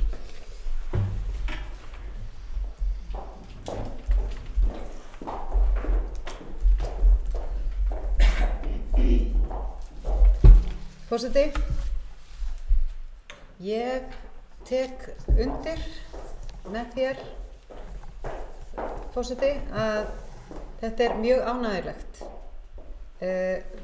Í bókun fulltrúa Sjálfstæðisflokksins þá fagna því að þetta sé ekki nýtt fjármagn og það er bara alveg rétt. Það er verið að breyta úthlutun á fjármagninu. Það er fjármagn á skólaskrifstofum sem hefur verið notað á að nýtast í námskeið og ýmislegt annað og endurmenntun og svona, og það hefur ekkert verið alltaf rosa vel nýtt, enda hafa kennararnir ekki sjálfur haft svona beint aðgang að geta sótt að einhverju. Það er náttúrulega bara, auðvitað ákveðin endurmenntunarstefna og ákveðin stýring í gangi. En það sem þetta finnst mér jákvætt, og það er komið reynsla þessu, við erum ekki að finna upp hjólið, það er verið að byggja á því sem búið er að reyna og búið er að gera. Það sem mér finnst jákvætt í þessu er að, svo ég komi nú enn og aftur inn á það, eins og það hef ekki heyrt áður, og þá er ég kennari, eins og annar bæjarfulltrúi hérna við borðið, að þá er rosalega mikið af því sem maður gerir er fyrir utan vinnutíma. Og ef manni langar að gera svona verkefni eins og þetta Harry Potter verkefni sem er búið að koma hérna í blöðunum, eða manni langar að skrifa námsefni eða gera eitthvað, eða taka að sér að gera einhver stór verkefni. Ég tók sjálf að mér með Jóhannu Alfreðsdóttur kennara að keyra Kisulandið og þarna nýtt land, nýtt þjóð. Þetta er Herdís Egilsdóttur. Það krafðist gríðarlega mikillar vinnu fyrir utan það að sinna þessu hefðbundna hlutverki sem við höfum og það skyldur sem við höfum í kennslunni, og fyrir börnin sem þú ert að kenna að fara svona út úr rammanum og gera þetta skiptir bara öllu máli. Þetta er bara, og fyrir kennaran að styrkja sig og þetta er hvati, en stundum þá er þetta bara svolítið mikið. Það er svolítið mikið að vera alltaf að vinna allar helgar kauplaust. Þannig það er bara frábært þeir sem vilja leggja á sig eitthvað umfram kennsluna að þeir hafi einhvern sjóð til að sækja í. Og það er bara rosalega jákvætt og ég er bara opaslega ánægð með fræðsluráðið bara í heild sinni að vera bara að standa á bak við þetta og bara fagna þessu og ætla að fá að koma með bókum. Meirihluti EOH-lista fagnar stofnun Þróunarsjóðs fyrir leik og grunnskóla og ítrekar mikilvægi slíks sjóðs. Þróunarsjóður leik og grunnskóla hefur blásið kennurum byr í brjóst við að efla menntun og skólastigi í öðrum sveitarfélögum. Framþróun og öflugt innra starf er ómetanlegt í skólastarfi. Það er mikill hvati fyrir leik- og grunnskólakennara að geta sótt í sjóðinn til að framkvæma og láta verða að veruleika hugmyndir að auka fjölbreytni og styrkja skólastarfið. Verður það alltaf nemendum og skólastarfinu til góða. Bókun lýkur.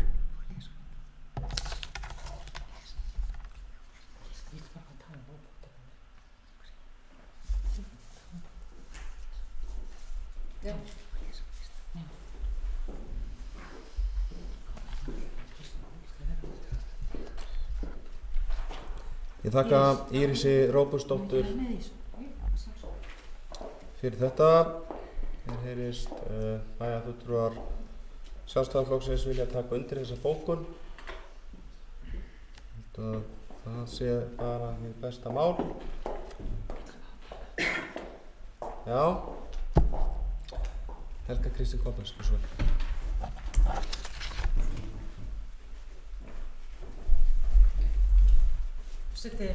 Forseti, bæjarfulltrúar gestir, ég tek undir orð bæjarstjóra Íris Róbertsdóttur.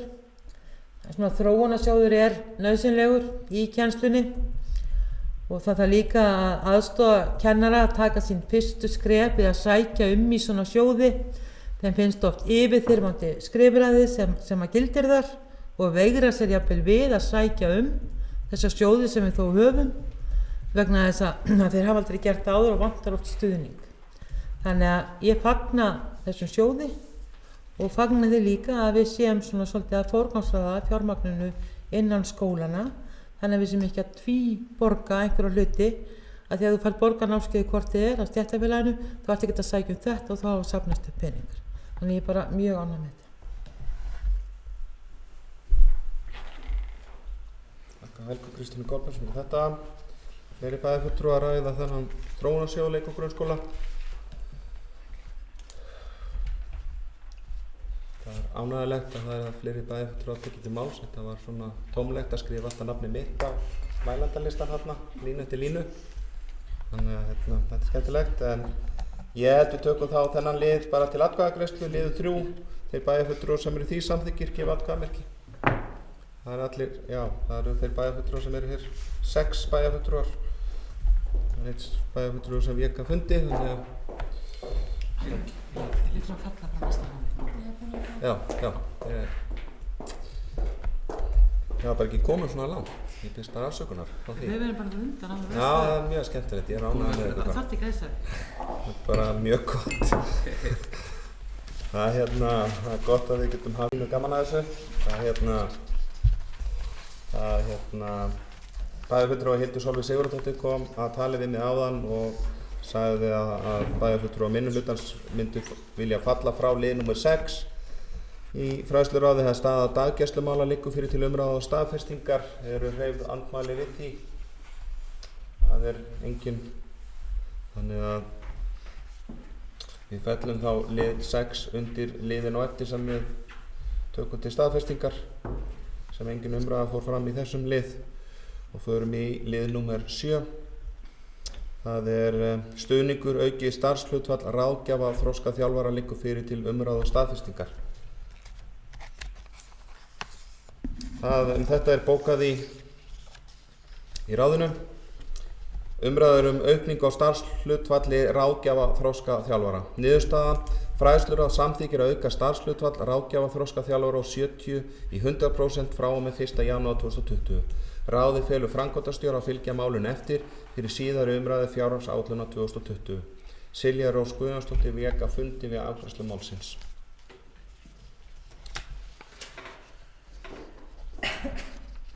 Ég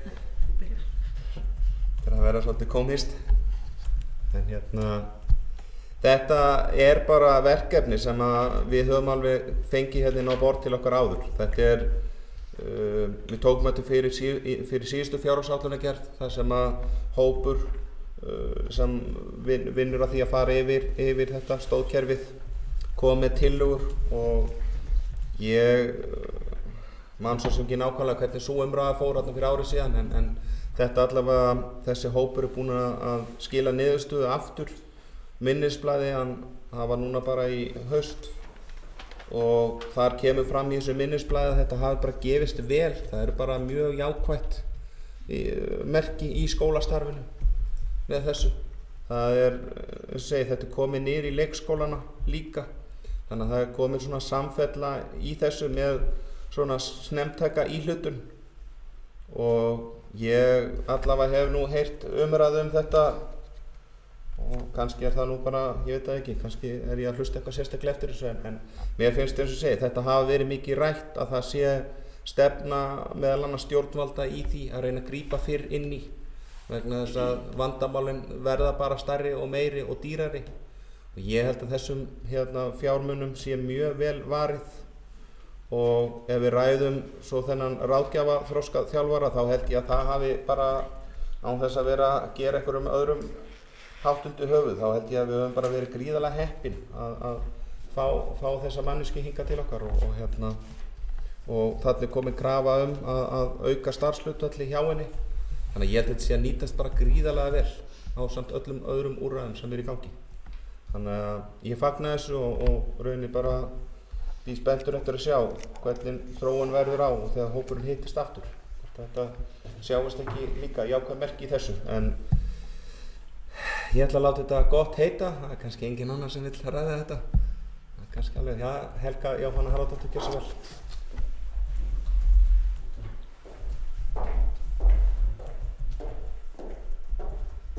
Forseti, bæjarfulltrúar, ég verð nú að taka undir orð Elís Jónssonar að ég er nú alveg virkilega sammála því að við vorum virkilega heppin í grunnskólanum að fá hana Síu til okkar, því að hún er náttúrulega bara ótrúlega, hún er ótrúlega vön í þessum málum. Hún hefur starfað við ýmislegt og reynist okkur mjög vel, og við erum klárlega að nýta hana mjög vel. Þannig að já, þetta er bara ánægjulegt að starfshlutfalli hennar sé að aukast. Við erum með bókun. Meirihluti E- og H-lista hefur sett í forgang að styðja betur við og styrkja stoðkerfi GRV. Hafa forgangskröfur starfshóps stöðu stóðkerfis GRVAF verið samþykktar í fræðsluráði og vísa til fjárhagsáætlunar 2019. Við vinnslu fjárhagsáætlunar 2020 hefur framkvæmdastjóri fjölskyldu- og fræðslusviðs byggt vinnu sína áfram á umræddum niðurstöðum og samþykki fræðsluráðs. Úrræði hafa gefist vel og styrkt stóðkerfi GRVAF enn frekar. Snemmtæk íhlutun mikilvæg og nú loks komið samfellt ferli 2 til 8 ára barna þar sem unnið á öllum stöðum í þessu verkefni, þar leikskóla, 5 ára deild og grunnskóla. Meirihluti fagnar auknu hlutfalli ráðgjafa þroskaþjálfa og í engum vafa að öll þessi aukna þjónusta muni leiða til minni kostnaðar á efri skólastigum, en fyrst og fremst gerir þessi snemmtæka íhlutun það að verkum að fleiri nemendur geta notið skólagöngu sinnar.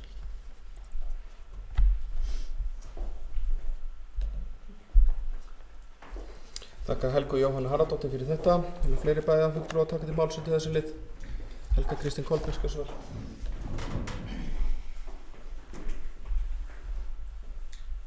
Forseti, bæjarfulltrúargestir, ég get tekið undir það að öflugt stóðkerfi mjög mikilvægt og ég held að við þurfum að skoða sérstaklega vel hvernig stendur á því að 34% drengja ná ekki hæfni viðmiðum til þess að byrja í framhaldsskóla í lok grunnskóla. Örugglega með því að byrja fyrr þá getum við sem sagt hjálpað þeim og þetta náttúrulega mjög stórt mál og ég bíð bara eftir nýrri menntastofnun ráðherra sem mun birtast í mars og hvernig við getum þá unnið með þá stefnu inn í skólunum hjá okkur. Takk.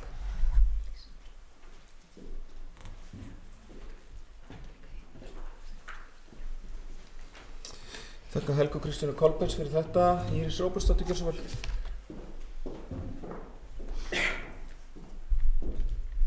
Forseti. Já, ég get ekki undir með þeim sem hafa talað hérna undan mér og ég býði líka eftir nýri menntastefnu eins og bæjarfulltrúi Helga Kristín Kolbeins kom inn á þegar menntamálaráðherra var hér í heimsókn hjá okkur núna í haust út af nýja háskólanáminu. Þá ræddi hún þetta og hún talaði það að hún myndi vera með áherslur á þessar snemmtæku íhlutun. Það bara ekki bara viðmiðum í framhaldsskóla, þeir bara drengir á landsbyggðinni ná ekki neinum markmiðum varðandi, þú veist, þeir geta ekki lesið sér til gagns, þeir hafa ekki lesskilningi sem þarf til að komast í gegnum. Til dæmis ég veit að það eru margir á móti PISA en það eru ákveðnar mælingar sem við höfum.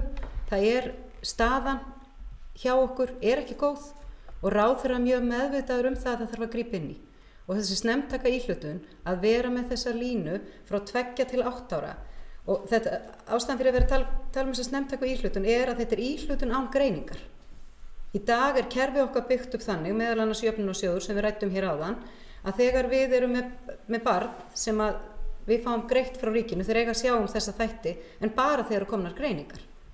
Og sum börn eru ekki að fá greiningu fyrir en kannski þau eru orðin 9-10 ára gömul. Þá eru þau búin að missa leikskólagönguna sína og kannski 4-5 ára í grunnskóla. Og þá þetta bara orðið fyrir barnið að geta nýtt sér skólagönguna sína, það bara eiginlega ekki breytt. Þannig að þetta skiptir öllu og þá erum við komið með bæði barn sem vill ekki vera í skólanum, líður illa í skólanum og búin að missa af því að geta menntað sig.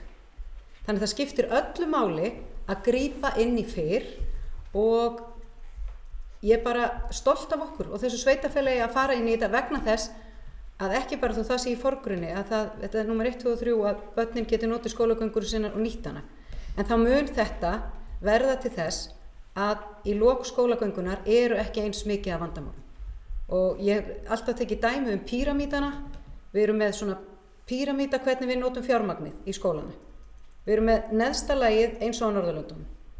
Nákvæmlega eins. Af því á Norðurlöndunum eru krakkarnir að standa sig betur en þau eru líka glöð. Þannig við erum ekki að keppa við Singapúr og þar sem þau eru svolítið leið þó þessu duglega í skólanum.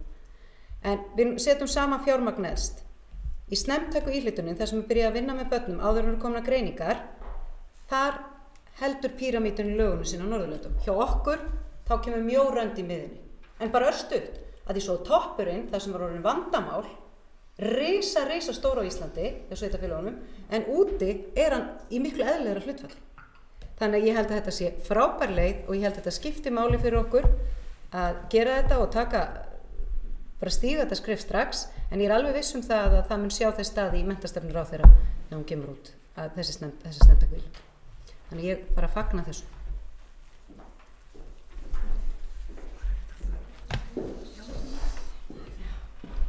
Þakka Írisi Róbertsdóttur fyrir, vilja fleiri bæjarfulltrúar ræða þetta? Trausti Hjaltason, gjörðu svo vel. Forseti, bæjarfulltrúar, gestir. Já, mér þykir þetta að vera áhugaverð og skemmtileg umræða. Þetta er alltaf gaman að ræða fræðslumál. Það er kannski byrja á því að hrósa leik- og grunnskólum hér í bæ varðandi viðbrögð við mikla áherslu á lestur og stærðfræði sem hefur verið lögð eftir akkurat niðurstöður bæði í samræmdu prófum og PISA og bara svona almennt í samfélaginu varðandi umræðu lestur og stærðfræði, og mér finnst kerfið hafa brugðist vel við og mér finnst vera mun meiri svona umræða og menn mun virkari að taka þátt og ekki bara í skólakerfinu, heldur líka í samfélaginu, en það má auðvitað gera betur í þessu og það á ekkert síður við samfélagi í heild sinni eins og fræðslukerfið, en ég held að það sé líka rétt að við sem að förum með ferðina í fjármálunum höfum það í huga og mér finnst ánægilegt að það sem að Íris kom hér inn á varðandi þennan píramída og í hvað fjármagni fer, að þegar við erum að bæta í einhvers staðar að þá mögulega kannski hægt að nota það fjármagn sem til, heldur að þarf ekki alltaf að vera að bæta við nýju fjármagni. Það er akkurat það sem að pólitíkin gengur út á, að forgangsraða á réttum stöðum. Þess vegna er rosalega mikilvægt að við séum sífellt að skoða þessi mál og reynum að gera betur og mér finnst þetta að vera allt saman í rétta átt svona undanfarin ár hjá okkur, og enda eru svona ákveðna vísbendingar að við séum á rétti leið, og það verður gaman að sjá þessa svona yngri árganga, hvernig þau koma út úr skólagöngunni eftir einhver ár miðað við þessar aðgerðir sem búið að fara í og þessar áherslu sem búið að leggja á, sérstaklega eins og lesturinn, og maður finnur það þegar maður kemur inn í yngri bekkina að það er gríðarlega mikil áhersla á lesturinn sem að er svo mikilvægt í þessu öll saman. En þetta er svona kannski pínu út úr, en ég stóðst ekki mátið að fyrst að þessu umræða var komin af stað hér. Þakka Trausta Hjaltarssyni fyrir. Vilja bæjarfulltrúar taka meira til máls undir þessu leið? Svo er ekki. Ég held við myndum slá út skipulagsmálunum, en það er ekki. Þetta er síðasta málið í fræðslumálum, þannig að við segjum hér staðan numið og berum þá lið númer 7 undir atkvæði. Bæjarfulltrúar sem eru því samþykkir, gefa atkvæðamerki. Þetta var fullt hús og 7-0. Þá berum við liði 4, 5 og 6. Það bætist við liður 6 sem hann falli frá umræðu áðan. Undir atkvæði þegar bæjarfulltrúar sem eru því samþykkir gefa atkvæðamerki. Það er allir 7 bæjarfulltrúar, þannig að það er samþykkt. Þá miða okkur svolítið áfram. Ekki athygli allra á því, bæði hér gestir í sal og þeir sem eru að hlusta, að það voru 17 dagskrárliðir, við erum komin lið nummer 14, þannig að þetta er svona þeim styttast í annan endan. 14 er bæjar á Vestmannaeyja, fundur 3114. Það var óskað eftir umræðum lið nummer 5 sem er staða sýslumannsins í Vestmannaeyjum, liggur fyrir til umræðu og staðfestingar. Það er Íris Róbertsdóttir. Ekki satt.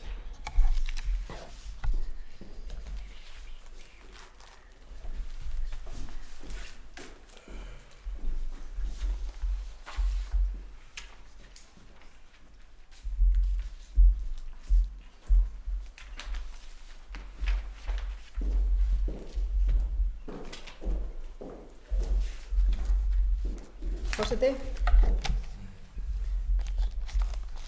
Í bæjarráði á þriðjudag var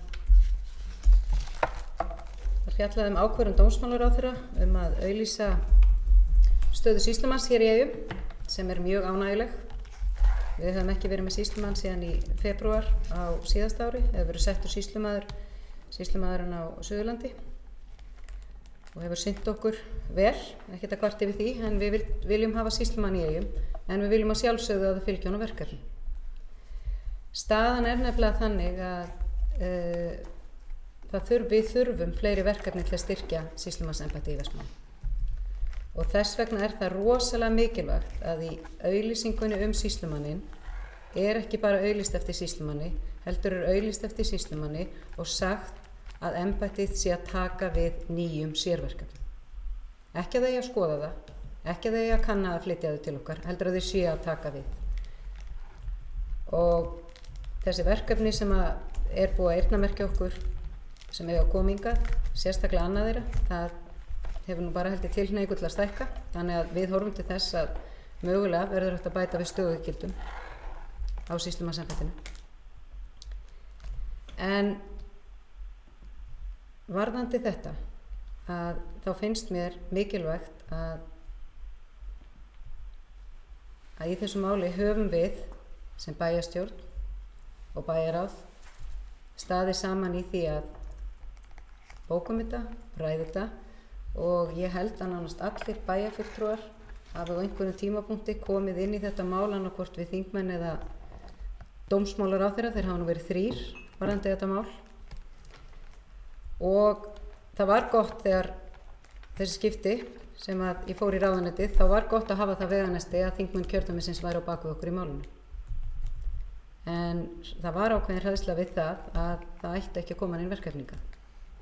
En sem betur fer var það niðurstaða dómsmálaráðherra að verkefnin fylgja, verkefnin í auglýsingunni, þannig að við getum bara verið ótrúlega glöð og stolt af því og svo skipti bara máli og vonandi fáum við mjög öflugan einstakling sem sækir enn fleiri verkefni. Af því við viljum náttúrulega efla embættið þarna. Það stöðugildum hefur fækkað á embættinu og því hefur verið haldið fram að það sé ekki nógu mikið af verkefnum til þess að vera með 2 lögleiðra aðila sem eru þá sýslumaður og fulltrúi, en núna er að koma ný verkefni og vonandi bara bætu við því. Þannig að mér finnst þetta bara mikið fagnaðarefni og bara ótrúlega jákvætt og ég ætla að fá að lesa hérna bókun. Meirihluti EOH-lista lýsir ánægju með þá ákvörðun dómsmálaráðherra að auglýsa stöðu sýslumanns í Eyjum. Dómsmálaráðherra tók tillit til sjónarmiða bæjarstjórnar í þessu máli. Bæjarstjórn og bæjarráð hafa verið samstíga, talað af festu fyrir þessu málstað við þá 2 ráðherra sem gegnt af embætti dómsmálaráðherra eftir að sá 3. tók ákvörðun að kalla sýslumanninn burt frá Eyjum í byrjun ársins. Það er líka ánægjulegt að verið að færa 2 ný skilgreind verkefni til embættisins í Eyjum til viðbóta við þau sem fyrir eru og lögð var þung áhersla á það við ráðherrann til að festa starfsemina í sessi. Þessi ákvörðun er mikilvægt skref í því að styrkja embættið og nýju sérverkefnum skila vonandi í framtíðinni fleiri stöðugildum.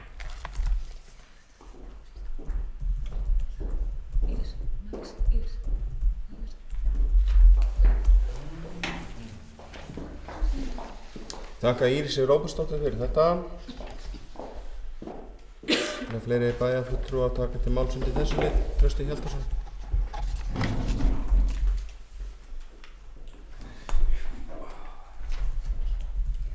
Forseti, bæjarfulltrúar, gestir.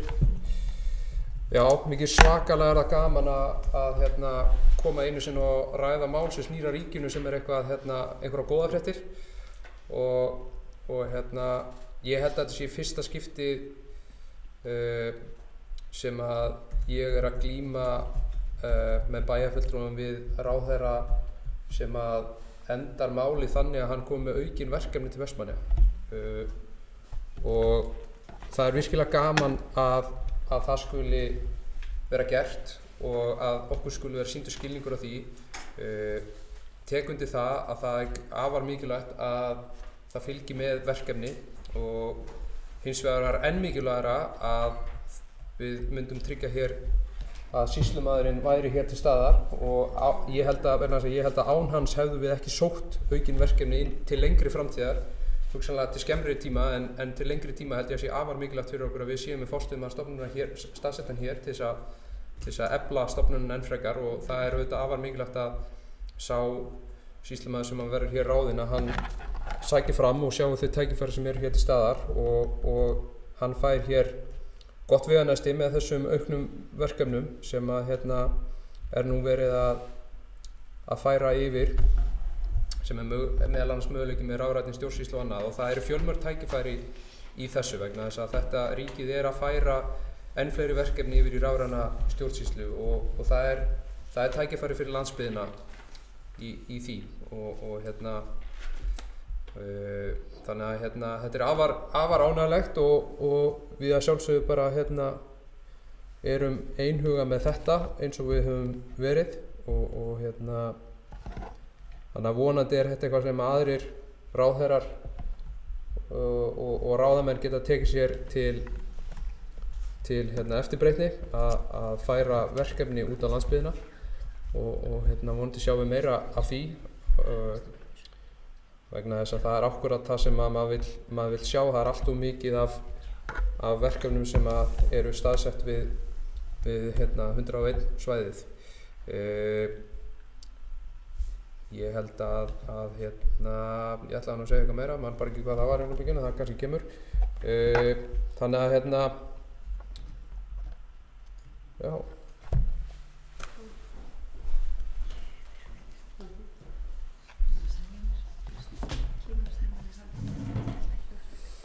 Já, ég þakka Trausta Hjaltarsyni fyrir.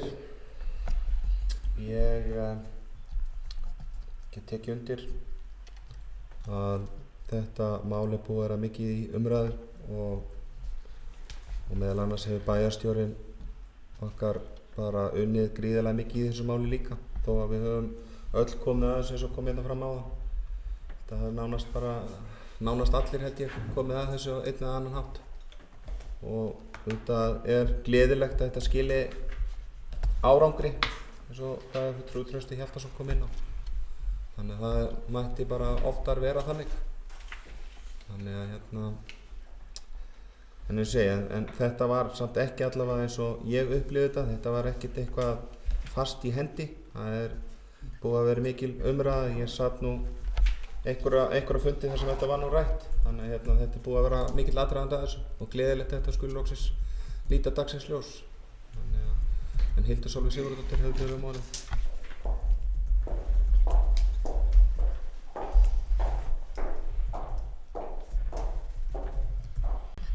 Forseti, bæjarfulltrúar, gestir, já, ég tek undir það sem hefur komið hér fram og sérstaklega eins og bæjarfulltrúi Trausti Hjaltarsson lagði áherslu á að þá er það gríðarlega ánægjulegt þegar að maður upplifir það sé verið að hlusta á málflutning, að það sé verið að taka til greina þær áhyggjur sem við höfum allan tíman verið að berjast hart fyrir því að halda yfirstjórninni af embættinu heima í héraði, þar sem við höfum því miður bitra reynslu af því þegar að hún er færð til dæmis frá okkur og á Selfoss eða á Suðurlandi eins og við þekkjum að þá vill það stundum verða til að auðvitað er þá fjarlægðin gerir það að erfiðar ákvarðanir verða skyndilega auðvildari að draga saman seglin eða segja upp starfsmönnum eða annað og það eru til dæmis dæmi þess núna nýlega á Vík held ég frekar en Höfn þar sem það var verkefni frá sýslumanni Suðurland sem að ferðist yfir á Hvolsvöll. Þannig að það er gríðarlega mikilvægt að við höfum haft að fáum þennan yfirmann, þessa yfirstjórn og skilninginn á embættinu sem er hér og ég bara vill persónulega þakka hæstv. Dómsmálaráðherra Áslaugu Örnu fyrir að hafa tekið að festa á þessu máli og við höfum auðvitað hér örugglega öll sem sitjum aldrei átt von á því að þurfa að ræða á einu ári, það var reyndar bara í janúar á þessu ári, ekki í janúar í fyrra sem hún í rauninni, Kristín Þórðardóttir var sett yfir embætti hjá okkur. Þannig að, en ég held að það hafi örugglega ekki allir átt von á því að við myndum ræða við 3 dómsmálaráðherra þetta mál en það var raunin en gerði vissulega málið erfiðara í meðhöndlun og að reyna í þrígang að koma ráðherra hverju sinni í skilningum þar aðstæður sem við erum að búa við. Og ég er bara gríðarlega ánægð fyrir hönd Vestmannaeyjabæjar að þetta málefni sé í höfn og við séum bara að sé að koma auglýsing um nýjan starfsmanna því að þó svo við séum líka auðvitað, við erum fyrst og fremst að hugsa um embætti sjálft af því það gegnir gríðarlega mikilvægu hlutverki bæði gagnvart öðrum afleitum fagstéttum, til dæmis eins og fagstétt lögfræðinga, að embættið hér sé öflugt getur haft í rauninni afleita áhrif á þeirra störf, þannig að það er náttúrulega eitt, og svo höfum við líka orðið vitni af því, og þeir þekkja það lögfræðingarnir sjálfir, að þetta er oft svona ákveðin stökkpallur, embættið, að menn sem eru eða fólk sem er að hefja sín lögfræði störf úr beintu menntun, að það er ofta að koma að stíga sín fyrstu skref inn á sýslumannsembættinu. Svo er það bara líka þannig að því við erum miður, að þá eru opinberum störfum í sveitafélaginu, þeim hefur farið fækkandi, og þessi störf, til dæmis eins og embætti sýslumanns, þetta er launahá staða, og slíkt skiptir okkur máli, ekki bara í útsvari en líka bara í menntunarstigi og öðru. Og svo er það líka að við erum alveg að sjá einmitt svona þessar afleiðingar af því að ef stofnanirnar er ekki að hafa yfirstjórnina, að þá er það til þess fallið að veikja þær.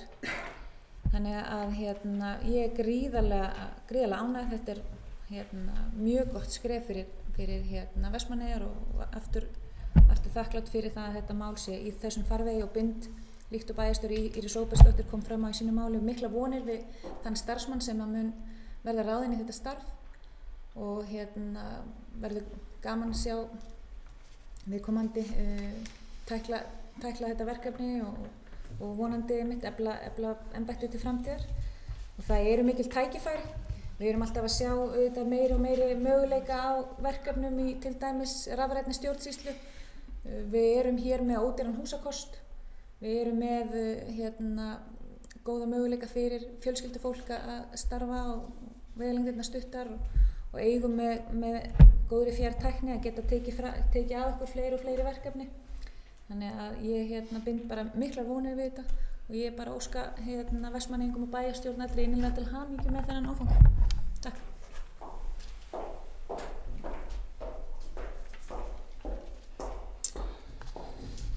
Þakka Hildi Sólveig Sigurðardóttir fyrir þetta. Vilja fleiri ræða þennan lið? Helga Kristín Kolbeins, hversu vel?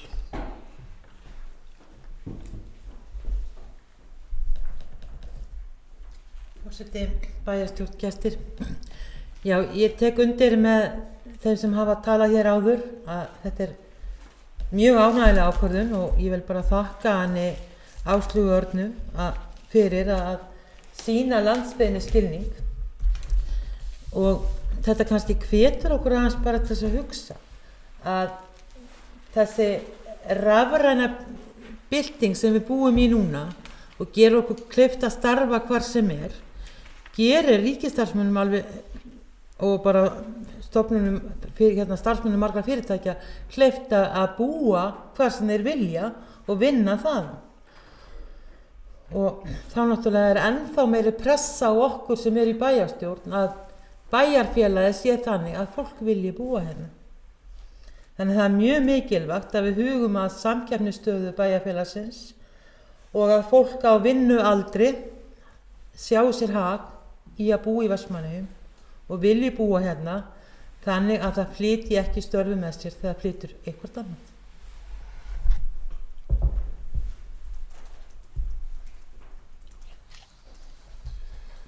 Þakka Helgu Kristínu Kolbeins fyrir þetta. Vilja fleiri ræða þennan lið? Það er orðið tæmt.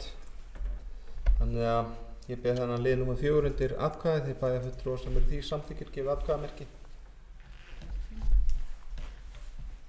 Það eru 7 bæjarfulltrúar sem að samþykkja þennan lið númer 5.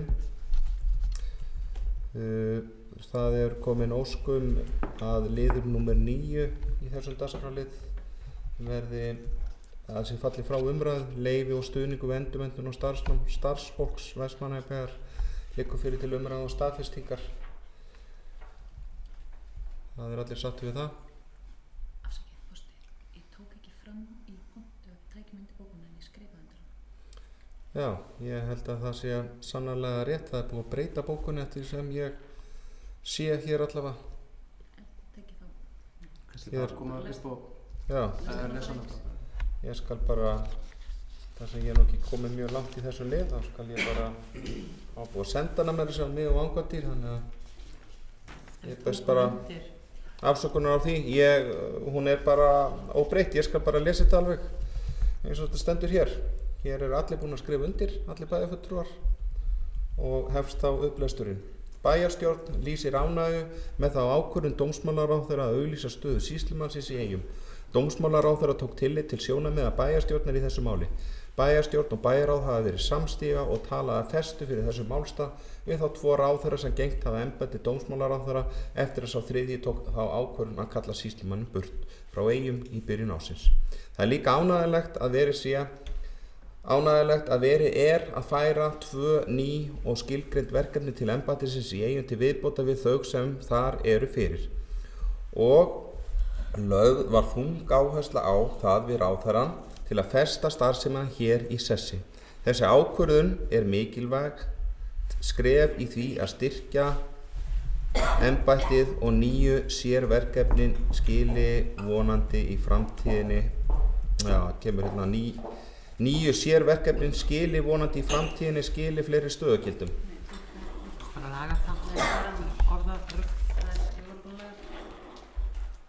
Það er ósamræmi þá í þeim texta sem er hér og í tölvunni. En er það ekki eina sem að breytist? Þá er engin efnisbreyting, þannig að ég tel óþarfi að þreyta hér hlustundur og áhorundur og bæjarfulltrúa að lesa þetta aftur. Þá er þessum lið nr. 5 lokið aftur. Andmælir því enginn, það var samþykktur með 7 atkvæðum, 7-0. En þá förum við aftur í lið nr. 9. Það voru einhverjir bæjarfulltrúar hér farnir að gefa með merkjum að þeir voru mjög ánægðir með það að vera fallið frá þessar umræðu. Stendur það? Vill einhver ræða þetta? Nei, svo er ekki. Þá færum við þennan lið 9 hér inn í þá röð sem ég les hér upp núna. Það eru liðir 1-4 og þá liðir 6-9 og 10-13 sem liggja fyrir til staðfestingar. Þeir bæjarfulltrúar sem eru því samþykkir gefa mér atkvæðamerki. Það eru 7 bæjarfulltrúar, þannig að það er samþykkt. Þá förum við í lið nr. 14. Það er ljósleiðara uppbygging í Vestmannaeyjum.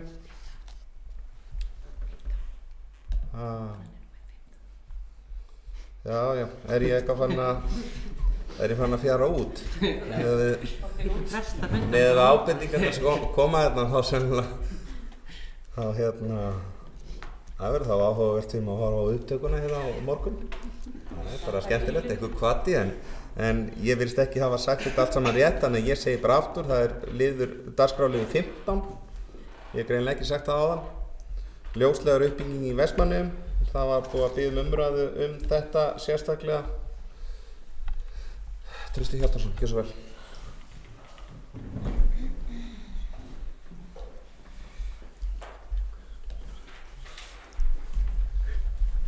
Forseti, bæjarfulltrúar og gestir.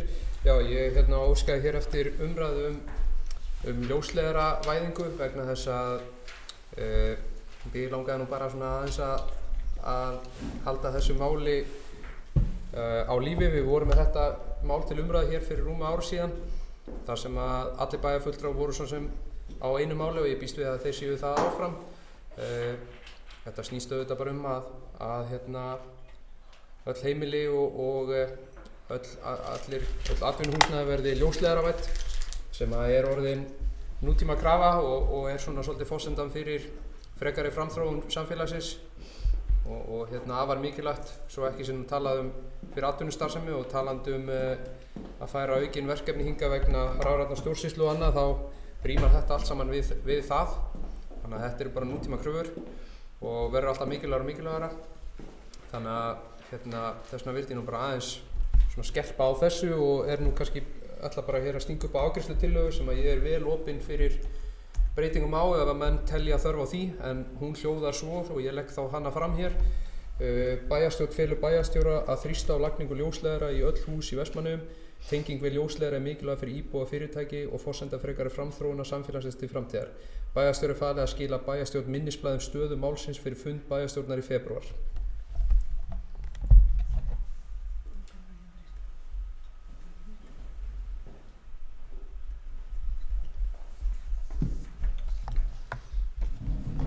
þakka Trausta Hjaltarsyni fyrir þetta. Þetta mjög skemmtilegt málefni og ég sennilega sekur að hafa viljað ræða þetta fyrir rúma ári síðan. Ég held því miður að þetta hefur því miður bara allt og lítið verið rætt og eins og við Trausti ræddum saman í dag þá erum við bara orðin rosalega aftarlega og ég ræddi þetta líka á samband Sunnlenskra sveitarfélaga þinginu sem við vorum upp á Geysi fyrir nokkru síðan. Það var faghópur sem ræddi þessi mál og ég var nú í svona pínu baráttu þar og sumum fannst það sjálfsagt að við gætum bara lagt í þann kostnað eins og sum sveitarfélög sem eru með hús í dreifbýli og styrkt þetta og það ein leiðin að gera það náttúrulega sannarlega þannig. Það Ísland ljóstengt verkefni sem að ríkisstjórnin hefur verið með í gangi og úr því hefur verið úthlutað töluverðum fjármunum til þess að ljósleiðara tengja dreifbýlin og það náttúrulega hrikalega súrt svo að það sé nú ekki til svona meira tekið til orða í því sko að við höfum setið eftir í þessu. Það okkur taldist til að þetta væri Eyrarbakki og Stokkseyri og svo væri að hluta til, það var eitthvað komið á stað og höfn, það var umræðan á þinginu. Þetta væru þeir staðir hérna á Suðurlandi sem hefði setið eftir. Aðrir væru bara komnir vel áleiðis í tengingum. Þannig að ég fagna því þessum fréttum sem að það hafa hér verið bæjarbúar sem hafa sýnt þessu málefni líka mikinn áhuga og hafa skrifað meðal annars fyrirtækjum í þessu og það aðeins verið að bregðast við en það kannski ekki mikið eins og fréttin hljómaði þá var það til næstu 14 mánaða 300 tengingar að með minnir ef ég með þetta rétt og ég hugsa að tengingarnar hér í bæ séu nú töluvert fleiri séu allavega 600 fleiri heldur en þetta þannig að við þurfum að gera eitthvað að mínu mati þarf að gera bara eitthvað verulega róttækt ég hef tekið frumkvæði í því ég búin að á þessum tíma hef ég hitt fjarskiptafyrirtækin og pressað áfram og reynt að koma þessu áfram en þeir segja bara þú veist það mörg sveitarfélög sem undan okkur í röðinni og það ekkert sem réttlæti það að taka okkur fram yfir núna fram yfir önnur sveitarfélög það þurfi þá að koma einhverjar róttækar aðgerðir í því og þannig að þetta staðan og með því allavega myndi ég segja að þetta sé nú ekki alveg þó að sé verið að tengja nokkra staði á næsta ári þá töluvert mikið eftir þannig að ég tek bara undir í þessu en við höfum svona viljum vera aðeins róttækari í þessu og ég fagna þessari tillögu Trausta í þessu og ég veit ekki alveg ég held að það sé langbest að lesa þessi tillögu upp það getur vel verið að við þurfum að taka fundarhlé en ég held ekki til líka alveg staðið sér við þurfum bara einhvern veginn að ég vil ekki þannig að tjá mig já en ég held að það sé langbest að ég lesi upp þessa tillögu allavega þannig að það sé allir upplýstur og mögulega þetta að samanlast í þessu það hér tillaga meirihluti E&H-lista leggur til að ljósleiðara uppbyggingu í Vestmannaeyjum verði flýtt mikilvægt að kanna alla leiðir og meta með hvaða hætti bærinn getur aðstofað búið til hvata fyrir markvissari og hraðari uppbyggingu ásamt áætlunum framkvæmdatíma og kostnað. Bæjarstjórn felur framkvæmdastjóra umhverfis- og framkvæmdasviðs og kerfisstjóra Vestmannaeyjabæjar að vinna minnisblað sem skilað verði til bæjarstjórnar ljósleiðara uppbyggingu í sveitarfélaginu. Þannig að ég held ég gefi orðið laust Íris Ólafsdóttir til svar.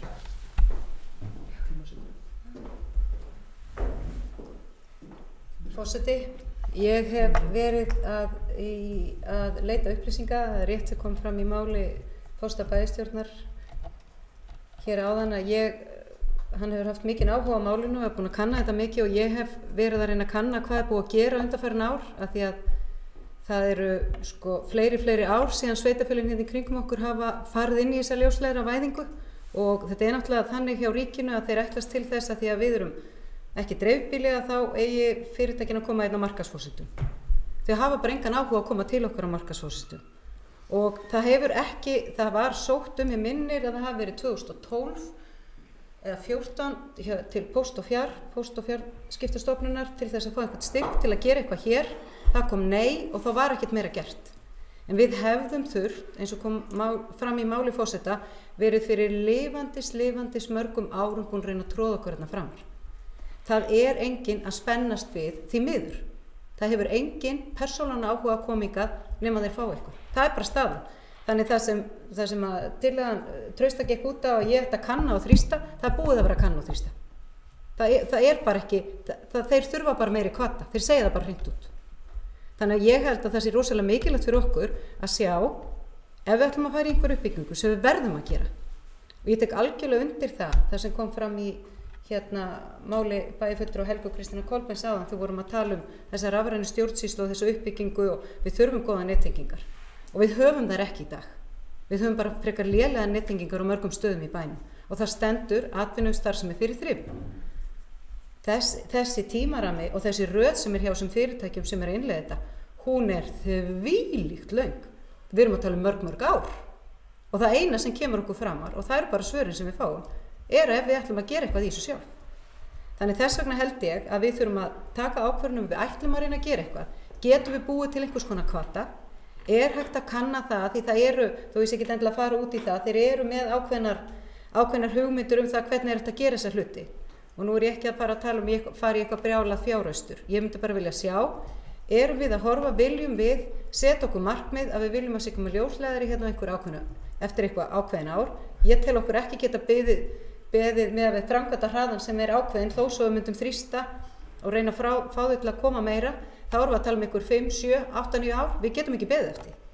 Þannig þetta þarf að hraða þessu og við erum eiginlega komin fram hjá því að reyna að hringi fyrirtækinu og beðið þau að koma Þau svara því bara ekki neitt vegna þess að þau eru bara með önnur sveitafélög undan okkur.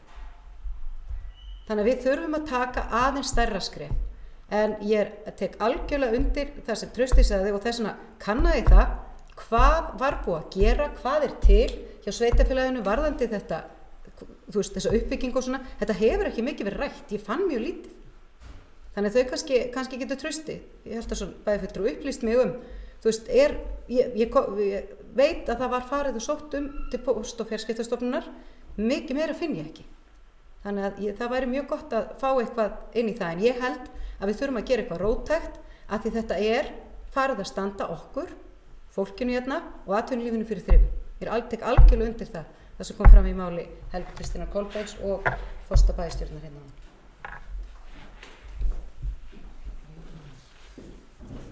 Þakka Írisi Róbsdóttur fyrir. Já, ég get kannski bætt við örlitlu viðbót fyrir bæjarfulltrúa þar sem að eflaust það væri ekki kafað jafndjúpt í þetta og ég. Það í skýrslunni fyrir Ísland ljóstengt talað tæpar 9 milljónir til þess að styrkur sem að við getum sótt í til þess að tengja dreifbílinn sem en þau bara mjög fá. Þetta held ég 15 hús, þannig að þetta ykkur 580.000 á hvað tengist það. Þannig að þetta svona sá kostnaður sem að vera að tala í dreifbíli og við sannarlega getum sótt þá þetta en þetta náttúrulega, þetta dekkar ekki allt. Bærinn þarf að leggja og það það sem hefur verið gert og svo ég miðli því bara til ykkar líka að þá hefur þetta sirka verið þannig að þá hefur í dreifbílum, í þessum verkefnum sem eins og var rætt á þinginu, þá þetta sirka skipt í þrennt að sveitafélagið að borga 300.000, fjarskiptasjóður 300.000 og eigandinn 300.000. Þannig að þetta sá kostnaður sem hefur verið á þessa staði í dreifbíli. Þannig að það ágætt fyrir bæjarfulltrúa svona átt að sagði hver sá kostnaður auðvitað kostnaðurinn örlítið minni. Já, allavega, maður myndi nú svona veðja á allavega helmingi minni í þéttbýli. Þannig að en Helga Kristín Kolbeins, gjör svo vel.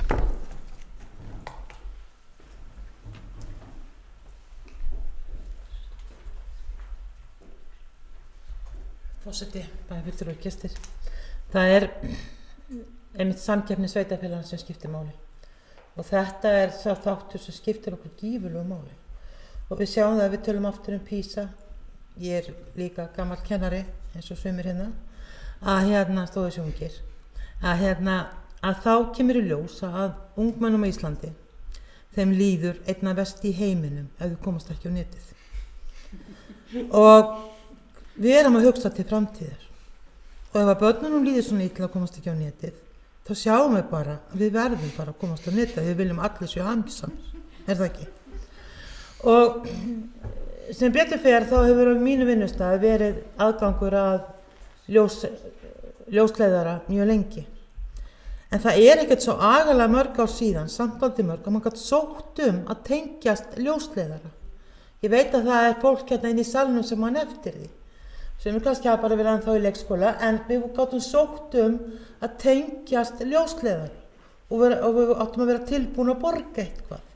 Þetta er bara svo langt síðan.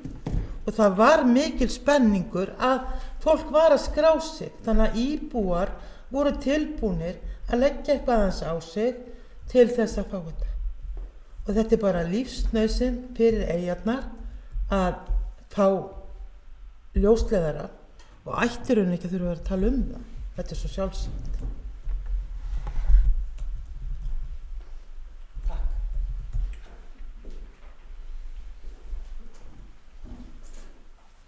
Þakka Helgu Kristínu Kolbens fyrir þetta. Það er að færast mikil spenna í leikinn. Þannig að það eru 3 bæjarfulltrúar sem eru standandi.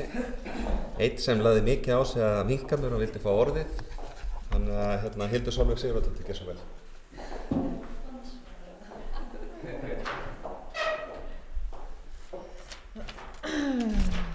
Forseti, bæjarfulltrúar, gestir, já. Takk fyrir að veita mér athygli, herra forseti. Ég er þakklát fyrir að fá að koma inn og ávarpa ykkur. Það er langt gengið á fundinn en við erum samt sem áður að ræða gríðarlega mikilvægt mál og mér finnst mjög gaman að hlusta á ræðu bæjarfulltrúa Helgu Kristínar Kolbeins líðan ungra barna og setja það í bein tengsl við aðgengi að interneti, en ég held að þetta sé ekkert, þetta er í rauninni samt ekkert gamanmála því þetta er mikilvægt, þetta er náttúrulega ein mesta bylting og ein mesta framför fyrir nútíma samfélag, að það er þetta gífurlega aukna aðgengi að upplýsingum og ég held að þetta sé þetta er klárlega eitt stærsta skrefið fyrir þetta samfélag og eitt mesta þróunarstökki fyrir okkur að hversu miklar upplýsingar eru orðnar núna bara við fingurgóm okkar. Og ég held að það er svona skemmtilegt og áhugavert að skoða að það voru frétt núna á þessu ári þar sem kom fram að 82% íslenskra heimila væru komið með ljósleiðaratengingu. Og það er sárt að vera í þeim hluta sem er nær ekki yfir þetta. Ísland er í öðru sæti í Evrópu yfir virkar ljósleiðaratengingar, þannig að Ísland er framarlega í þessu á alþjóðavísu, þannig að við ættum klárlega að grípa tækifæri. En ég held persónulega og kannski bara ágætt að þetta verði einhvers konar hluti eða vísir inn í það starf sem nú þegar er búið að samþykkja á þessum fundi, atvinnustefnuna, að þetta er klárlega eitthvað verkefni sem tengist inn í það og ég held að geti alveg klárlega verið einhvers konar samhljómur í þeirri vinnu og það að leggja fram tillögu og skoða hvernig við getum nálgast að styrkja fjarskiptatengingar í sveitarfélaginu.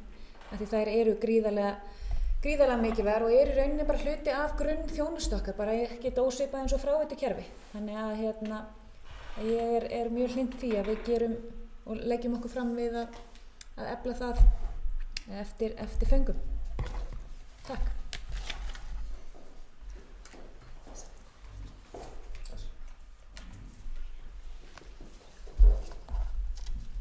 Já, ég þakka Hildi Sólveig Sigurðardóttir fyrir þetta.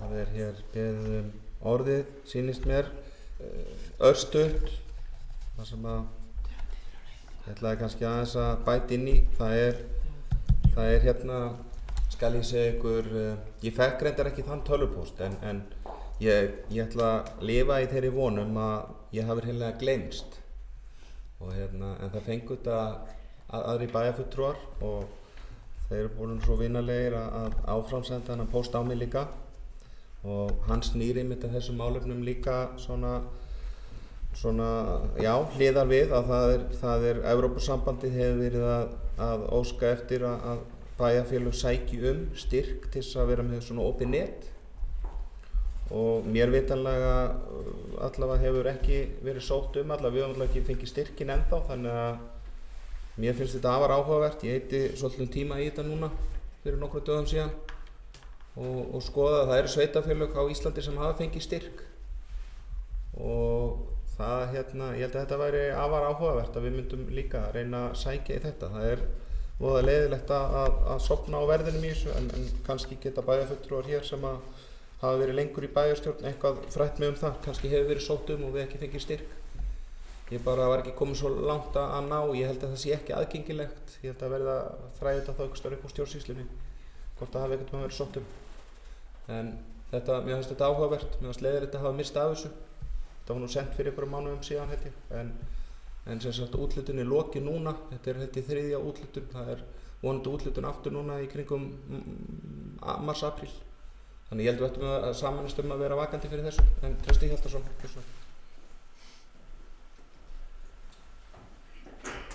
Forseti, bæjarfulltrúar og gestir.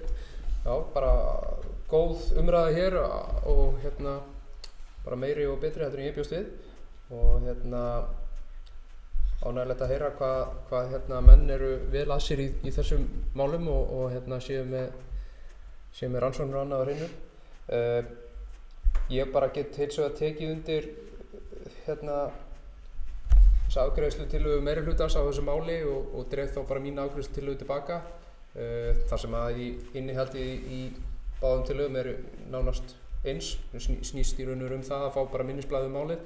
Ég hef nú reyndar viljað hnýta við, þó að það sé nú kannski ekki standi og falli ekkert með því, en það væri kannski ágætt að hnýta við einhverja dagsetningu, þannig að það væri ekki bara opið hvenær þetta minnisblað það koma, það myndi kannski koma í febrúar, mars eitthvað slags. Þannig að það væri einhver svona dagsetning á því, það er yfirleitt svona vænlegra til árangurs. Þannig að það er bara gott og vel og þá kannski getum við haldið áfram að taka málið eitthvað áfram vegna þess að þetta er nú svona eitt af þessum málum sem að snýra okkur sem við förum ekki með ferðina sjálf í og það er alltaf óþægilegt en það svona reynslan sýnir manni að það borgar sig að halda áfram og það þarf endalaust að vera að pönkast í málunum til þess að juða þeim áfram mál sem snúa að ríkinu og stærri fyrirtækjum.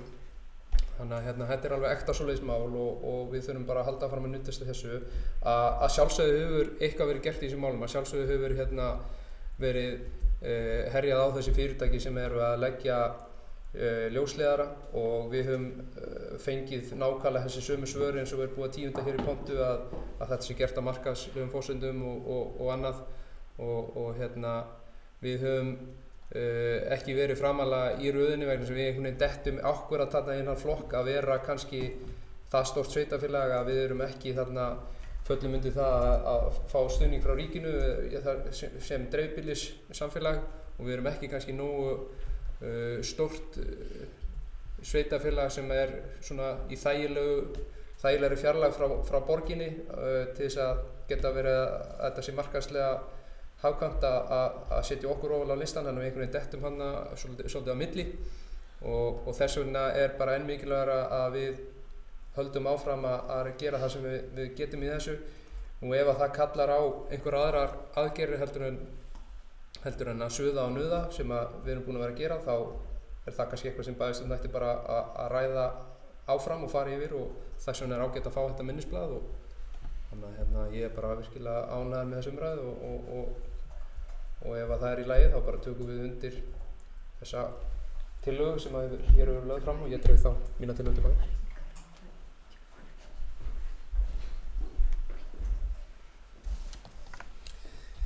Þakka Trausta Hjaltasyni fyrir þetta. það eins og kom fram, hann tilbúinn að draga tillögun tilbaka og minnihlutinn og þá bæjarstjórnin heild taki undir þessa tillögu sem þá aðeins róttækari.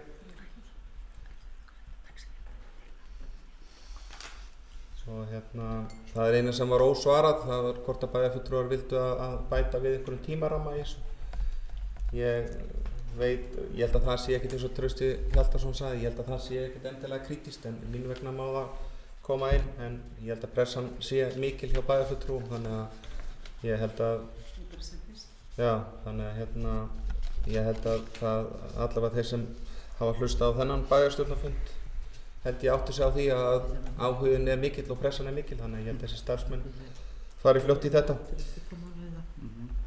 Hér allavega búið að kvitta að hluta til undir þessa, þetta tillaga svo sem þannig að við tökum hana til atkvæðagreiðslu. En þannig að ef bæjarfulltrúar vilja ekki ræða þessa tillögu frekar þá tökum við hana til atkvæðagreiðslu. Þeir bæjarfulltrúar sem eru samþykkir þessari tillögu gefa atkvæðamerki. Þannig að það 7 bæjarfulltrúar þannig að það er samþykkt.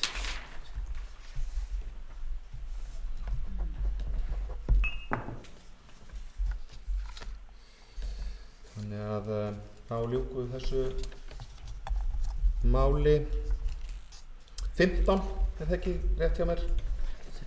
Það er ágætt, það sé ekki alveg búið. Heyrðu, þá förum við í dagskrárlið númer 16, umræða samgöngumál. Það er Íris Róbertsdóttir, hvað svo vel.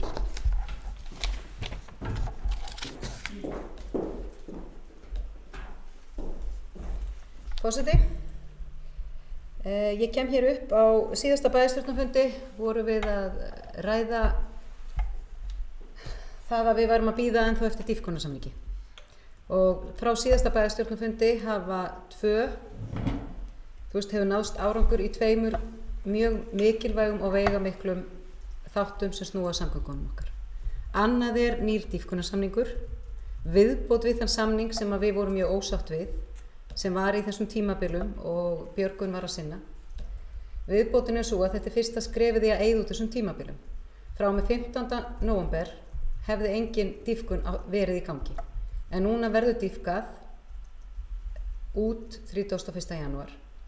Og staðan er þannig núna að á höfninni að náttúran hefur verið með okkur í liði og við vonum að það sé ennþá eftir hverja brælu. En það skiptir bara máli að það er skip til staðar, þegar gefur til dýpkunar þá á dýpka. Og það er bara gríðarlegur sigur fyrir okkur að því það kom fram áðan að við værum ekki að vinna neina sigra þegar við værum að tala við ríkið, þá var þetta sigur. Þessi tímabil eins og þau voru að bjóða okkur upp á það að vera með enga dýpkun frá 15. nóvember til 1. mars var náttúrulega hræðilegt og það var sigur að fá þetta til viðbótar af því þetta var ekki það sem átti að vera. Þannig að ég bara vildi taka umræðinu það hér og fara aðeins yfir það þó við séum búin að taka það í bæjarráð og annars staðar og finnst mér viðeigandi að taka það hér á bæjarstjórnarfundi af því að við höfum rætt þetta á hverjum einasta fundi samgöngur frá því allavega ég kom. Við unglingarnir sem erum ný, þið eru nú nokkur sem hafi meiri reynslu og ég veit að þetta meira og minn alltaf til umræðu á hverjum bæjarstjórnarfundi. En allavega og svo er hitt málið sem var samþykkt á mánudaginn með 55 atkvæðum sem er úttekt á Landeyjahöfn og sem átti bara að vera löngu komin. Það er búið að vera vandamál síðan 2010 og það er bara lífsnauðsynlegt fyrir okkur að fá þessa úttekt og það góða er í öllum umsögnunum með úttektinni frá öllum aðilum kemur fram að það sé mikilvægt að það sé erlendur aðili eða minnstakosti, það getur ekki verið neitt annan en erlendur af því Vegagerðin er svo eina sem kannski hefur einhverja þekkingu á sandflutningum á Íslandi. Þannig að það er erlendur aðili, það sé aðili sem hefur reynslu og þekkingu á þessu og líka að það sé ekki aðili sem er mjög mikilvægt. Að við séum ekki með aðila sem hefur komið að höfninni áður.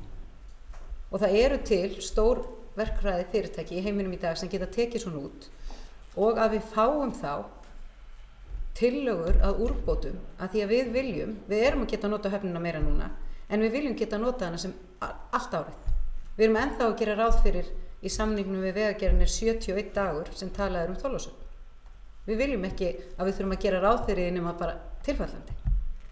Þannig að þessir 2 þættir sem hafa komið núna í nóvember og í desember eru gríðarlegt fagnaðarefni og bara frábært og bara með því mesta sem gerst hefur lengi í samgöngumálum okkar.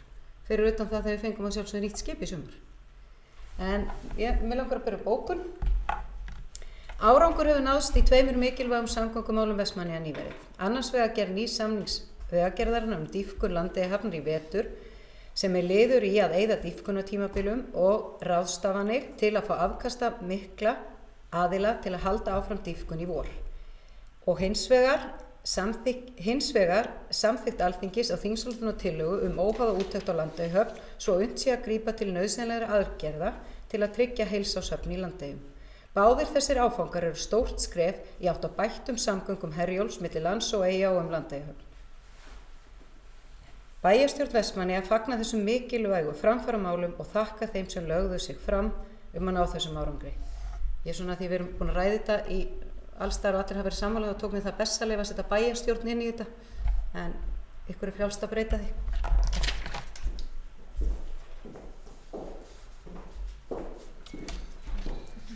Þakka Írisi Róbertsdóttur fyrir þetta. Tek undir það sem hún segir. Ég er sérstaklega ánægður með þessa úttekt sem samþykkt var á Alþingi mánudaginn og þetta hefur bara blasað við, allavega fyrir mér. Það getur vel verið að það séu eitthvað skipta skoðun það. En ég held að það sé gríðarlega mikilvægt að það sé farið í þessa úttekt og það hefur bara verið gott fyrir einhverjum árum síðan. En eins og segi, betra seint en aldrei segir einhvers staðar. Þannig að við fögnum því, en það var búið að lesa upp þarna bókun og vilja bæjarfulltrúar að ræða þetta. Hildur Sólveig Sigurðardóttir.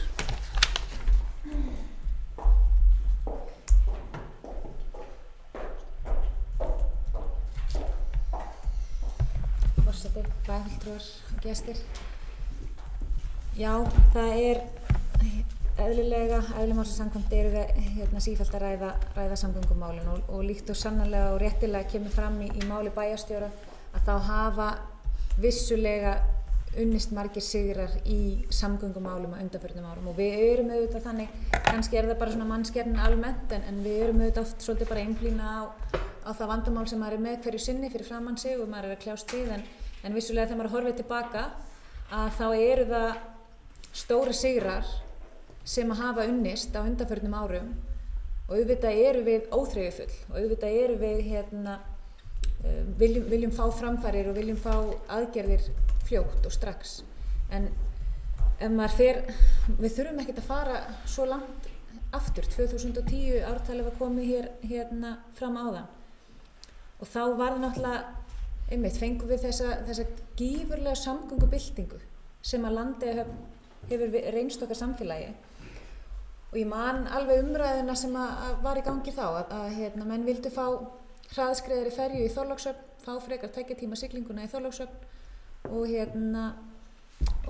í staðinn fyrir að vera að reyna að reiða okkur á Landeyjahöfn eða eins og sumir vilja tala hana niður og kalla hana Sandeyjahöfn en ég er alveg sannfærð það var gífurlegt framfarsskref fyrir þetta samfélag. Fólk er alltaf meira tilbúið að leggja undir sig 40 mínútna siglingu en 2 tíma siglingu. Ég held að þó svo við séum auðvitað ekki að ná því hlutfalli sem við viljum að þeim ferðamönnum sem að fara Suðurlandið að það myndum við aldrei að ég tel og engar vísindalegar greiningar þar á baki bara svona mín tilfinning að það væri ekki að ná þeim fjölda í gegnum 2 tíma siglingu. Þannig að Landeyjahöfn var sannarlega stór og mikill þáttur. Og náttúrulega annar stór og mikill þáttur var náttúrulega líka þegar að náðist að fá reksturinn af ferjunni yfir til Vestmannaeyjabæjar. Og við sáum og höfum séð mikla breytingar. Það var að þegar fólk hætti að þurfa að leggja út 10.000 til þess að kaupa inneignir eða geta keypt sér afsláttarmiða. Fjölgun ferða með yfirtöku rekstursins og það geta brugðist hraðar við að bæta inn ferðum. Á meðan þegar einkaaðilinn sem var að reka þetta þurfti að eiga í samningaviðræðum við Vegagerðina það að fá einhverja auka ferðir héðan og þaðan og fá auka fjármagn með og við sem höfum verið að kljást við hið opinbera og embættismannakerfið að við vitum að það gerist yfirleitt ekki alltaf mjög hratt og boðleiðirnar þar eru oft svona frekar hægar eða geta allavega orðið frekar hægar. Þannig að það að sjá hvernig verið að bregðast hér við er virkilega vel og ég vil bara fá við tækifæri koma framfæri hrósi til Vestmannaeyjaferjunnar Herjólfs sem að standa sig gífurlega vel við oft erfiðar aðstæður til dæmis eins og þegar hægt að sigla hluta úr degi í Landeyjahöfn að þá er það reynt og maður finnur það að viljinn klárlega til staðar nýta höfnina sem allra mest eins og ég veit að hefur alltaf verið en svo var það auðvitað líka mikill áfangi þegar að við fengum það í gegn að borga sama fargjald hvort sem við varum að fara til Landeyjahafnar eða Þorlákshafnar og auðvitað eins og bæjarstjóri kom inn að þegar við fengum nýja ferju og það var þannig og alltaf þannig að auðvitað stórar breytingar að það verður ákveðin hræðsla og það eru kannski ákveðin svona fordómar gagnvart breytingum af því að það sem við þekkjum ekki að það hræðust við oft og ég held allavega fyrir mína parta það sem að ég heyri að þá er fólk svona mörguleiti hvað ég segja svona kemur því skemmtilega óvart hversu gott að ferðast með skipinu og þessi nýja ferja er verulega ánægð hvernig hún að reynast og auðvitað höfum við líka núna verið lánsum með veðurfar en ég að sama skapi fagna þessari úttekt og vona að við fáum sannarlega einhver tækifæri til þess að vinna okkur áfram í það að auka og bæta við möguleikana á að nýta Landeyjahöfn sem allra mest yfir árið og við fáum sem flesta færa daga í Landeyjahöfn og auðvitað er það líka gífurlega mikið gott mál að það sé verið að rýmka dýpkunartímabilin og vonandi hverfa þau alveg út. Takk fyrir og við munum taka undir bókun bæjarstjórnar. Takk.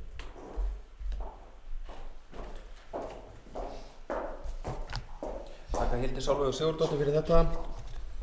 Þetta hafi verið bara fínt. Þetta sé bara orðið ágætt umræða líka. Það farið aðeins að þreytast í bæjarfulltrúum og væntanlega áhorfendum líka. Ekki hrefnum. Ekki þeim sem heima sitja. Hrefnum að sjá sér síðasta máli. Það er gott að það stutt í húmórinn.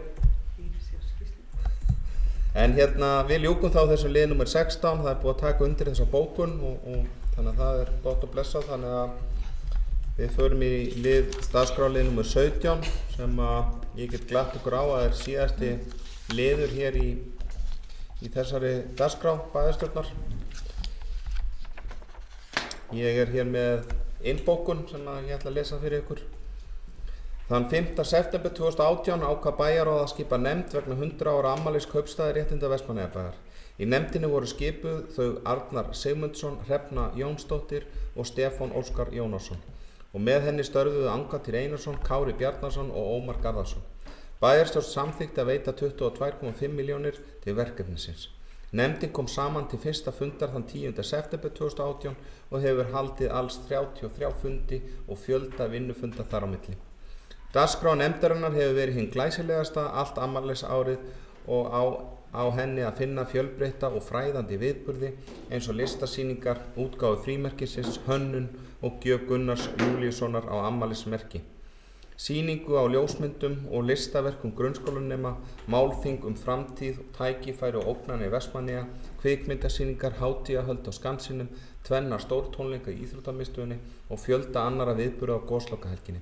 Útgáfuðu 80 sína hátíðarblaðs og dreifingu til allra heimila í Eyjum. Söfnun og vinnslu ljósmyndar sem sýna Vestmannaeyjar í 100 ár, röð ljósmyndasýninga í haust og loka viðburð nefndarinnar sem haldin var þann 24. nóvember síðastliðinn þar sem framfór sameiginleg messa trúfélagana í Vestmannaeyjum og tónleika í Landakirkju og Hraunbúðum.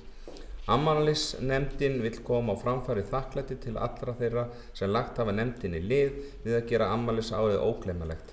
Fjölmargir einstaklingar hafa komið þar við sögu. Við erum með hér niðurstöðu jafnframt. Bæjarstjórn Vestmannaeyja óskar afmælisnefndinni til hamingju með metnaðarfulla og fjölbreytta dagskrá á afmælisárinu. Það er óhætt að segja að frábærlega hafi tekist til með alla þá viðburði og verkefni sem nefndin hefur skipulagt. Fjöldi þáttakanda og gesta ber augljós merki þess hversu vel tókst til og hafa margir bæjarbúar haft á orði að dagskráin hafi verið hinn glæsilegasta og Vestmannaeyjum til mikils sóma.